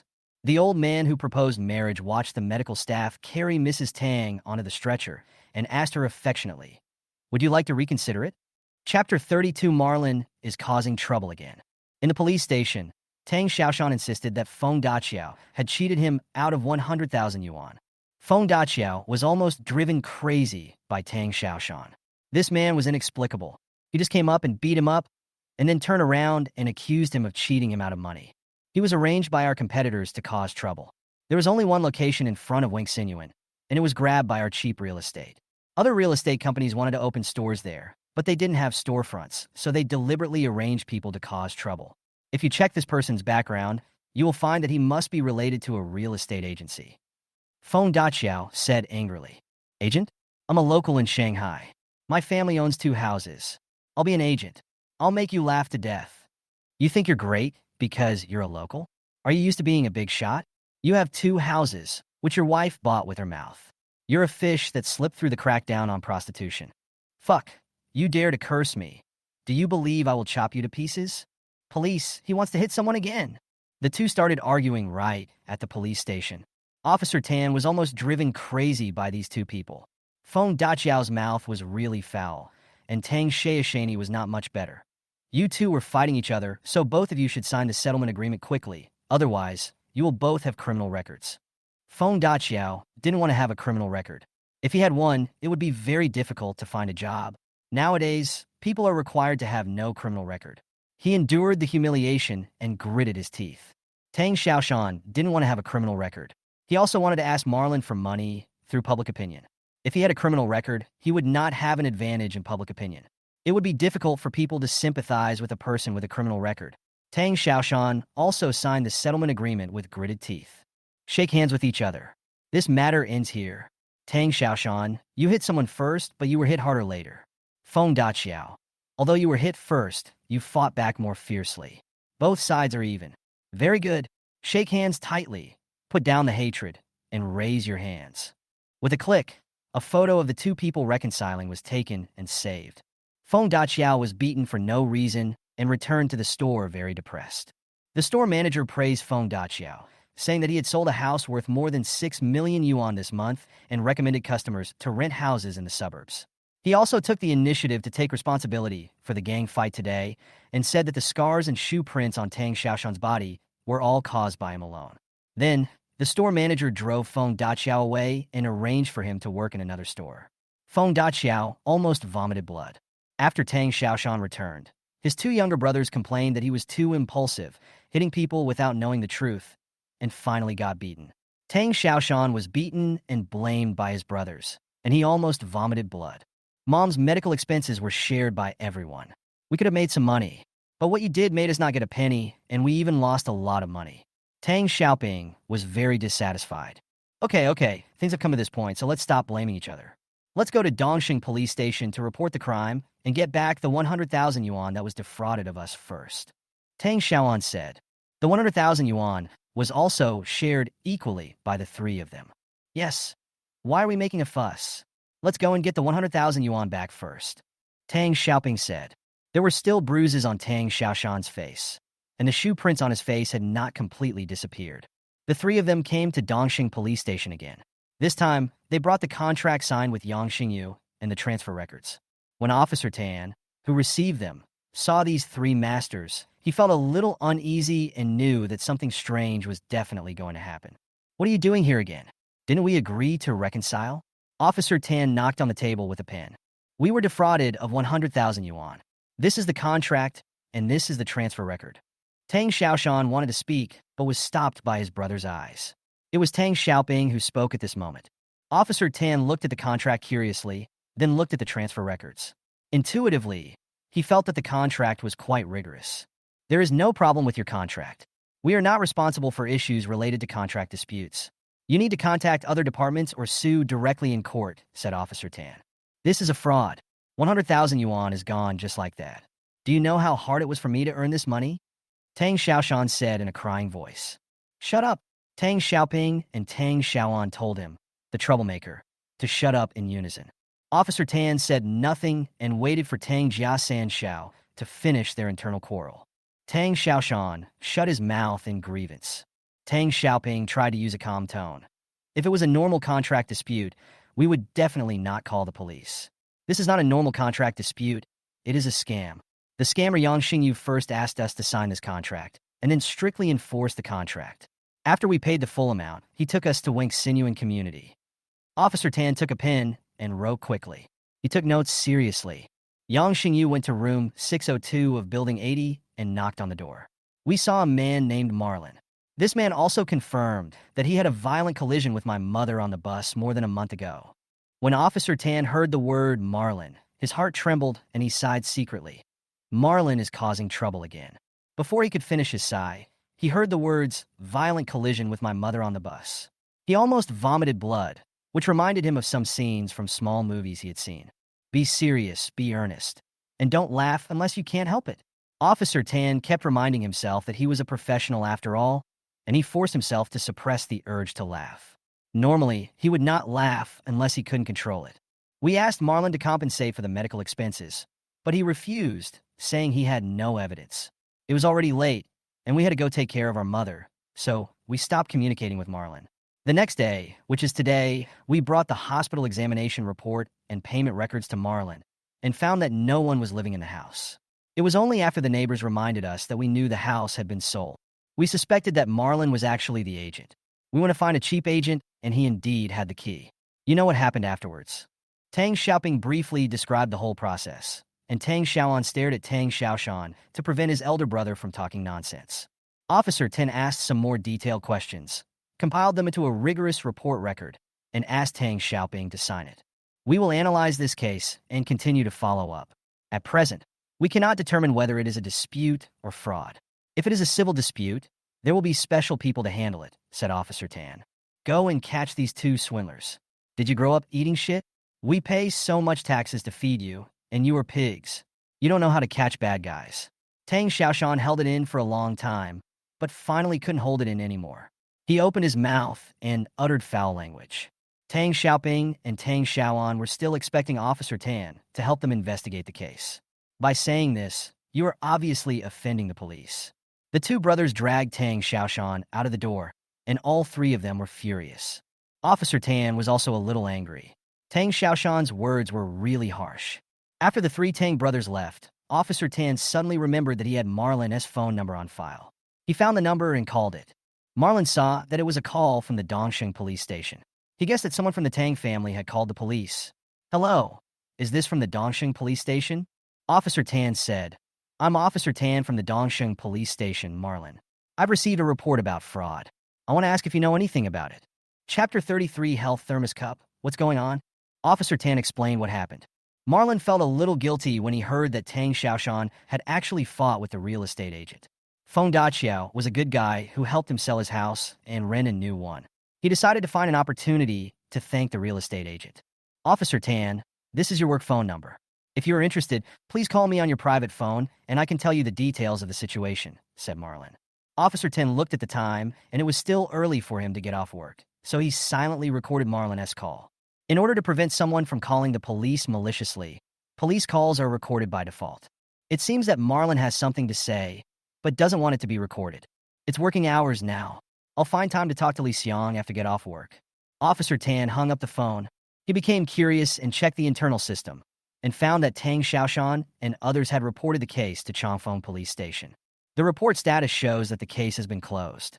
Officer Tan saw the person handling the case, and he happened to know him, so he immediately called him and asked, Ming, you handled the case where Tang Xiaoshan's mother was beaten on the bus, right? Memphis said, yeah, I took care of it. What's wrong? The three brothers Tang Xiaoshan came to me to report that their mother was beaten. In order to find the person involved, they were defrauded of 100,000 yuan. I want to know what happened on the bus. Do you have the surveillance video provided by the bus company? Yes, I set you as an assistant investigator, so you can see the files. The people in the Tang family are so weird. Once you see it, you will know why I want to close the case immediately. After the setup was completed, Officer Tan watched the video footage on the bus at that time. There were 4 cameras on the bus, and the original video was very long. For archiving, the file only kept the part related to the case. After editing, the total length of the video was less than 20 minutes. In the car, Marlon lowered his head. An old lady came to Marlon's seat and asked him to give up his seat. Marlon seemed to want to stand up. The old lady began to criticize Marlon. Marlon refused to give up his seat. Then the old lady hit Marlon on the head and back with a bag. The old man's movements were not fast. In total, during the 3 stops, he hit Marlon more than a dozen times. The shooting angle is very clear, and you can see the expressions of both parties. After Marlon said a few words, he kept his mouth shut. Behind Marlon, a junior high school student wearing a red scarf seemed to have said a few words as well, and the old lady pointed at him and scolded him. Later, when Marlon got out of the car, the old lady held the bag in both hands and tried to hit Marlon hard. The car door opened, and Marlon left quickly. The whole process took less than a second. The old lady was too slow, and the action of hitting Marlon was not completed. She did not hit Marlon, and because she was not holding on to anything, she fell over and hit her head on the leg of a chair. The bus driver's operating procedures were completely compliant. There was a warning sound before starting the bus. After discovering that the old man had fainted, he immediately stopped the bus and asked the passengers to change to the next one. He called 120 to send the old man to the hospital. Therefore, the bus company would definitely not compensate the old man, so the Tang family decided to target Marlon. No wonder old Ming didn't use Marlon's facial photo to look for him in the ID card system. This is obviously the Tang family trying to extort money. After Officer Tan learned of this situation, combined with the Tang family's behavior today, he basically understood what was going on. The matter was very clear, and Officer Tan felt that there was no need to ask Marlon anything else. He was just a little curious about how such powerful people from the Tang family could be lured by a young man named Yang Xingyu and given 100,000 yuan. Marlon hung up the phone. He went to a store called Brilliant Tableware to do some shopping. I want a thermos, a bigger one, said Marlon. Sir, what do you want this thermos cup to be used for? The waiter came out to greet him immediately when he saw Marlon wearing flip-flops, shorts, and a vest. This kind of casual dress is definitely a wealthy person, and the one in a suit is either a salesperson or an agent. The waiter is very clear about this. I've been taking Chinese medicine lately, and it's very troublesome to decoct the medicine. I want to buy a cup and brew it as tea. Marlon expressed his needs. When the sales staff heard that Marlon was going to use a cup to soak Chinese medicine, they admired Marlon even more. This kind of person is definitely a successful person. Maybe he is very successful. He started a business, listed his company on the stock market, became a billionaire at a young age, and then started taking drugs to maintain his health. Sir, this pure white stainless steel cup is very suitable for you. It has a ceramic liner that will not contaminate the medicine. The outer shell is made of composite steel, which is very hard and will not rust. The main body is made of titanium and is very light. There is a separation net inside. Put the medicine in it and separate it with the separation net. When you drink, there will be no medicine residue that you will accidentally take. The waiter explained and demonstrated at the same time. It was a pure white cup with a capacity of at least 1 liter. It was very beautiful, like a piece of pure white jade. Marlon was deeply impressed by how modern industrial technology could make an ordinary cup so beautiful. Apart from the large capacity, Marlon is very satisfied with other aspects. Sir, this cup has a charging port on the base. It contains our company's latest mini battery.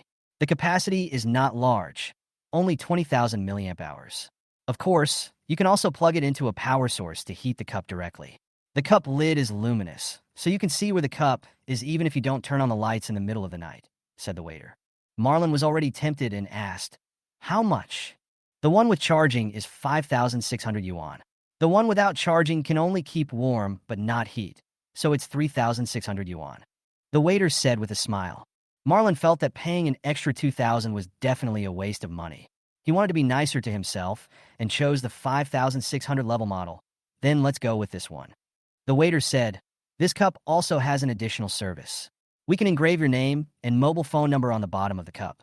Do you want it, sir? Engrave it. Marlon thought this company's store was really good. He originally wanted to buy some pots and pans to take home, but he was attracted by the cups. Carrying the cup, Marlon went to other stores to buy rice cookers, frying pans, and other kitchen utensils, and returned home with a full load.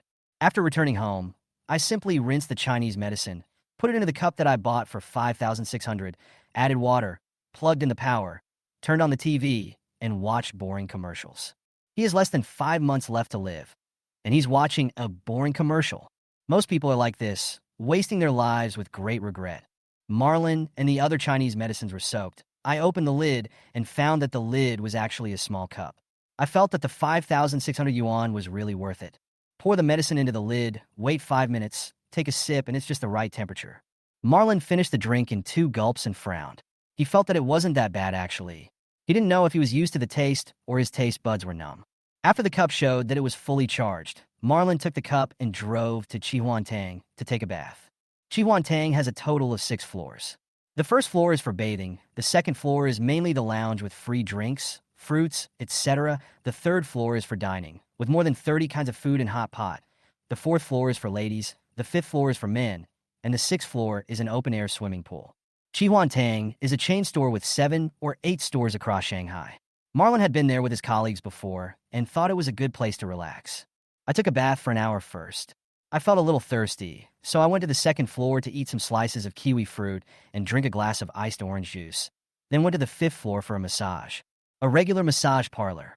Marlon was massaged by a middle-aged man in his 40s with strong hands. He asked Marlon to take off all the loose clothes he wore in the bathhouse and massaged his whole body. He felt very relaxed. Young man, you look a little weak and have a lot of dampness in your body. Do you want to try cupping? After the master finished massaging Marlon, he started to sell him the product. No, I bought some Chinese medicine. Speaking of Chinese medicine, Marlon remembered that he had not finished drinking the Chinese medicine he had brewed. He went downstairs, found the extra-large thermos cup from his storage compartment, took it to the second floor, found a thick cushion, poured himself a cup of Chinese medicine, drank it, lay down, and fell asleep unknowingly. When I woke up, there were 3 missed calls on my phone, and the cup was gone. Chapter 34, Framed. In addition to 3 missed calls, There were also many messages. It was very early, only 11 o'clock at night.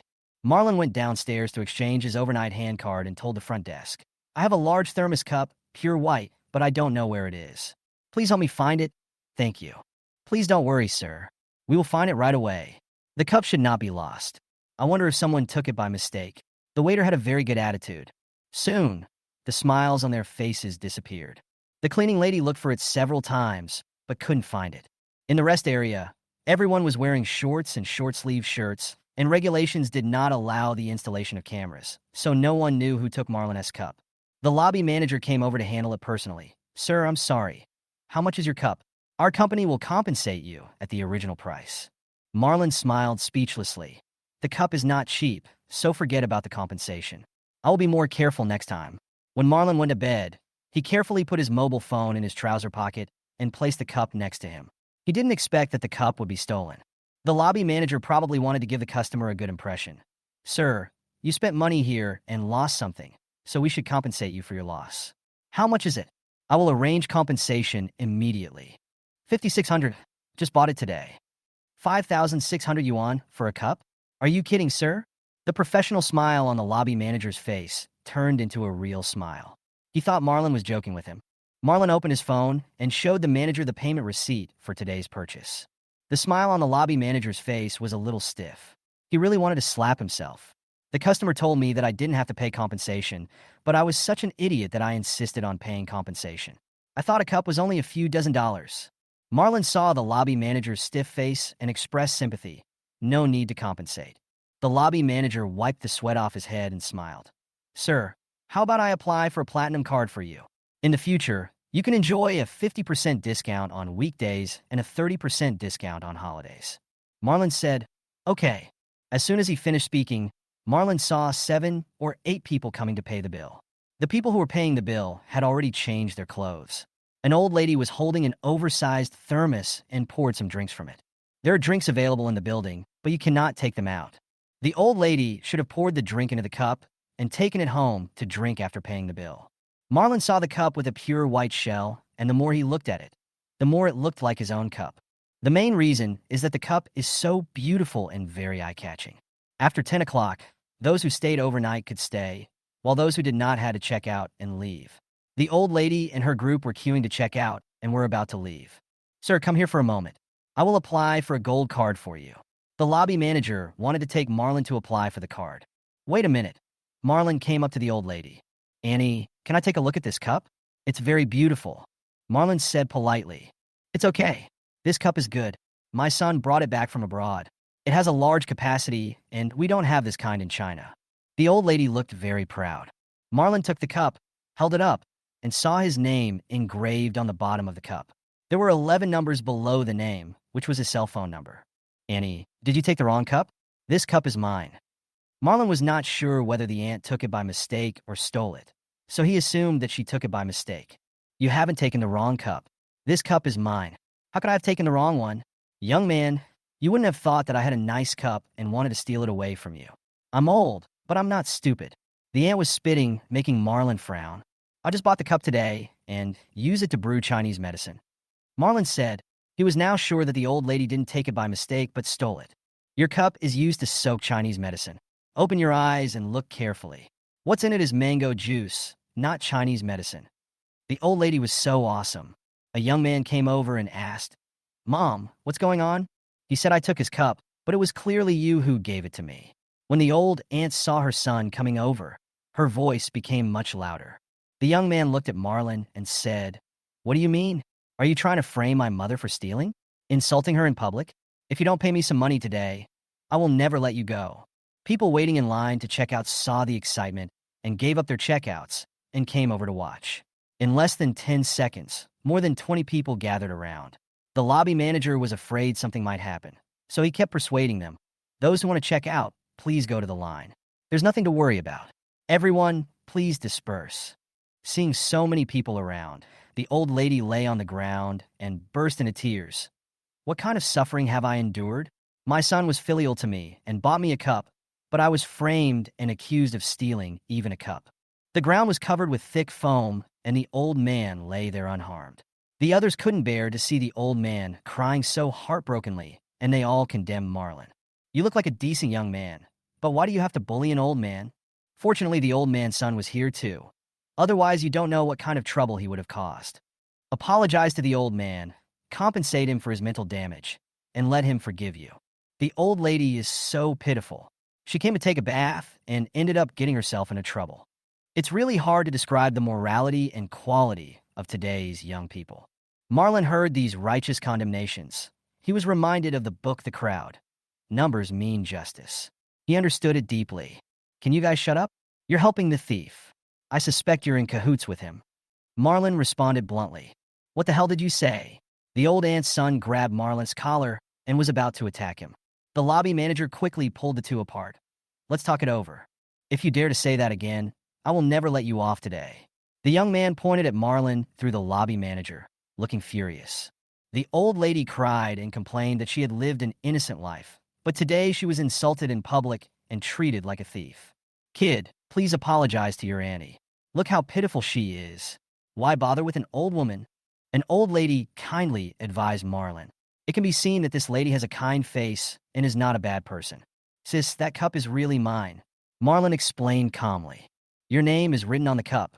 How shameless, the old lady cried and scolded Marlon loudly. Yes, my name is really written on that cup. Take the cup out and let everyone see if my name is engraved on the bottom. Marlon said. The old lady was stunned for a moment. Yes, show it to everyone, said the kind-hearted lady. The lobby manager came over, took the cup from the old lady, and showed the bottom of the cup to everyone.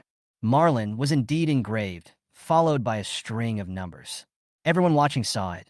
The young man responded quickly. Come on, I specifically asked for this to be engraved, and there's a customer service phone number at the end. Are you the only one in the world named Marlon?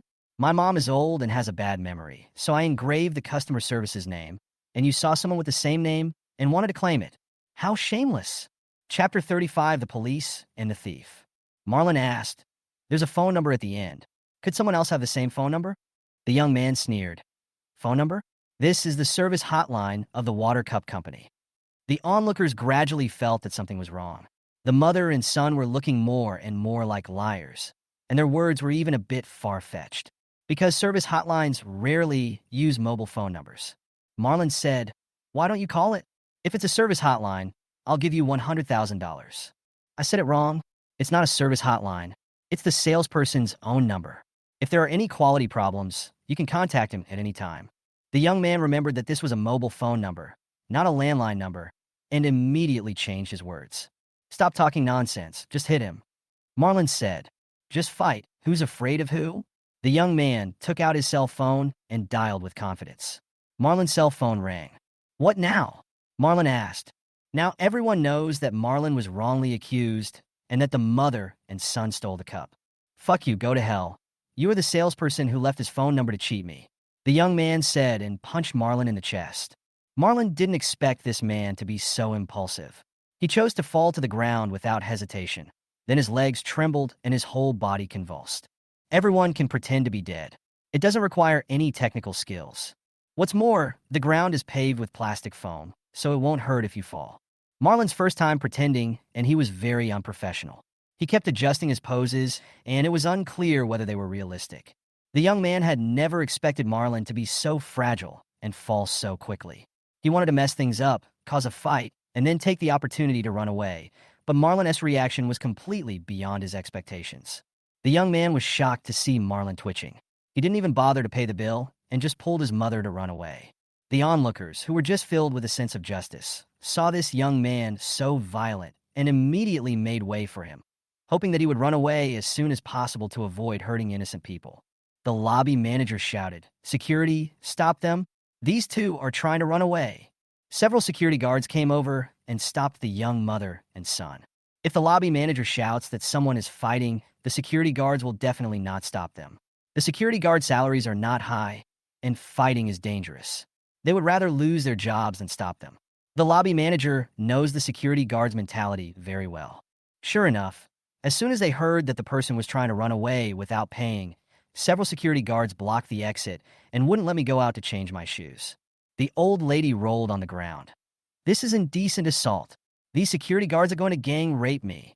The young man struggled to hit someone. The security guard just stopped the old lady from leaving, but the young man was directly grabbed by the security guard. The people who were queuing to pay were watching the excitement and were full of joy. They recorded videos and posted them on their moments. A 60-year-old woman fell to the ground and called for the security guard to come in. The old lady rolled on the ground, crying and complaining that she was raped by the security guards, and rolled towards the door, trying to escape. The two staff members in charge of checkout were also busy. One called an ambulance, and the other called the police. The police car and ambulance arrived almost at the same time. Marlon was rushed to the hospital for a full-body checkup, with a particular focus on his chest. There is a shadow in the lungs. The injury is very serious. He needs an oxygen tank. Because it was past 11 o'clock in the middle of the night, and they were in the emergency room, the doctor saw a shadow on the film and couldn't make any further judgment. When he heard that the patient was hit in the chest, he immediately diagnosed him with a serious injury. Marlon was taken to the intensive care unit. During the whole process, he was conscious but didn't say anything, pretending to be unconscious. The patient's examination fee plus the intensive care unit fee is a total of 10,000 yuan. It is recommended that you prepay 50,000 yuan first. The doctor wrote out the receipt. The patient was in a coma, and there was no way to collect payment from him, so the hospital contacted Chi Huantong, who called an ambulance. Chi Huantong forwarded the hospital's payment request to the lobby manager, who was still at the police station. Chi Huantong is a company, and the company's expenses need to be audited by the financial department. The cashier withdraws money and transfers it to the account. It is almost dawn now, and there is no way to pay the bill. The lobby manager reported this matter to the police. During interrogation, the police will separate the person being interrogated and ask each of them about the situation one by one to prevent collusion. As the person who called the police, the lobby manager would naturally ask first. The lobby manager described the entire process from Marlon's cup being lost to Marlon being beaten, and also said that Marlon took the initiative to not ask Chi Huantong for compensation. In other words, the possibility that Marlon lost the cup is very high. The next person to be interrogated was the old lady. The old lady said that the cup was given by her son, and she had been using it to make tea and drinks. The cup was very expensive. She bought it for 500 yuan. Marlon tried to snatch her cup and insulted her as a thief. Her son attacked her in anger to protect his mother. Marlon tried to scam her and pretended to faint. Such a person should be arrested and sentenced to 10 or 8 years in prison. The last person to be interrogated was the old lady's son. He said that he bought the cup for his mother's birthday. His mother was old and had a bad memory, so he carved the customer service's name and phone number on the bottom of the cup. The customer service staff had a terrible attitude and was scolded by his mother, so he tried to retaliate and insulted his mother, so he hit the other person. He didn't even touch him, but the other person fell to the ground and couldn't get up. He is definitely a liar. After the police finished recording, the lobby manager came over and said that the hospital had sent the patient to the intensive care unit and that medical expenses of 50,000 yuan needed to be paid in advance. You beat someone so badly that he was sent to the intensive care unit. Would you choose to pay money or wait to be prosecuted? The police gathered the mother and son together and asked, "You're dreaming about paying compensation. That man was clearly trying to scam me. My son didn't touch him at all. He fell into the intensive care unit by himself." The old lady almost jumped up. "What do you say?" The policeman asked the young man. "I'll think about it. Then handcuff him first and send him to the intensive care unit. The other party didn't hit him. You were the one who beat him unilaterally," said the police. Another policeman took out handcuffs and handcuffed the young man. "Why do you say that my son hit others unilaterally? It was obviously that liar who hit me first." The old lady scolded the police and wanted to continue rolling on the ground. She looked at the concrete floor and found it was a bit dirty. "We watched the surveillance video." "Video? Where did the video come from?" "The person didn't even turn on his phone. So where did the video come from?" "The video was provided by Chi Huantang Company. The video footage of this company must have been modified. It's so easy to modify it now. You are in cahoots with Chi Huantang. I'm going to sue you. You must have taken bribes. You bully me because of my age and my son because he has no background. People's lives are so difficult. Oh God, when will you open your eyes and look at us poor people?" The old lady knelt on the ground, kowtowed continuously, sobbing and crying. When she heard that she had to pay 50,000 yuan, she didn't even mind the dirt on the ground. Let me remind you that what you are saying now is also being recorded. We also have high-definition video here. The policeman said slowly. The old lady wilted immediately. "What I just said doesn't count. Can the video be deleted or modified? Tang is considered a mid-range consumption place, and people who can afford to go here to consume are not very poor.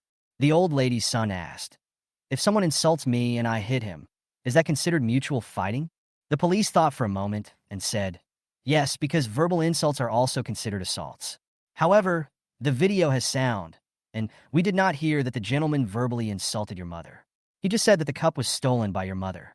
Accusing my mother of stealing the cup is not an insult. If what he said is true, it is not an insult. Are you willing to apply for an expert appraisal of the origin of the cup?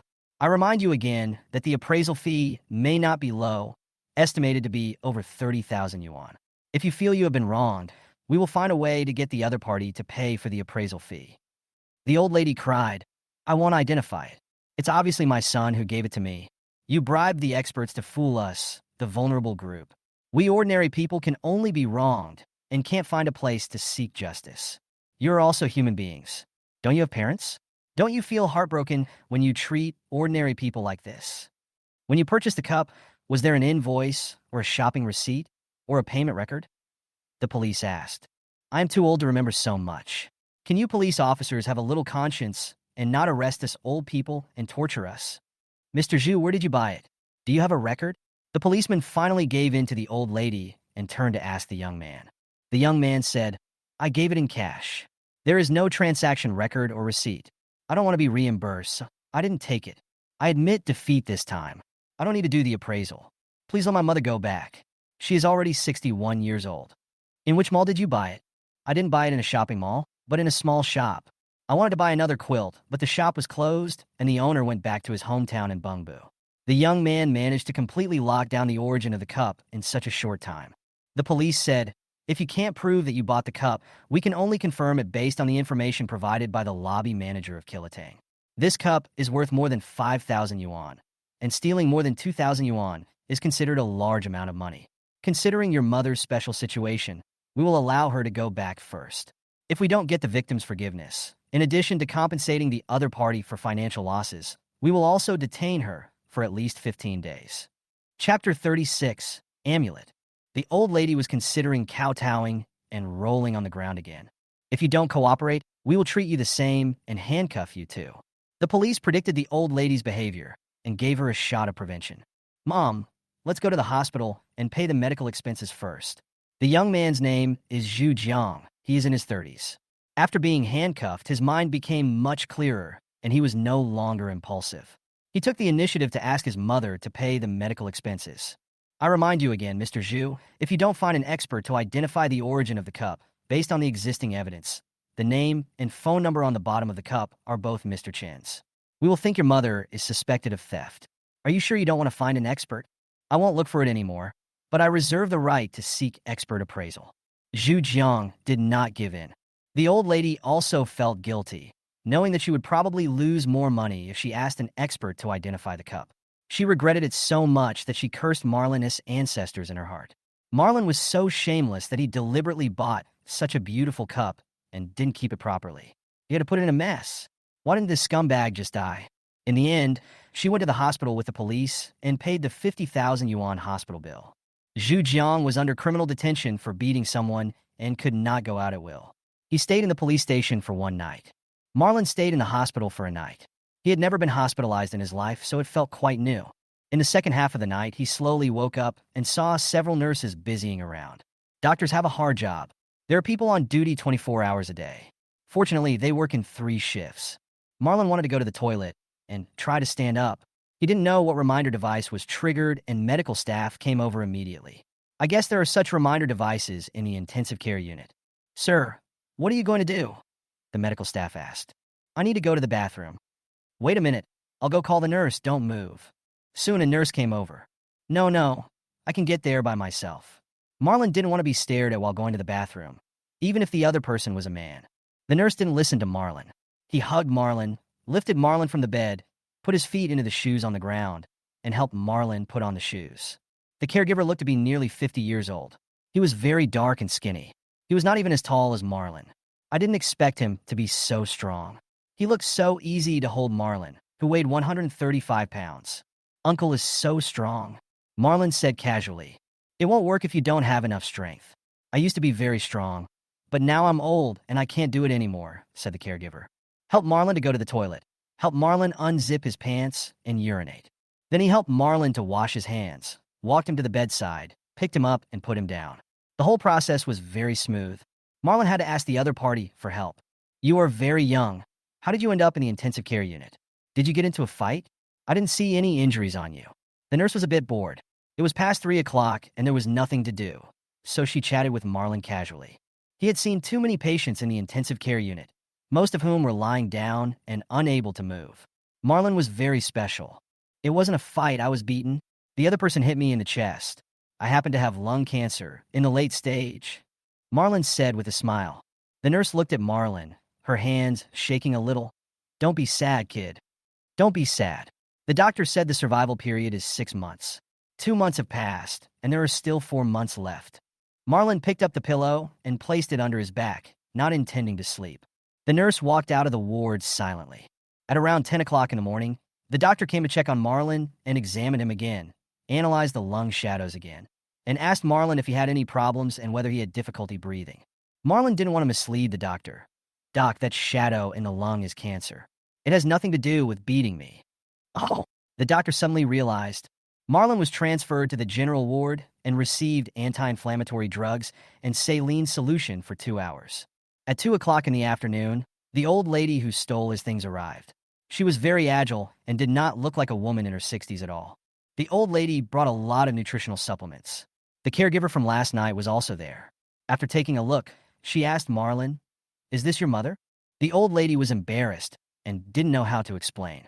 The nurse was a little embarrassed, knowing that she had asked the wrong question. After a while, she took out a very old wallet from her pocket. Marlon was very curious about what the caregiver was going to do. The caregiver opened the wallet. There was no money inside, but there was a small cloth bag with the mouth of the bag tied with a rope. He took out the cloth bag and untied it, revealing a white jade ring inside. The jade ring was slightly larger than a $1 coin, and a red thread passed through the hole in the middle of the jade ring. Child, this is called the peace and blessing. I prayed for my son 17 years ago. I got divorced, and my wife ran off with someone else and took my son. I've kept the peace amulet with me and never had the chance to give it away.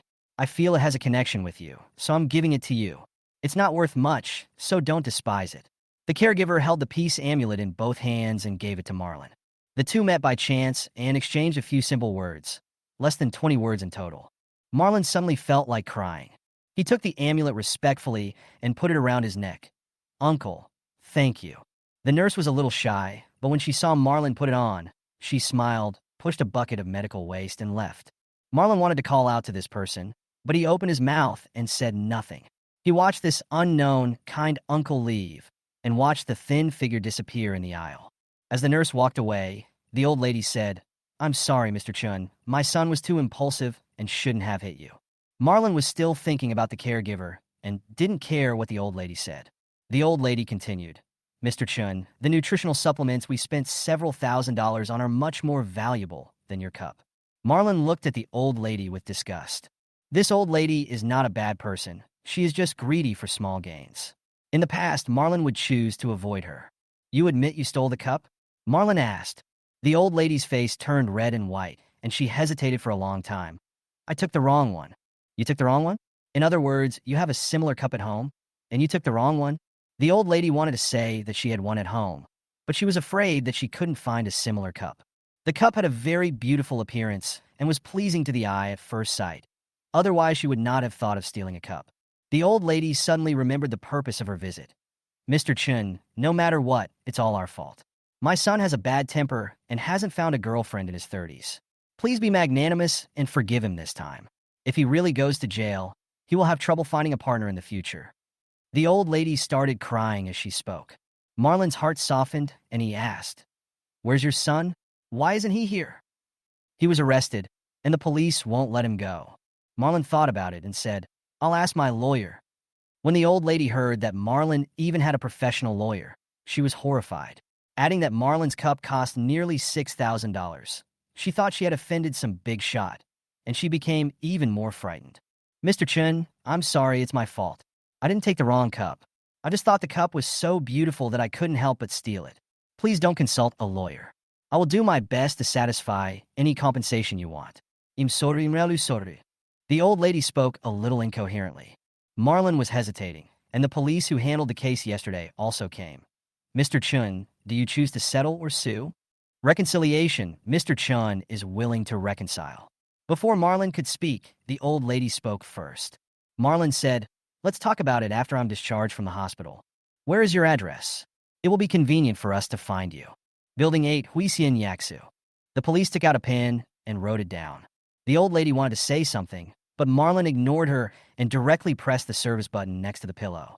This button is for patients to notify medical staff. Soon, a man in a white coat came over and asked Marlon what was going on. I want to be discharged, Marlon said. Your condition is very serious and you do not meet the conditions for discharge. I suggest you observe for a few more days. Thank you. I don't like hospitals. Let me go through the discharge procedures. The patient insisted, and the doctor had nothing to say. In recent years, medical disputes have been very serious and doctors have no choice but to satisfy all kinds of unreasonable demands from patients. Both the old lady and the policeman heard the doctor say that the patient's condition was serious and did not meet the conditions for discharge, and they had different thoughts. The police estimated that Marlon didn't want to make any trouble. Looking at Marlon's appearance, he didn't look like someone who was short of money. The old lady was worried to death. The doctor said that the patient's condition was serious and he was not suitable to be discharged from the hospital, but this person insisted on going out. If his condition worsened, how much money would she have to pay in compensation? Mr. Chun, why don't you consider staying in the hospital for a few more days? Said the old lady. Seeing that Marlon did not agree, the old lady turned to the police for help. Marlon really didn't think too much about it. Seeing the old lady's expression, Marlon said, let her go to the hospital first. We can go to the police station to discuss other matters. The old lady went to settle the bill. For one night and the day's examination, more than 20,000 yuan was gone. She was so heartbroken that she trembled. Many people become poor because of illness. Marlon got in the police car on the way to the police station. Through the car window, he saw the nurse who had given him the amulet helping another patient out of bed. He felt sad. After entering the police station, they called Zhu Jiang over, and the police even opened Zhu Jiang's handcuffs. The police officer said nearby, you guys can discuss as you please. I'm going to turn off the video. Marlon said, there is nothing to discuss. I just want to ask how long the sentence will be for assault and how the sentence will be for theft. The police said, what I said is just a reference. The specific decision will depend on the court. In your case, if you don't reconcile, you'll be sentenced to a prison term of up to 3 years for assault. If you reconcile, you will also be detained for 15 days. As for theft, it depends on the amount. If the amount of theft is less than 1,000 yuan, only detention is required. If the amount is between 1,000 yuan and 30,000 yuan, it is considered a large amount and the sentence is less than 3 years. If it is more than 30,000 yuan, it depends on the specific circumstances. We are not judges, so we are only providing reference. Marlon said, I just bought that cup yesterday. There is a transaction record for 5,600 yuan. That should be less than 3 years, which is about the same as the sentence for assault. The police confirmed. Yes, it all depends on the court's decision. The old lady and Zhu Jiang didn't expect the matter to be so serious. The old lady panicked. Police, can you sentence me to 6 years? Can you sentence all my son's crimes to me? My son is innocent. He is just a child and doesn't even have a girlfriend. He just has a bad temper. The police were completely speechless by the words, he's just a child. You guys chat, I'll go out first. The policeman was afraid that he would follow Marlon in condemning the other party. After the police left, Zhu Jiang asked, Mr. Chun, I'm sorry, it was our fault. I was too impulsive. How much do you want? How much money do I want? Do you think I'm a beggar asking for money? Zhu Jiang was angry and scared. He really didn't want to go to jail. He almost collapsed after spending the whole night at the police station. I'm sorry, I said the wrong thing. I just wanted to give Mr. Chen a little compensation, nutrition money.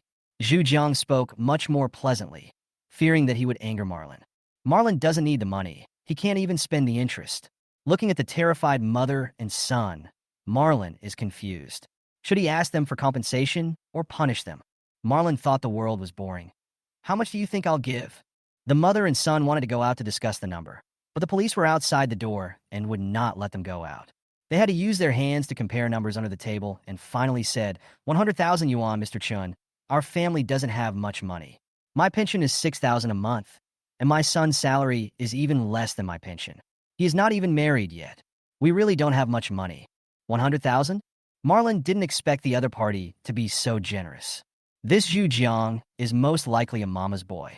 Anyone who can go to Chihuan Hot Spring to take a bath is definitely not a poor person. Seeing that Marlon didn't agree immediately, Zhu Jiang was uneasy. Mr. Chen, we really don't have much money.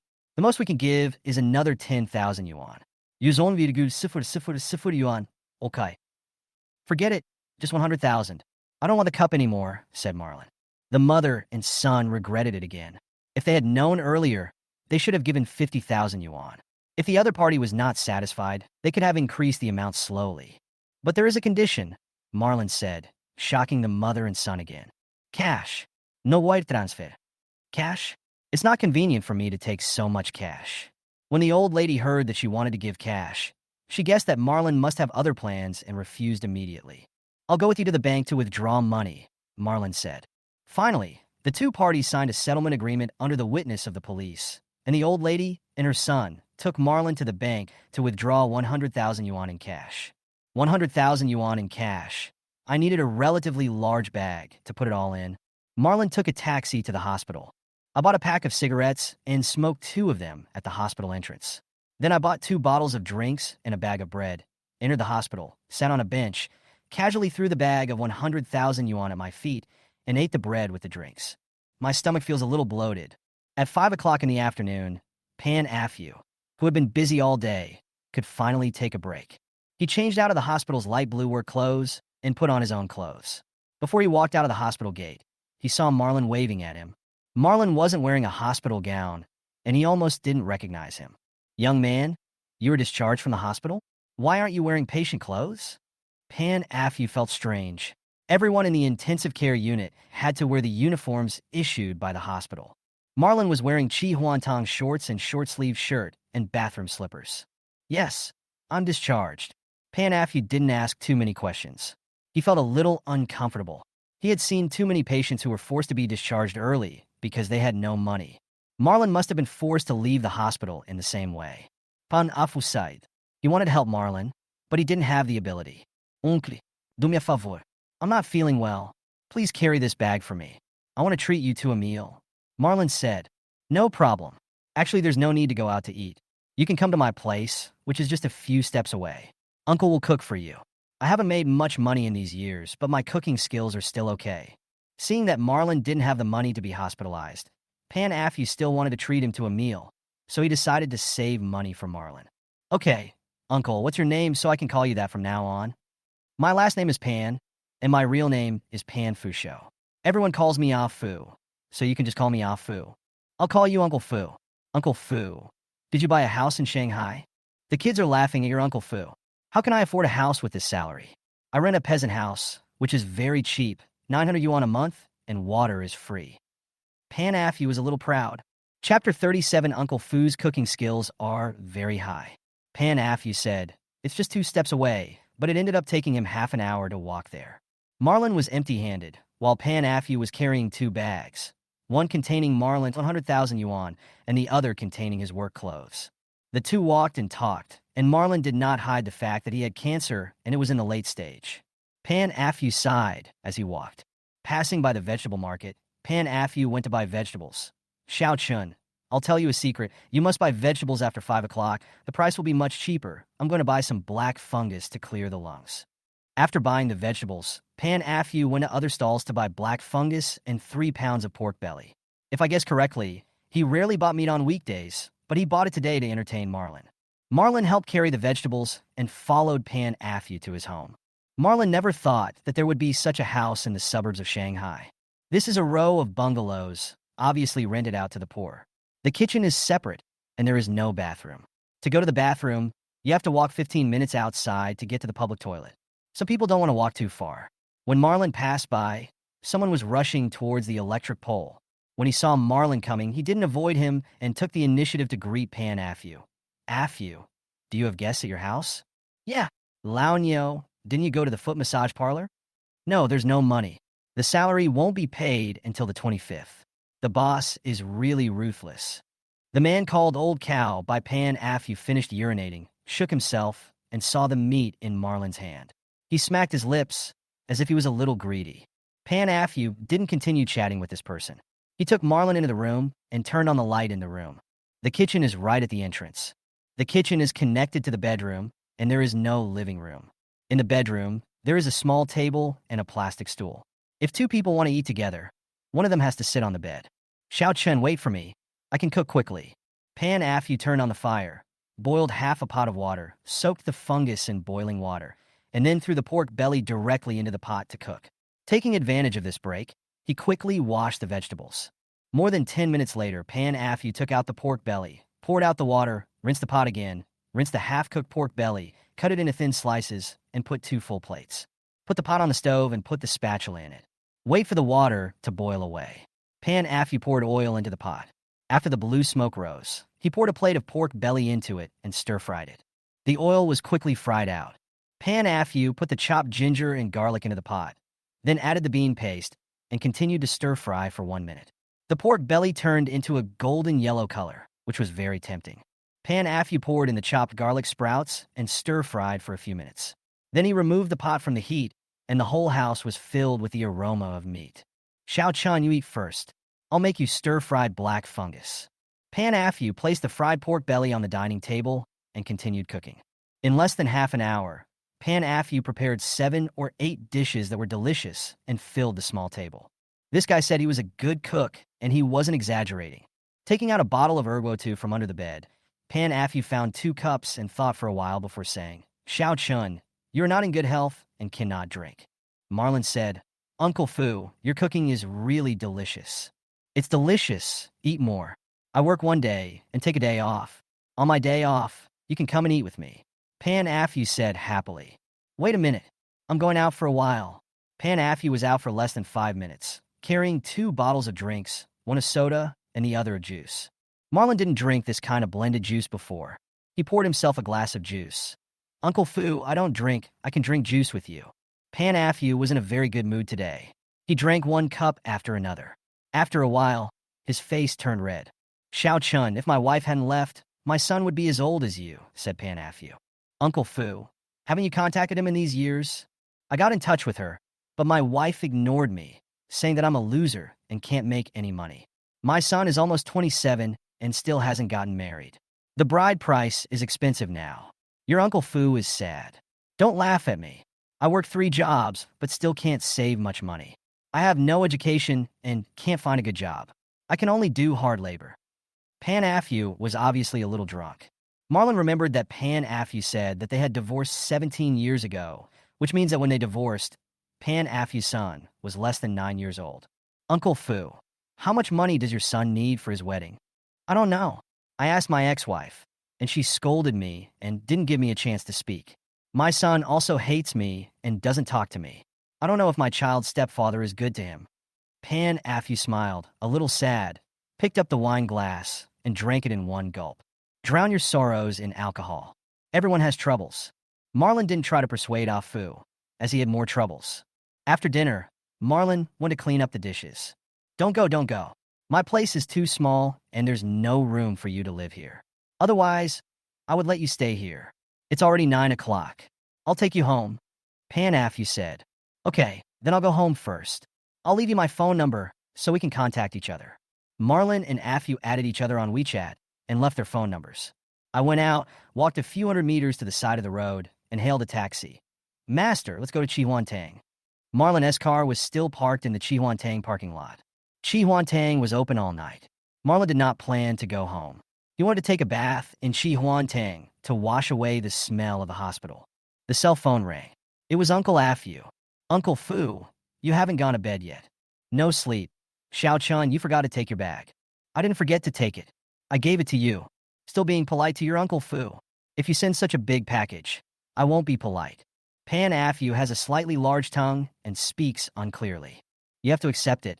If you don't, I won't consider you my uncle anymore. Marlon hung up the phone with a smile.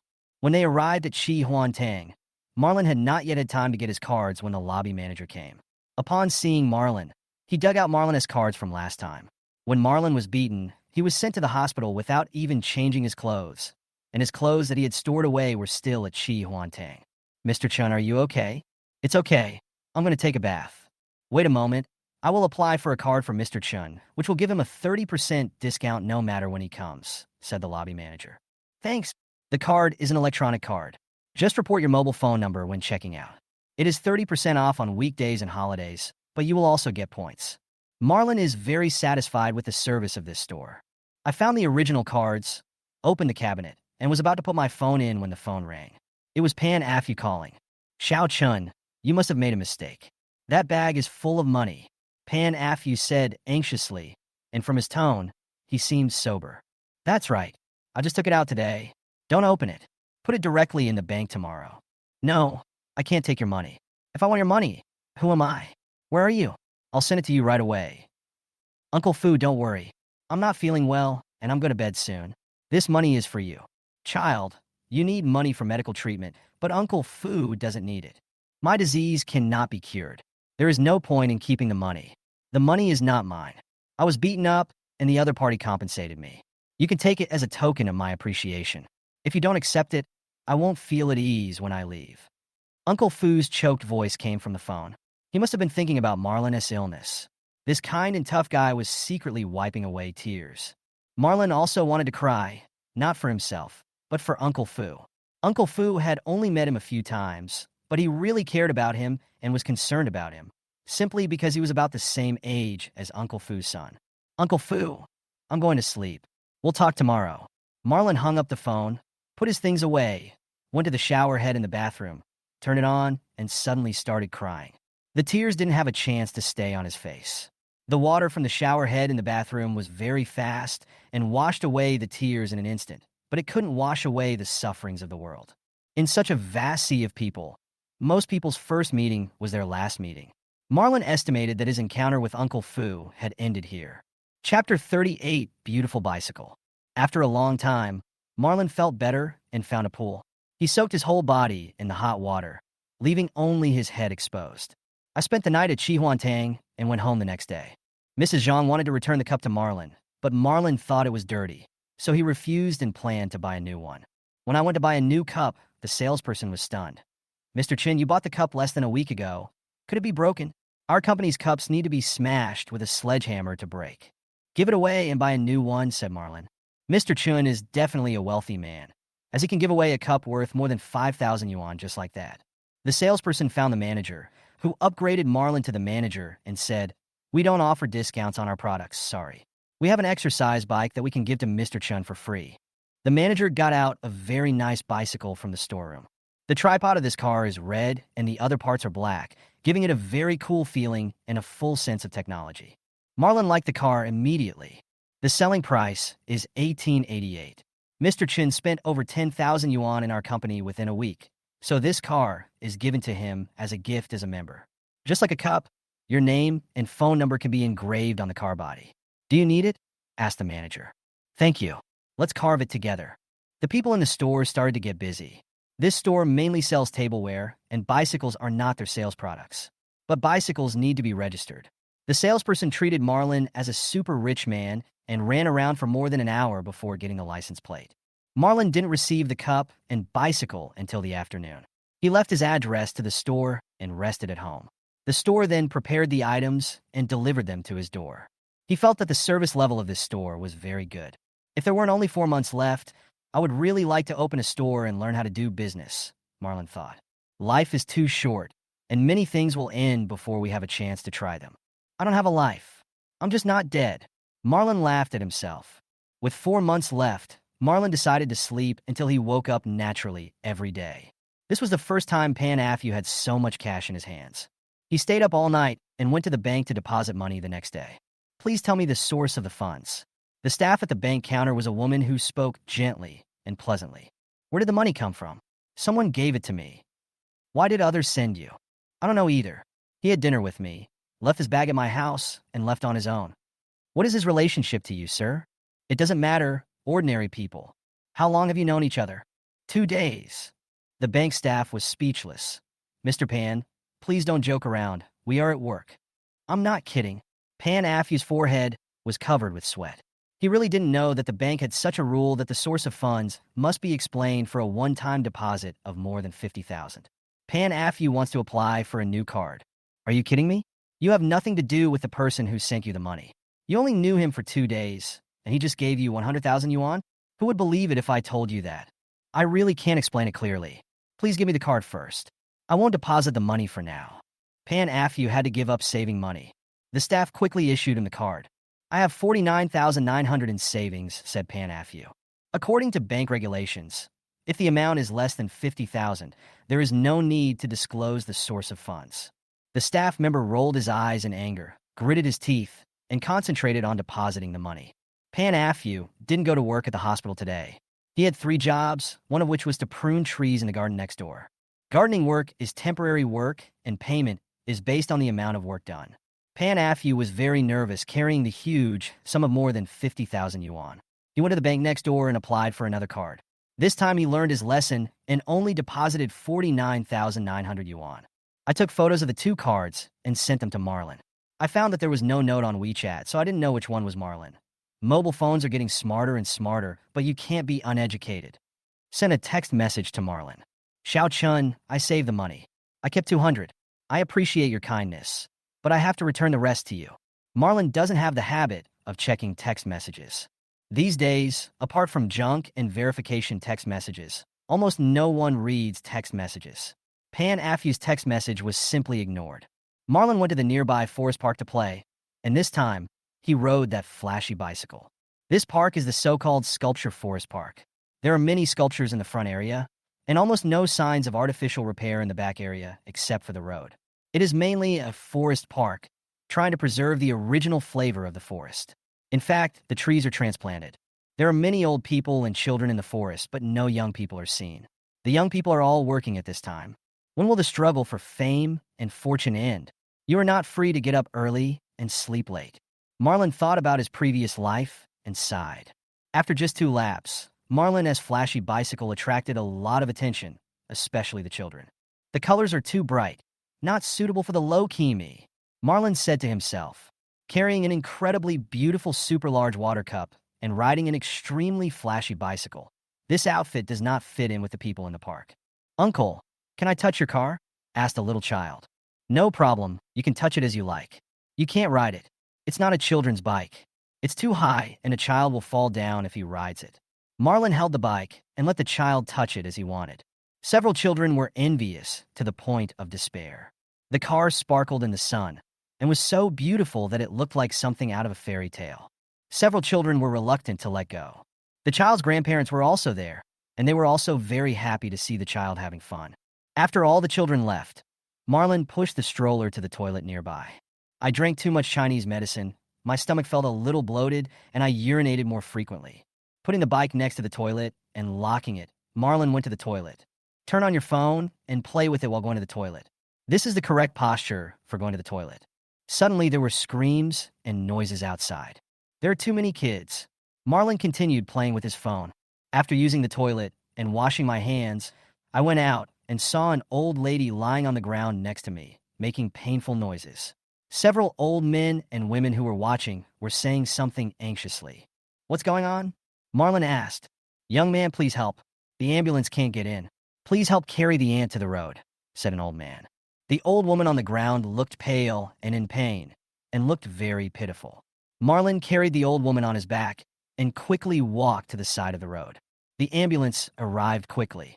The medical staff on board pushed out a stretcher, put the old man on the stretcher, pushed both the man and the stretcher into the car, and drove away. Marlon finally had time to ask what was going on. Anagu is really something. Every time she buys vegetables, she insists on going to the park toilet to wash them, saying it saves water. Now look what happened. She fell and broke a bone. I wonder how much extra money it will cost, said an old lady. Aunt Gu lives next to the park. She comes here to wash vegetables and socks. Another old man added. Chapter 39, Mother-in-law appears. Aunt Gu's family is very wealthy. Her 2 sons work in the city and have very high incomes, and her daughter is a senior executive in a large company. Aunt Gu and her husband both have retirement pay. I don't know why she is so stingy, the old lady added. Maybe Aunt Gu will come over once in a while. Marlon said, What do you mean it's a rare visit? There are cameras everywhere in this park. I'm a security guard in the park toilets. We have counted them specially. Aunt Gu comes here 55 times a month on average, and most of the time twice a day. The old man said with a smile.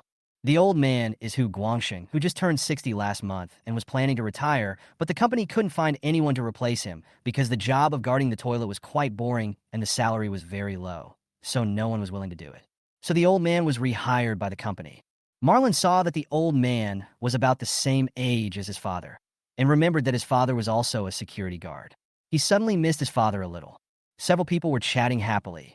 Aunt Gu broke her bone, and the pain was borne by Aunt Gu. The bored old people had more things to talk about, and they were chatting with great joy. They even wished that someone else would break his bone so that everyone could be happy. Xiao you're here too? A gardener suddenly called out affectionately. Marlon took one look and laughed. Uncle Fu, I didn't recognize you in that outfit. I almost didn't recognize you when you looked like this. Pan Afu said with a smile. Pan Afu was wearing a straw hat, a uniform of a gardener, holding a sickle and wearing gloves, and his image was completely different from yesterday. Marlon was wearing big shorts, flip-flops, and a baseball cap to protect his head, which was very different from his image yesterday. Both of them felt destined to be together. Xiao Chun, didn't you see the message I sent you? What message? Marlon opened his phone and saw the message Pan Afu sent him. Uncle Fu, you really don't have to pay me back the money. I told you it's compensation for someone beating me. I really don't need that money. I have money. Look at my bicycle. It's worth 1,888 yuan. Marlon said, Kid, everyone needs money. Save it for your parents. Pan Afu insisted on paying back the money. Marlon said, I have something else to do, so I'll leave first. Uncle Fu, I'll come see you when I have time. Your cooking is really delicious. Remember to find time to go to the bank. Pan Afu was obsessed with paying back the money. Marlon was afraid that Pan Afu would pay him back, so he rode his bike back home and started making phone calls. There were more than a dozen missed calls on his mobile phone, 10 of which were from his brother-in-law Yang Xingyu. When he called, Yang Xingyu asked anxiously, Brother-in-law, where did you go? You moved without telling me. What's up?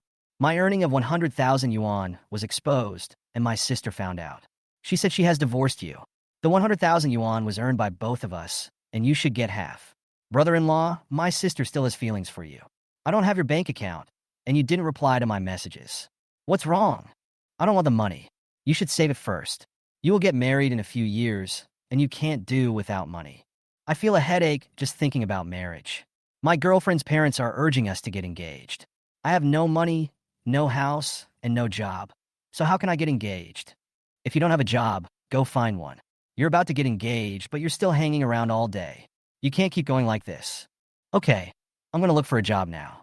My sister has lost weight these past few days and is always vomiting. I asked her to go to the hospital for a checkup, but she said that the gastroscopy was uncomfortable. How about you try to persuade her? Yang Xingyu talked a lot of nonsense before, but his real purpose was to let Marlon persuade his sister. Marlon thought for a moment and said, Okay, I'll give her a call. Hit now. After hanging up the phone with Yang Xingyu, I called Merida. Marlon, what do you want from me? Merida's voice was a little weak. How long has it been since your divorce that you've become like this? Is it true that you still have feelings for me? No, it was probably because no one cooked for her, so she came back hungry after drinking. Marlon said, Are you feeling unwell? No problem. I went to Hong Kong with Angela a few days ago to have cold drinks. I've been feeling nauseous lately, but there's nothing else wrong. I also had pickled fish at noon. My stomach is full. Yang Air made it. I'm glad you're okay. Yang Air said you always vomit and don't go to the hospital. My stomach is fine, it's just the cold drinks that cause the problem. I was fine with drinking alcohol before. I rented a house on Yinchang Road. The air here is good. If you have nothing to do, you can come over and play. Yinchang Road? It's in the suburbs, I won't go there. I have to go back to the city tomorrow.